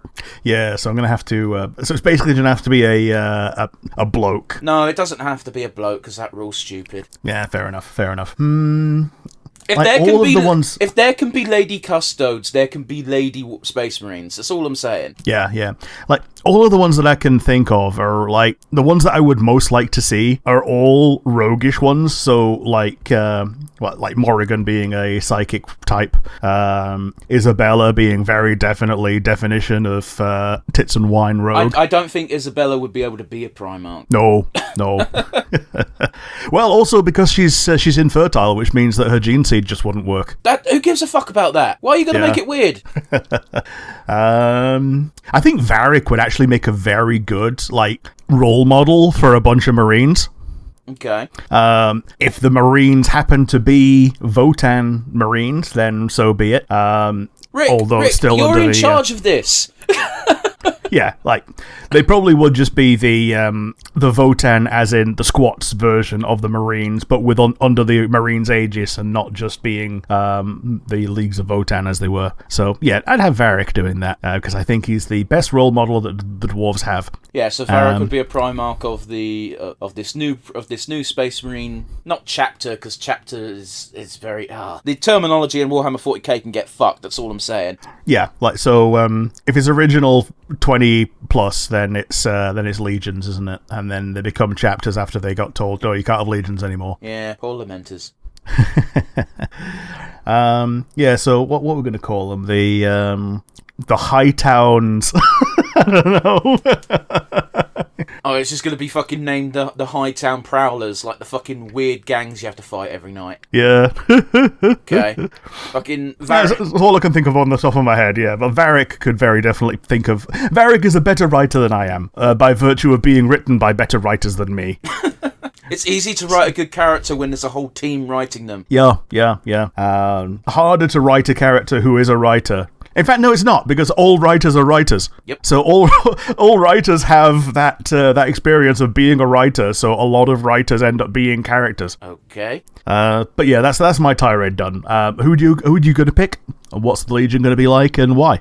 I'm going to pick the Iron Bull because he's already a leader. And his Legion would just be, hey, you know the Space Wolves, they're like that, but slightly more disciplined. Yep. But only slightly. Would Iron Bull not get so hype if he was allowed to fight Lehman Russ? Oh, totally. And probably would employ healing mages just so they could do it again later. Maybe. But yeah, it's very easy. Like, again, when you've got a character who's already a leader, it makes this sort of hypothetical a lot easier, because it's just them, but emphasized to the nth degree. The only problem being that, honestly, he is just Lehman Russ again. Yeah. Oh, God, I love Lehman Russ. Man, would there be a rival tank that Iron Bull makes? A rival tank? I don't think there would be. I think, here's the problem, is I think Iron Bull would still have his aversion to magic, only that aversion would be to Psychers. Yeah. So he'd be just fucking pissy at all the Psyker Primarchs. Yeah. So you got the Lehman Russ battle tank that the Imperial Guard use. I could see there actually being an Iron Bull battle tank that the Sister of Battles use. No, it's just a Lehman Russ again, but with a slightly different shaped cannon. It's got 2 cannons, one for each horn. If you like. But yeah, it is what it is. That's the thing I like about the Primarchs, though, is having, even when they were all on the same side, half of them hated the other half. Oh yeah, and it wasn't even just as simple a divide as Chaos versus Marines. Oh god, no! Like Angron, it was just because they hated Guilliman. Yeah, they were all fucking petty. To be fair, I think Angron's got a fair fucking point to be pissy at Guilliman. Yeah. Fucking... Anyway, this isn't a Warhammer 40k podcast, this is a Dragon Age podcast, but before we get to that, we've got another question. Yeah, my one for you is, it's a bit of a weird one. You get to take a snapshot of planet Earth right now, as it is today, but without any animals or humans or anything. What do you do with it? So there's no fauna on it at all? There's plants, you can find enough food, and you can return to the real world at any point. Oh, wait, so I'm actually walking around on the planet, I'm not just looking at pictures. Yeah, you have you are able to walk around, you're able to go wherever you like. Cars and, if you don't want to drive, then taxis and planes and stuff. They work, just don't go into the cockpit. Yeah, because turns out, being flied by a little monkey fella. Turns out, little monkey fella. Don't talk shit. Oh fuck! If people don't know what we're referencing, then go look up the. It's called the Ricky Gervais Show, but it might as well be called the Carl Pilkington Show. Yeah, the Carl Pilkington Show, as animated by Hanna-Barbera. But yeah, that completely changes it, because I thought we were looking at photographs, but if I've got to actually explore, I don't really know, to be honest with you, because the thing that makes the world interesting is the fauna and the life. In my opinion, like, there's no point in going deep into the jungles, because what are you going to find? You're not going to find any animal species. You're not going to find lost, non-contacted tribes ever, because you've given the caveat of they're gone. So there's really not much. When it was going to be the pictures, I would have liked to have seen the bottom of the ocean, but I don't want to go there. Sure. Yeah, because you'd have to live. Well, exactly. Yeah. But yeah, it's one of those where I don't know, man, because as well, all of the interesting sites require a lot of physical efforts, whether or not there is people or wildlife or not. Because, like, even without anything else on the planet, I'm not going to be able to climb Everest. Shit, I'd struggle with Ben Nevis. Yeah, totally. So, I had to think about this, and I thought, like, the number of places that are, like, walled off to someone like me that I'd be interested to go and see. It's a non-zero number. Well, go on, it's your question then, so name a couple. Things like Mecca, Area 51. Okay, but what's there to see at Area 51? We don't know. Yeah, but if all the life forms are gone, even if there was aliens, they wouldn't be there anymore. Yeah, so I guess you just see, like, the shit that they've got on lockdown, like a UFO that they've captured or whatever. I want to stress, I don't believe there's UFOs or aliens in Area 51. Oh no! But if there was, this question wouldn't answer that question definitively. I want to imagine that Area 51 has an area that has prop spaceships just to fuck with people with time powers. Yeah. And, there's probably, like, a bunch of people that are hired day in, day out to just dress up in Mickey Mouse alien costumes. That would be so funny. What's your job today, Bill? Oh, I'm on alien duty. What, you're wrangling the aliens? No, I have to pretend to be an alien. Man, I think we've just workshopped a frickin' indie animation. I think what we've done is, like, once a season, the, it's not regular show, Yeah, what's it called? Fucking Rick and Morty has that interdimensional cable, and it's just them riffing and Yeah. animating what they think's good. That's what we just animated. That's what we just came up with, is one of those level ideas. Yeah. But yeah, it's one of those. And mecha, I'm not a spiritual person, so mecha don't mean much to me. No, neither am I, which makes it like a lot more objective, that I just go in and go, this is just a room. Well, it's just it. It's like, how much bloodshed is made over that fucking shit being just a room? Yeah. You know? I'm not disparaging anyone's religion. You can believe what you like as long as you don't hurt anyone else, you know? But to me, it doesn't mean anything, so why would I want to go there? True. But yeah, hopefully this one was a bit fun. It certainly made me actually think. Yeah, which is more than my questions usually do. Yeah, you know, behind the curtain a little bit, I've been editing together the big compilation episode for the end of the year, because if I do it early, then I don't have to struggle near the end of the year. And the amount of times where I just go, oh, Rick, that's not a hypothetical question, it's just a question. You're making a Dissidia crossover game. What type of game do you make it? In terms of what? Made. In terms of specifically Final Fantasy, or like pick another franchise, or what? You're making a Dissidia. So, because like the rhythm games are called Dissidia Opera Omnia, the gacha game was called Dissidia Final Fantasy Opera Bollocks. You know what I mean? So basically, you're making the roster of the game has to be made of Final Fantasy characters, but the actual gameplay is up to you. Sure. Man, the rhythm action game would have been a nice pick for this, because I do like those, and which is mystifying why I didn't actually end up picking it. I'd probably make, similar to how they did the world of Final Fantasy with the minikins and all that, like everybody got turned into a tiny version of themselves. I'd make like an Animal Crossing version of that, where you can make your own your own community and just have the other characters bitching at each other. Everyone's island will just become Midgar. Yeah. And Seymour's just there, just your neighbour, just going, "Ooh, bitch! We should kill everybody." See, that might actually be interesting, but I think you'd have to change it up between whether or not you got villains or heroes, because I don't think two sets would gel. Because we got Dreamlight Valley as kind of a similar concept, as Animal Crossing, but Disney. You don't really get villains, or if you do get villains, I'm not far enough in that game to have seen them actually join my city, so I don't know. Yeah, they'll be like the non-villainous villains, like Pete. Yeah, but Mickey Mouse is the protagonist, so you can't have Pete just hanging around. Yeah. Yeah, I get where you're generally coming from. Like, I mean, I play it. Yeah, like what I would do is have heroes and villains and scale them all back to being caricatures. So like have them. Like, just have them being, like, comedy versions of themselves. Yeah, so basically that fucking Isekai Quartet bullshit. A little bit. Yeah, nah, you lost me. But yeah, fair enough. If you prefer it to be only heroes or only villains, you start at the beginning. You choose at the beginning of the game whether you want a villain island or a hero island or whatever. No, we Fire Emblem this shit. You got to buy 3 versions of the game. Oh yes. You buy the hero version, you buy the villain version, and you buy the OC's version, which is just for Kingdom Hearts. Oh yeah, you've absolutely nailed it. That is excellent, sir. Oh, I love it. And people only end up buying the Kingdom Hearts one because of that's the demographic that would buy this shit. Here's the actual problem: is the Kingdom Hearts version is twice as expensive because Square has to pay Disney, because all of those characters are technically owned by Disney. Yep. But yeah, how about you? What's going to be your Final Fantasy crossover Dissidia non-fighty game? I never said it had to be a non-fighty game. Okay, well, it can be a fighty game. What's your fighty game? I'm not making a fighty game. I'm just saying, like, you do this fun thing sometimes where you add caveats to my questions, which I never added. Yep. Yeah, honestly, it's not too dissimilar from yours. It would be literally Stardew Valley. Yeah. Yeah, sweet. Like, again, not a million miles away. I think you'd have to have... I think it would have to be, like, the main protagonist from each game would have to consist of the villagers, and they're like, we don't know why the fuck we're here, but we deserve some time on the farm. Yeah, I mean, that's basically the plot of the Dissidia Opera Omnia, in that it's like, oh yeah, this is a world of respite, and you should all get to relax. Except it fucking ain't. Yeah, the villains are like, you get to relax. No, this is a world of strife. Get fucked.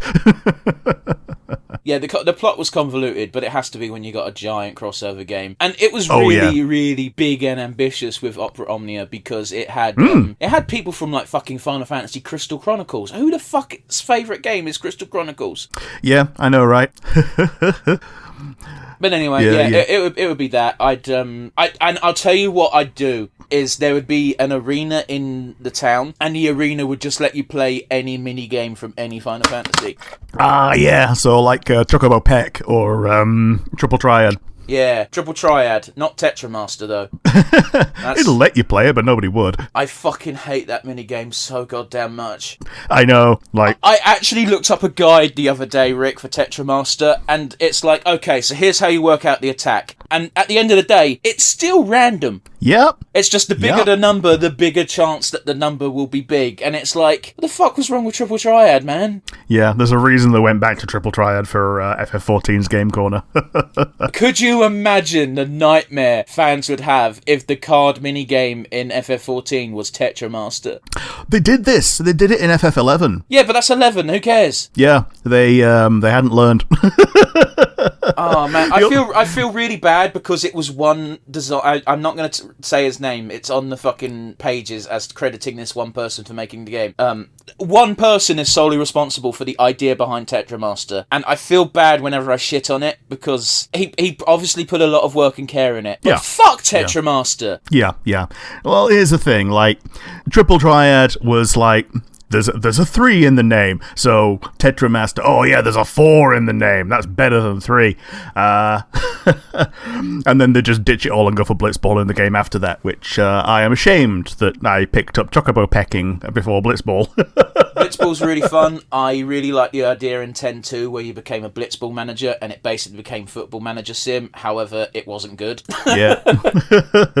Yeah. Speaking of not good, like FF10.2's minigames full goddamn stop were not good, because they had Sphere Break, and that's the only minigame I can think of that comes close to Tetramaster in games I fucking hate. Dude, I can't even think about that. Like, I only remember the Blitzball Manager. Yeah, okay, so funny enough, it's also in Luca where you get the big tournament, and you have to be good enough at it to get the gambler fucking dress sphere, so if you're not good at it, get fucked. Right, okay. You collect coins, you mostly get these from Beaconell, and they're your 4 core coins, and they have a fixed number, but there's a bunch of coins around these, and you have to pick, I'm going off memory, so I might be incorrect, you have to pick coins to add up to make to multiple of certain numbers. So there's a lot of math involved, there's a lot of luck, because if you don't have the right coins, you're just not going to be able to make combos, and Shinra's a little shit, and you need to get a really high score to beat him. Oh yeah, Shinra's always a little shit. Yeah, I know, but you need to get a high score to beat him to get the gambler dress sphere. I've never gotten that dress sphere.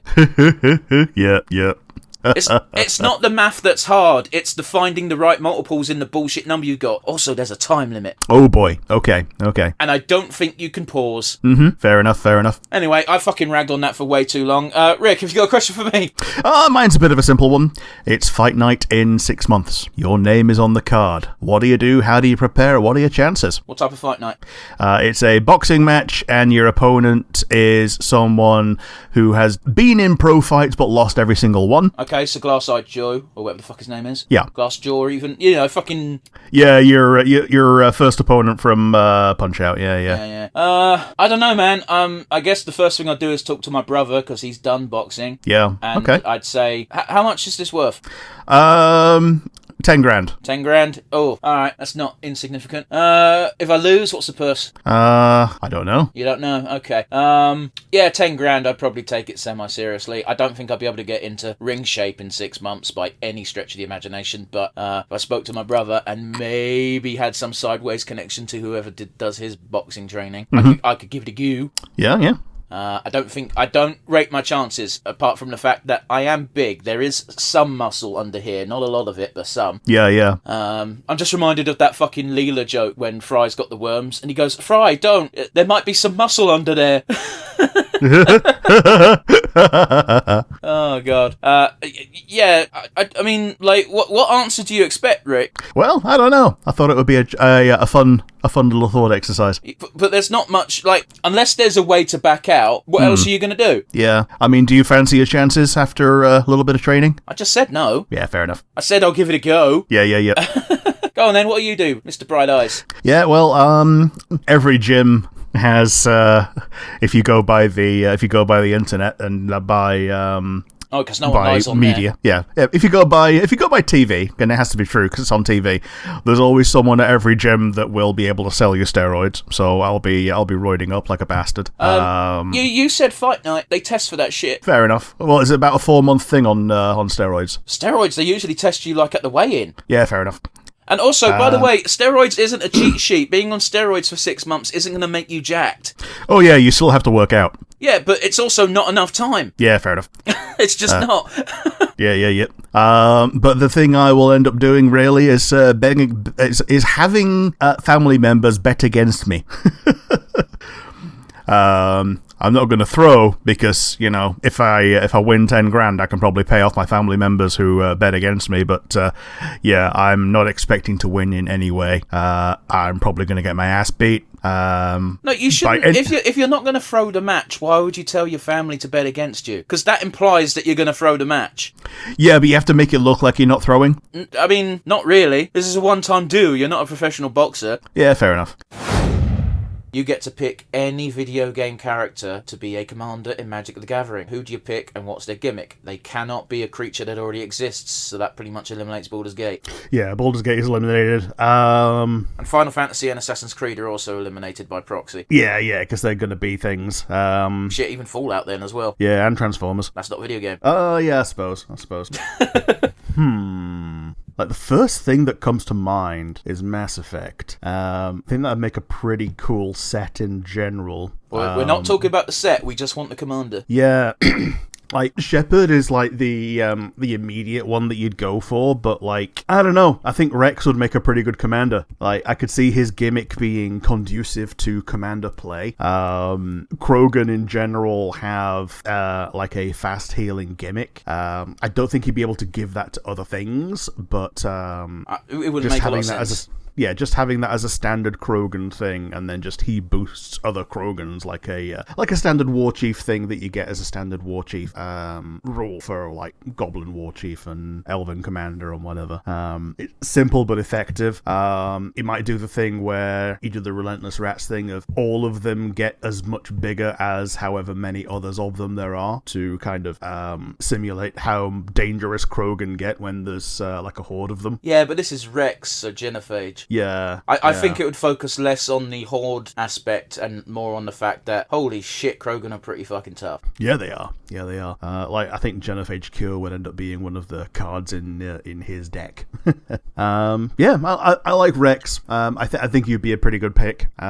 He might not be the best pick, but he's the first one that my mind goes to because I think he's slightly more iconic as an individual character and as an individual like concept for a card than even Shepard, because Shepard could be like multiple different things, whereas Rex pretty much is set on his one path. Like the only changes you can make to Rex are: do you convince him to live, or does he become king? Well, the problem with Rex is, in Magic the Gathering terms, is I imagine him being solo red, so you'd have to have a solo red commander deck, which isn't impossible, but its gimmick is very telling. Yeah, but by the same token, like Krogan are like scarily good with technology. It's really easy to forget that because you know they've blown up their planet multiple times. Yeah, but it's also not true though, Rick, is it? Because it's all fucking relative. Relatively speaking, no, they're not. Okay, yeah, fair enough. But like a red deck that is all about like that also has like vehicles and equipment as additional gimmicks, like isn't the worst thing. But yeah, I think maybe red green would work as well because that's also kind of like a savagery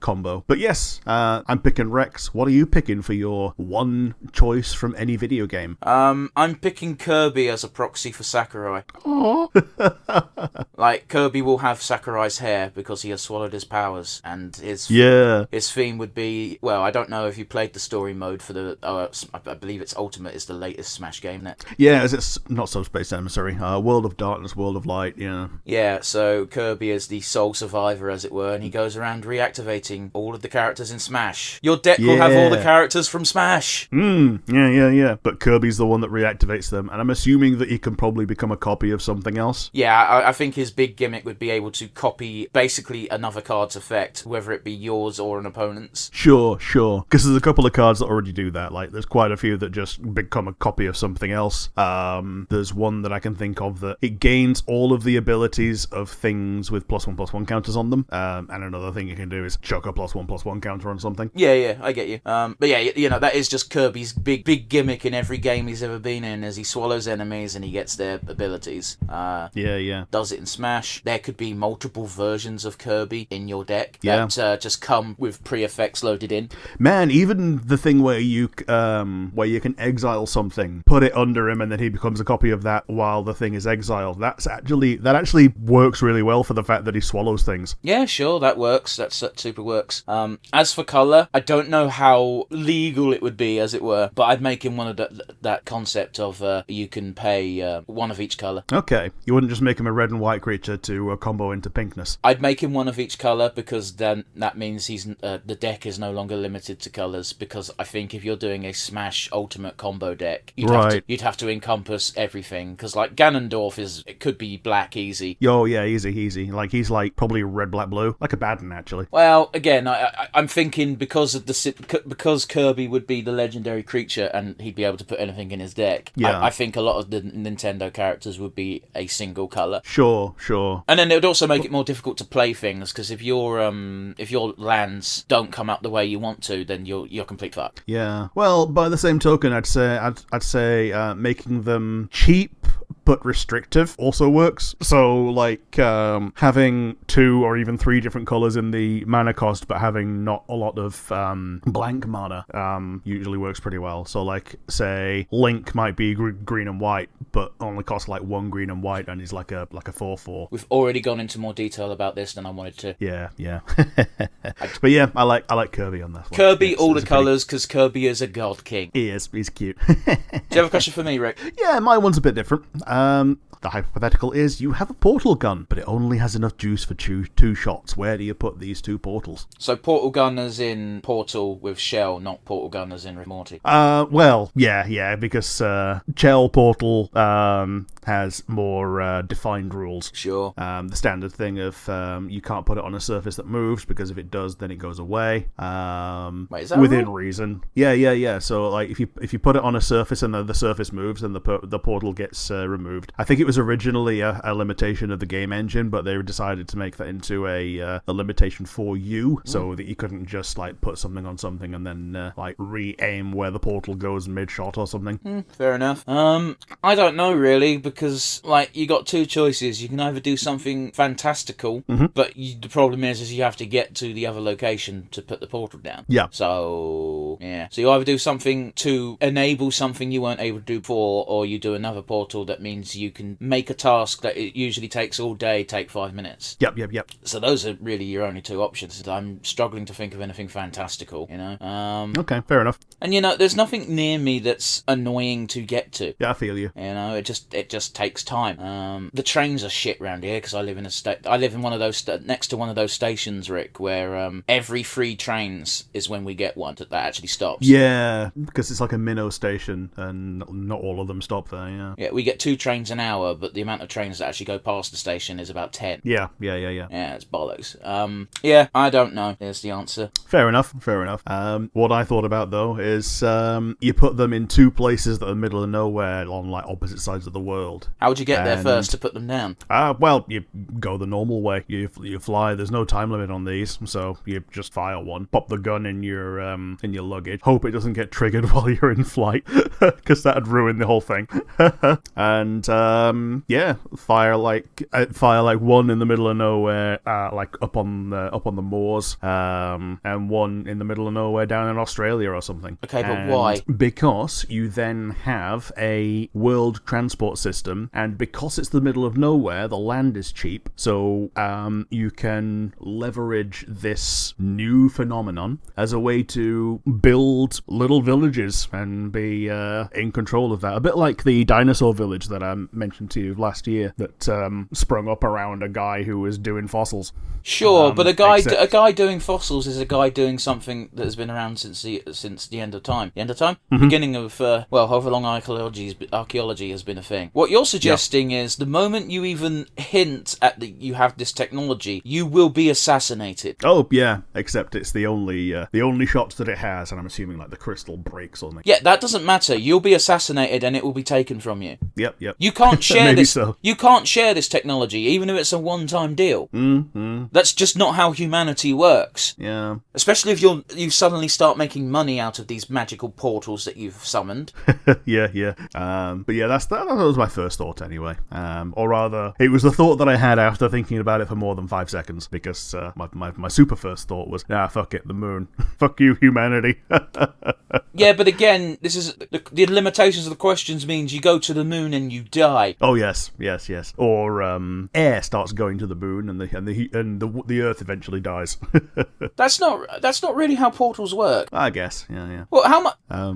It's not a vacuum, as in like a vacuum cleaner. It's not going to suddenly just start sucking all the oxygen off. Well, I mean, the moon is essentially. It's not though, is it? It basically is. No, it's the size of the portal, Rick, is human size. It's not going to siphon off all the world's oxygen. Oh, not in like 10 minutes, no, but it's going to do it like over time. I don't think that's how that works. Sure. But yeah, anyway, that's my shitty question for today. It's not a shitty question, it was just a shitty answer. A show that has only ever had one incarnation. Doesn't have to be a Cartoon Network show. Can be. Let's stick to cartoons, but it doesn't have to be Cartoon Network. Give it a additional show. It can't be a spin-off. It has to be sort of like. Well, it can be a spin-off. But are you familiar with how Ben 10's weirdness works? Yeah, generally. So like the second season was like when he was older, and then the third one was when he was older again, and then they went back. Well, these are different shows. They're not different seasons. Essentially. So, like, Alien Force, it was a different show, but it was like a sequel series of like when he was 17 instead of when he was 10. I think he was 12. Okay. He's called 10 because originally there's 10 aliens, not because he's 10. 10 aliens, and then it cycles through what the aliens were. But yeah, anyway, basically do a Steven Universe future for a cartoon that doesn't already have something like that. Go. Just looking at this list, the one that I really would like to see more of, that, like, I know Samurai Jack got like a reboot, but like didn't get a reboot. That finished the show. Oh, okay. People who haven't watched it and think it's a reboot, it's not a reboot. It just finishes the show. Yeah, it's just a continuation and finishing it. There's one on here that I definitely wouldn't pick. Let's go with, just because it's, like, obviously we're just going to pick the Owl House, but, like, because that's a foregone conclusion, I'm just going to go off the things that are on this list right here, and I'm going to go with Megas XLR, because I really loved that show, and it just kind of didn't end. It just kind of finished with a big old cliffhanger, and I would like to see a reboot / No, future. It can't be a reboot, and it can't be a direct continuation. If we're doing this, it's going to be like 10 years in the future. You don't get the conclusion to that finale. Yeah. You get your pick it up again 10 years later continuation. Yeah, so that's what I'm picking out of this. How about you? What are you picking? I am going to pick... I don't know if they're actually on this list, but I'm going to pick Johnny Bravo because I want to see them bring that back in 2024 and see how badly they fuck it up. Oh, yes, like seeing how poorly Johnny Bravo as a concept ages. No, because here's what they're going to do, Rick, is they're not going to try and make Johnny Bravo. What they'll do is they'll be like, he'll be an ultra-feminist dude, which, completely neuters the character. Now, I want to point out that Johnny Bravo, like, we've watched some Johnny Bravo for the review, and he is persistent, but he never does anything without permission. Oh, yeah. It's one of those that he's very horny, but consent is one of his kinks. Yeah, and when Susie hits on him, he's always like, ugh. Yeah. Yeah, because she's little. Yeah, she is actually. I don't think she is even 10. I think she's like 6. Yeah, like Johnny Bravo actually describes me pretty well in terms of like I'm a rather disgusting human being, but I'm all about consent, and like I border a lot of fandoms that are full of awful people, but I believe in feminism, so you know. I don't think anyone should compare themselves to Johnny Bravo and think it's a good thing. Like, yeah, I'm not saying he's a problematic person or a problematic character. He's still not something you should idolize, I don't think. Oh, no. Like, have you met me? I don't think anything about me is good. Okay, well, on that depressing bombshell, do you have a question for me? Yeah, my one for you is hopefully a little bit more fun. Well, not more fun than yours. Hey, fuck you, my question was fun, and it's not my fault you're shit at it. Yeah, well, I'm thinking like more fun than I normally pull out of my ass. And it's, you have to cater for 200 people. You have 24 hours. If you, it's going to be like a wedding or some kind of high society thing. You have a budget of, let's say, a couple of grand and infinite storage and infinite cooking space. What do you do? And if you do well, you get to multiply your investment by 10. Why am I investing anything in this? Well, you get a budget, and you get to multiply whatever you spent on the budget by 10. Okay, I immediately hire a catering company and have them do it. All right. I can't cook. My initial idea, before you gave me this financial incentive to do well, was to just say, okay, how many people did you say, 200? Yeah. I would cook 200 burgers, and I'd buy that edible gold flake shit and sprinkle it on top, and they'd be like, oh, look, fancy, it's gold burgers. It's like, yep, cool, pay me. But if there's a financial incentive to do well, if I've got, what did you say the budget was? Yeah, it's like $2,000 for 200 people, so like £10 per person. Okay, Macca's. You're saying this is a high society function, and that they're giving me $2,000 for 200 people? Get fucked. Delightfully devilish, Seymour. Yeah, no, I mean, I wouldn't get McDonald's. Okay, if the budget's only $2,000, then yeah, no, they can have fucking burgers with pretend gold flakes on them. I don't care about this. I don't care if their party's shit. They should have paid more. Why are they paying me? Sure. I'm not a cook. Yeah, I guess. It's just like this guy said he'd do it for a very low amount of money, and it's like, no, I didn't. I was shotgunned into this by a prick with a hypothetical question. I like the idea that all of these have to take place. Well, that's just that fucking concept of those fucking, the Logan Pauls and the Mr. Beasts. That's all they do is these hypothetical questions, but in reality, I assume so. I'm not watching their content. It all sounds like trash. Yeah. But anyway, it is. It's just like fucking... because we don't watch videos on our Nonsense Review channel on YouTube. Whenever I upload videos, the algorithm is clean. Yeah. So I get whatever the fuck YouTube just wants to force feed you, and there's always a KSI video or a fucking Mr. Beast video. I think KSI is the one who's a real fuck for this, where his videos are always stuff like £1 caravan holiday versus £100,000 caravan holiday, and it's like, gee, I wonder which one will be better. Also, how do you afford a caravan holiday for £1? You don't. Yeah. I think for those, it's a case of you won it for £1. Yeah, no, you spent more than that in petrol getting there. It's clearly hyperbolic. What they're saying is, here's a poor one and here's the expensive, rich, fun one, and it's like, okay, who watches this shite? Kids. I understand it's marketed toward kids. Anyway, Rick, you asked a question. I assume you've got a better answer. No, just that I would, I'd spend most of my budget per person on a steak, and I would set some aside for the vegans. The opening thing is going to be soup. The main course is steak and I don't know, like a taka dal for the vegans, and the pudding is gonna be like... You're not getting this for 10 quid a head, Rick. Hey, you underestimate my power. Okay, you're gonna get a really shit quality steak. You're gonna get tins of soup, probably Heinz. Mm-hmm. You said that the entire purpose of you getting an award from this is if you do well. Yeah, I'm pretty sure I can do it for 10 quid. I'm pretty sure you can't do a good one for 10 quid, which is what I'm arguing. Sure. You specified that the audience is high society. They don't want good... they don't want good food done shit. They want either excellent, perfect food that is fit for the gods, or really shit food, but it sounds posh. Yeah. You're better off just buying fucking £2,000 worth of foie gras. Yeah. Because you hate geese. Or £210 notes. What, and just be like, fucking get your own from the pub across the street. A pub? Oh, Yeah. how quaint! Yeah, a pube. Ooh. You bring round a fish and chip wagon and a burger van. You give them a £10 note, and they all get to go outside and spend it. I'm just saying, Yeah, like, that's your question, and then you answer the question in a way that is incredibly unsatisfactory. Sometimes I think you do these to fuck me off. Oh well. You get to basically go back in time to when someone was in their heyday, in their prime, and you get to sleep with them. Who do you pick? The caveat is they have to have died before the year 1900. They have to have died before 1900. Oh man. So it's essentially a historical figure, but a historical figure that can't have existed in living memory. Yeah. I think I'd go and see what all the fuss was about Cleopatra because she caused wars. From being hot, apparently. Cleopatra is one of those weird figures where the thing that I read, and it might be bollocks, is she wasn't even apparently that attractive. It was just she was more attractive than any other pharaoh because she was the least deformed from all the incest. Yeah. So yeah, that's basically it. I'd go back, see what all the fuss is about. You got this goth Greek girl sat on top of all of Egypt. And, where'd the goth come from? Well, because people always draw her with goth features, they give her the. But that's not how that works, Rick. You're not getting that version.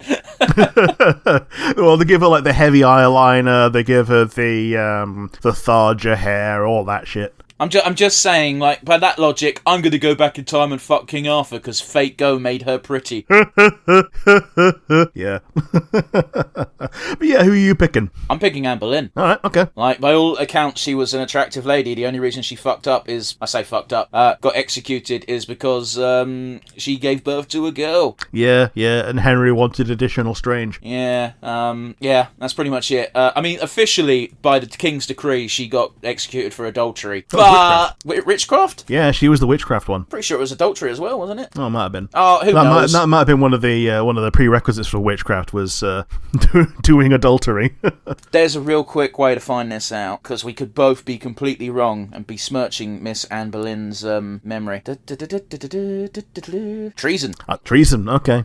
I don't know why he executed the second one, though, Catherine Howard or whatever. I couldn't. Divorced, beheaded, died. Divorced, beheaded, survived. I don't think Catherine got killed and murdered. It was Catherine and Jane and Catherine. So yeah, it would have been one of the Catherines. Oh, fair enough. He had 3 Catherines, didn't he? Yeah, type. Downfall and execution. Okay, as Anne recovered from her miscarriage, lovely bloke Henry declared that he had been seduced into the marriage by means of sortilege, a French term indicating either deception or spells. His new favourite, Jane Seymour, was quickly moved into royal quarters at Greenwich. Jane's brother Edward and his wife, for the sake of property, moved her. This was followed by Anne's brother George Boleyn being refused a prestigious honour. Okay, yeah, charges of adultery, incest and treason. So officially it would have been adultery, incest and treason, but this is King Henry. Those charges were almost certainly either bullshit or exaggerated. Yeah, so literal trumped up charges. And also, come on, fucking King Henry executing someone for adultery. Yeah. He's he was very definitely the template for Trump. Oh boy. But yes. I didn't bring him up. I don't know why you did. Yeah. What's your question, Rick? My one for you is congratulations, ghosts exist. Oh no. Would you become a ghost? Would I become a ghost? What's the alternative? You don't know. Well, that's a real useless bargain. Ghosts exist. Do you want to become a ghost? And it's I still don't know what the alternative is. So this is a real Faustian bargain at best. Yeah. So the alternative is just like in real life. You don't know what lies beyond. Apart from that, now you know that there is a choice of being a ghost or not. It's one of those where I'll take my chances. All right. I don't know what the rules are for ghosts. Well, neither do I. But here's the problem, Rick, is you've sent the question of you could become a ghost after you die, but it's what does that actually mean? What are the rules? Yeah, so you can't. You're probably not a poltergeist unless you're particularly wrathful. Probably the more powers that you have, the more restricted you are in where you can be. Oh, so you get powers now? Well, like being a poltergeist, I would say is a power because that's the ability to affect the world. Being more than just visible is probably a power. So that would just probably bind you to a place. So if you're a wailing banshee kind of guy. Otherwise, if you're just kind of like a mostly incorporeal spirit that can can just go around and observe, you're probably going to be a little bit less restricted and you can go where you want. But what's the point? Well, for me, my answer is that I would take the deal no matter what, because I am petrified by the concept of cessation of existence. Okay, but what's the point in going on if there's nothing for you? To stave off the fear. But the fear just changes from you stop. We don't even know if you stop existing in this scenario, because if ghosts exist, there's a non-0% chance that heaven and hell exist, or reincarnation, or some other bullshit that's clearly not true. And so it's one of those where you've automatically increased your chances of there not being a cessation, because you know there's at least one alternative, and some mystical being from the heavens has decided to give you a little fucking contract like the Death Note, just saying, tick here if you want to be a ghost when you die. Yeah. And when you're a ghost when you die, what do? You can't interact with nothing. I guess you can watch, but that's going to get boring. Dressed almost entirely as Superman. Yeah, but jokes aside, what's the point? Yeah, I suppose. The point of becoming a ghost in your mind is, at least I'll still continue being, but what's the point in continuing being if you can't do anything? Well, I don't really do much now, so... Rick, you won't be able to play video games. You won't be able to watch whatever you want. You'd have to find someone else who is already watching it and then sort of fucking do that. And it will almost certainly always be someone doing Netflix and chill. So while you're watching your new animes, some fucking poor girl on prom night's getting fingered. Oh man, well, they're watching fucking Seven Deadly Sins. No one can be horny while watching Seven Deadly Sins. Trust me, I've tried. I don't know, you might be into Escanor. I'm not. But yeah, it's a silly question. I'm not becoming a ghost when the rules of being a ghost aren't even clear to the person who's offering me the power. Get fucked. Yeah. Rick, congratulations, you get to go on any panel show as a guest. Which one do you pick and why? Now, it would probably have been Old QI, but by the same token, Old QI don't exist anymore. This is not a shade at Sandy Toxpig, it's just, I liked Stephen Fry's way of doing it, and Sandy was a good guest. So I guess the next best thing is probably the one that combines two things, and it's 8 out of 10 Cats Does Countdown. So you want to do, but here's the thing, is I think that's technically cheating, because that is just Countdown. Yeah, you're playing Countdown alongside comedians, and nobody ever wins anything on these things. Yeah, I don't think you should be allowed 8 out of 10 Cats Does Countdown. You could do 8 out of 10 Cats. I prefer Cats Does Countdown, so I think everyone does, because it was just a better formula. Yeah. So let's go with the third option of Would I Lie to You, just on the off chance that we get some Bob Mortimer stories. Got Bob Mortimer stories, or David Mitchell going on a rant about something you did not think he'd rant about. Yeah. I don't know whether I'd want to be on David Mitchell's side or not. You don't want to be on Lee Mack's side, because there's too many times where he goes, "Fuck it, I'm going with my team," which means it's your fault. Yeah. Yeah, fair enough, yeah. Plus also, being targeted by David Mitchell is probably going to be a lot less funny than being sat shoulder to shoulder with him while he gets pissed off at Lee Mack. While I understand what you're saying, there has been a non-zero amount of times where friendly fire has occurred from a Mitch Vellian rant. Oh, yes. So yeah, it's gonna be What I Lie to You for all the reasons above. How about you? What you picking and why? I've picked a show that is long since dead. It technically had a revival with Greg Davies as the host, but I wasn't a big fan. I want to go on Nevermind the Buzzcocks. Okay. Very specifically, I'd want to go on the Mark Lamar version, but it doesn't actually matter who the host is. It's a fun show. Depending on what year you're playing in, you've either got Phil Jupitus or Bill Bailey or Noel Fielding as a captain. They all seem fairly chill, and also you get to hang out with musicians, which again, if you were in the early days, it used to be proper rock and roll and heavy metal guys. Nowadays or rather the later days, it was people like Professor Green and Preston. I don't even know who Preston is. Okay, the weird thing about Preston is he's a lot more prolific as a songwriter than as an artist. All right, so he's got his own group and he did his own music. I didn't listen to that type of music, so I have no idea what it sounds like, but he's actually got a lot of writing credits. Sure, gotcha. So yeah, and Preston is rather infamous for walking off the show when Simon Amstell was hosting for the pettiest of reasons. What did he do?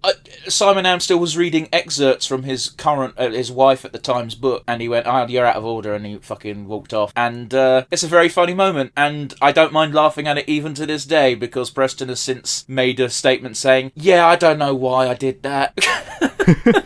Which just makes the moment funnier to me. Yeah. But yeah, there's our hypothetical out the way, or at least my one. What's yours, Rick? My one is very off the wall.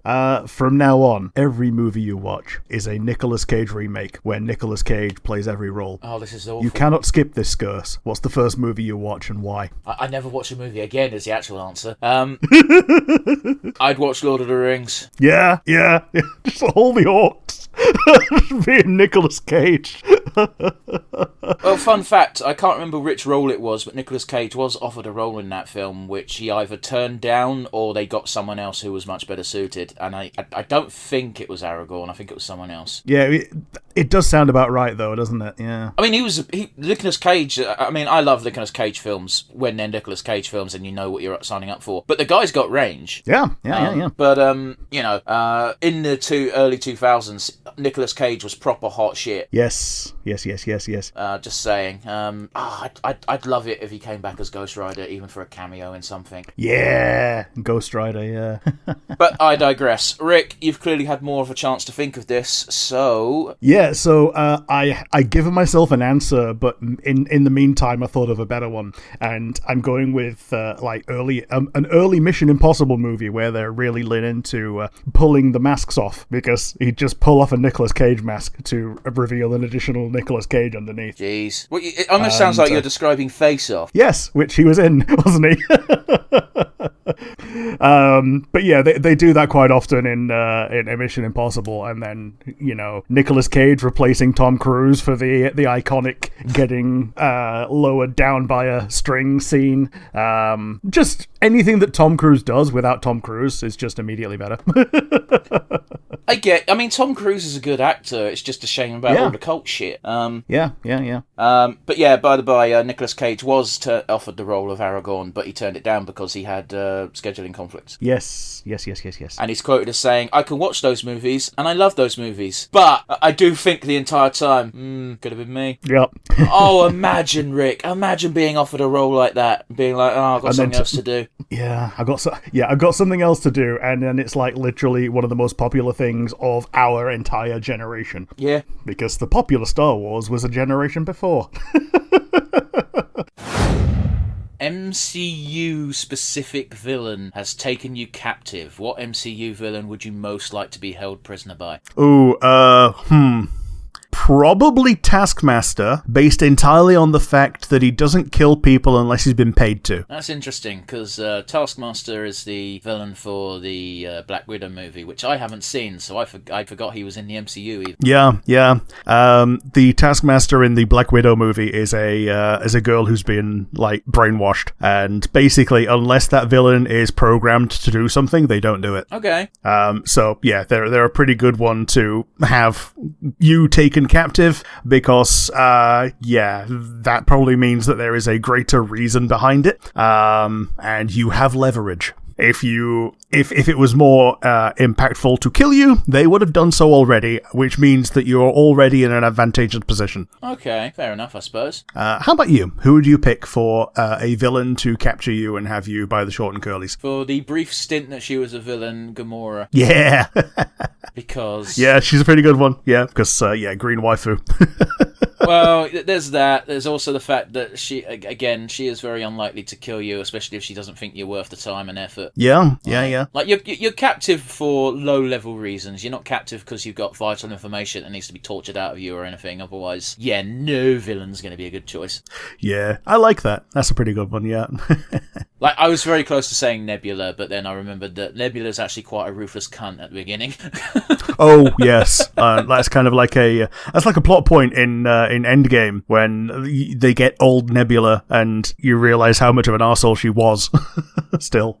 But yes, do you have a question for me? Yeah, a vigilante serial killer is running around your locality, targeting people committing violent crimes and potentially saving people as a result. How do you respond to this? Not much I can do, my dude. Yeah? I'm just a dude.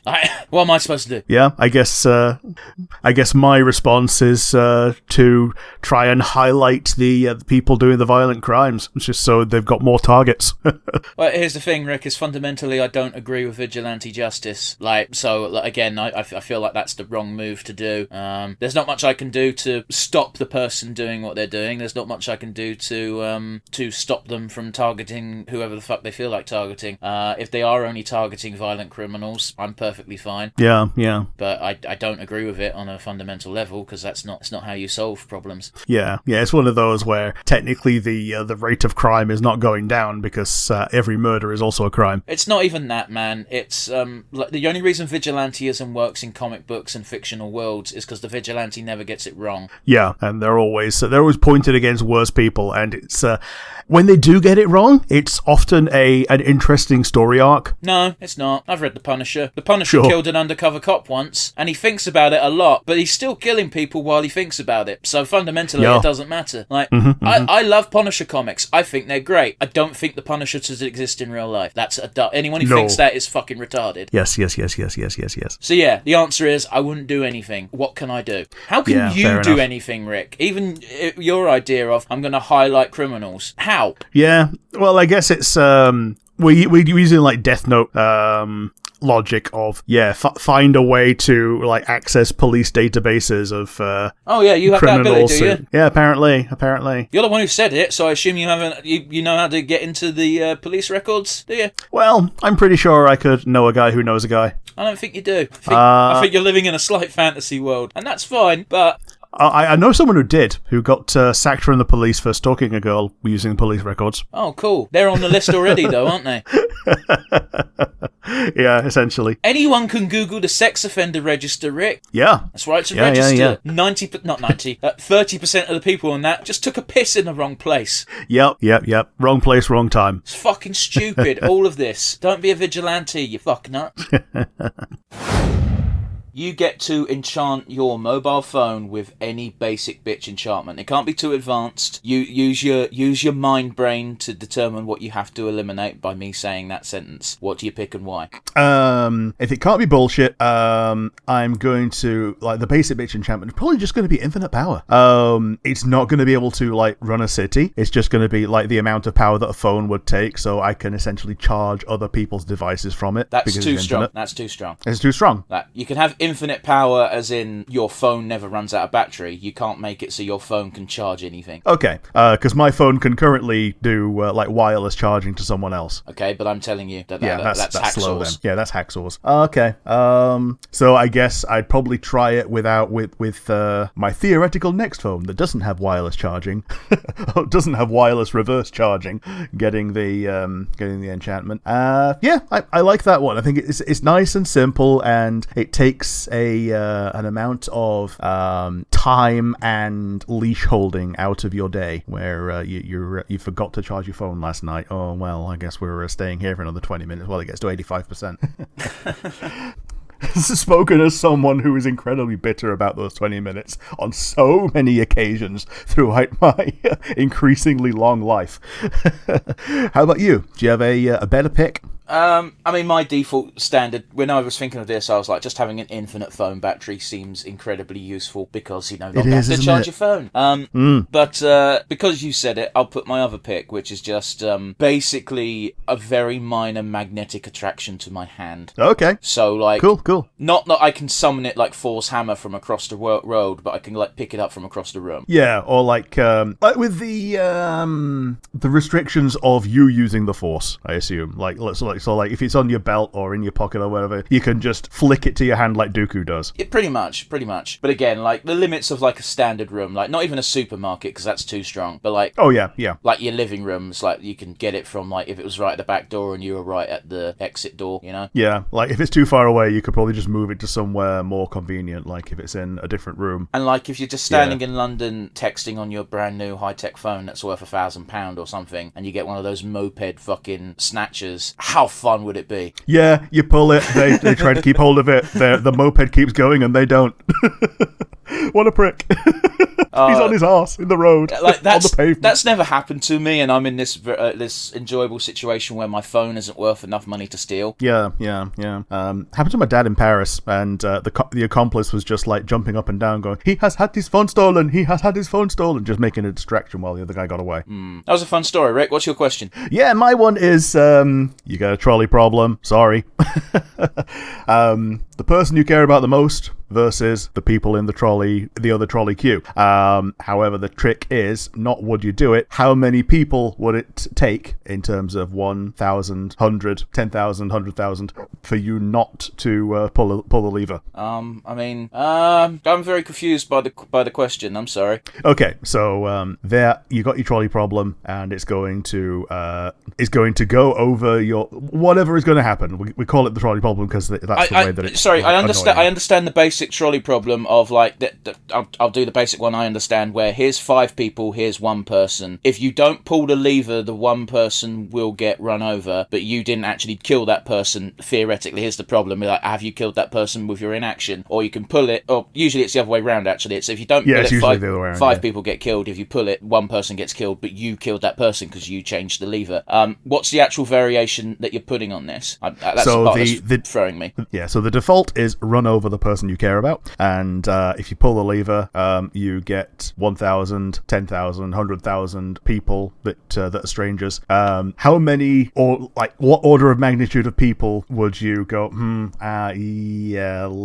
Let's kill our loved one. Well, here's the fundamental problem with this question being asked to me is, right, everyone, regardless of how many people are involved, they're all strangers. I don't know them. Sure. So I don't care. So you're going to the entire population of the world minus people you know. I guess. It's one of those where once you get to like 100, you're in stupid number anyway. It's never going to happen. I understand it's a hypothetical, but once you've racked up a certain body count, the numbers become meaningless. Yeah, You know, I guess you. You could say like 100 people or 1 person you love. Once you've reached 100, it's like you've already killed so many people. The numbers stop mattering. Yeah.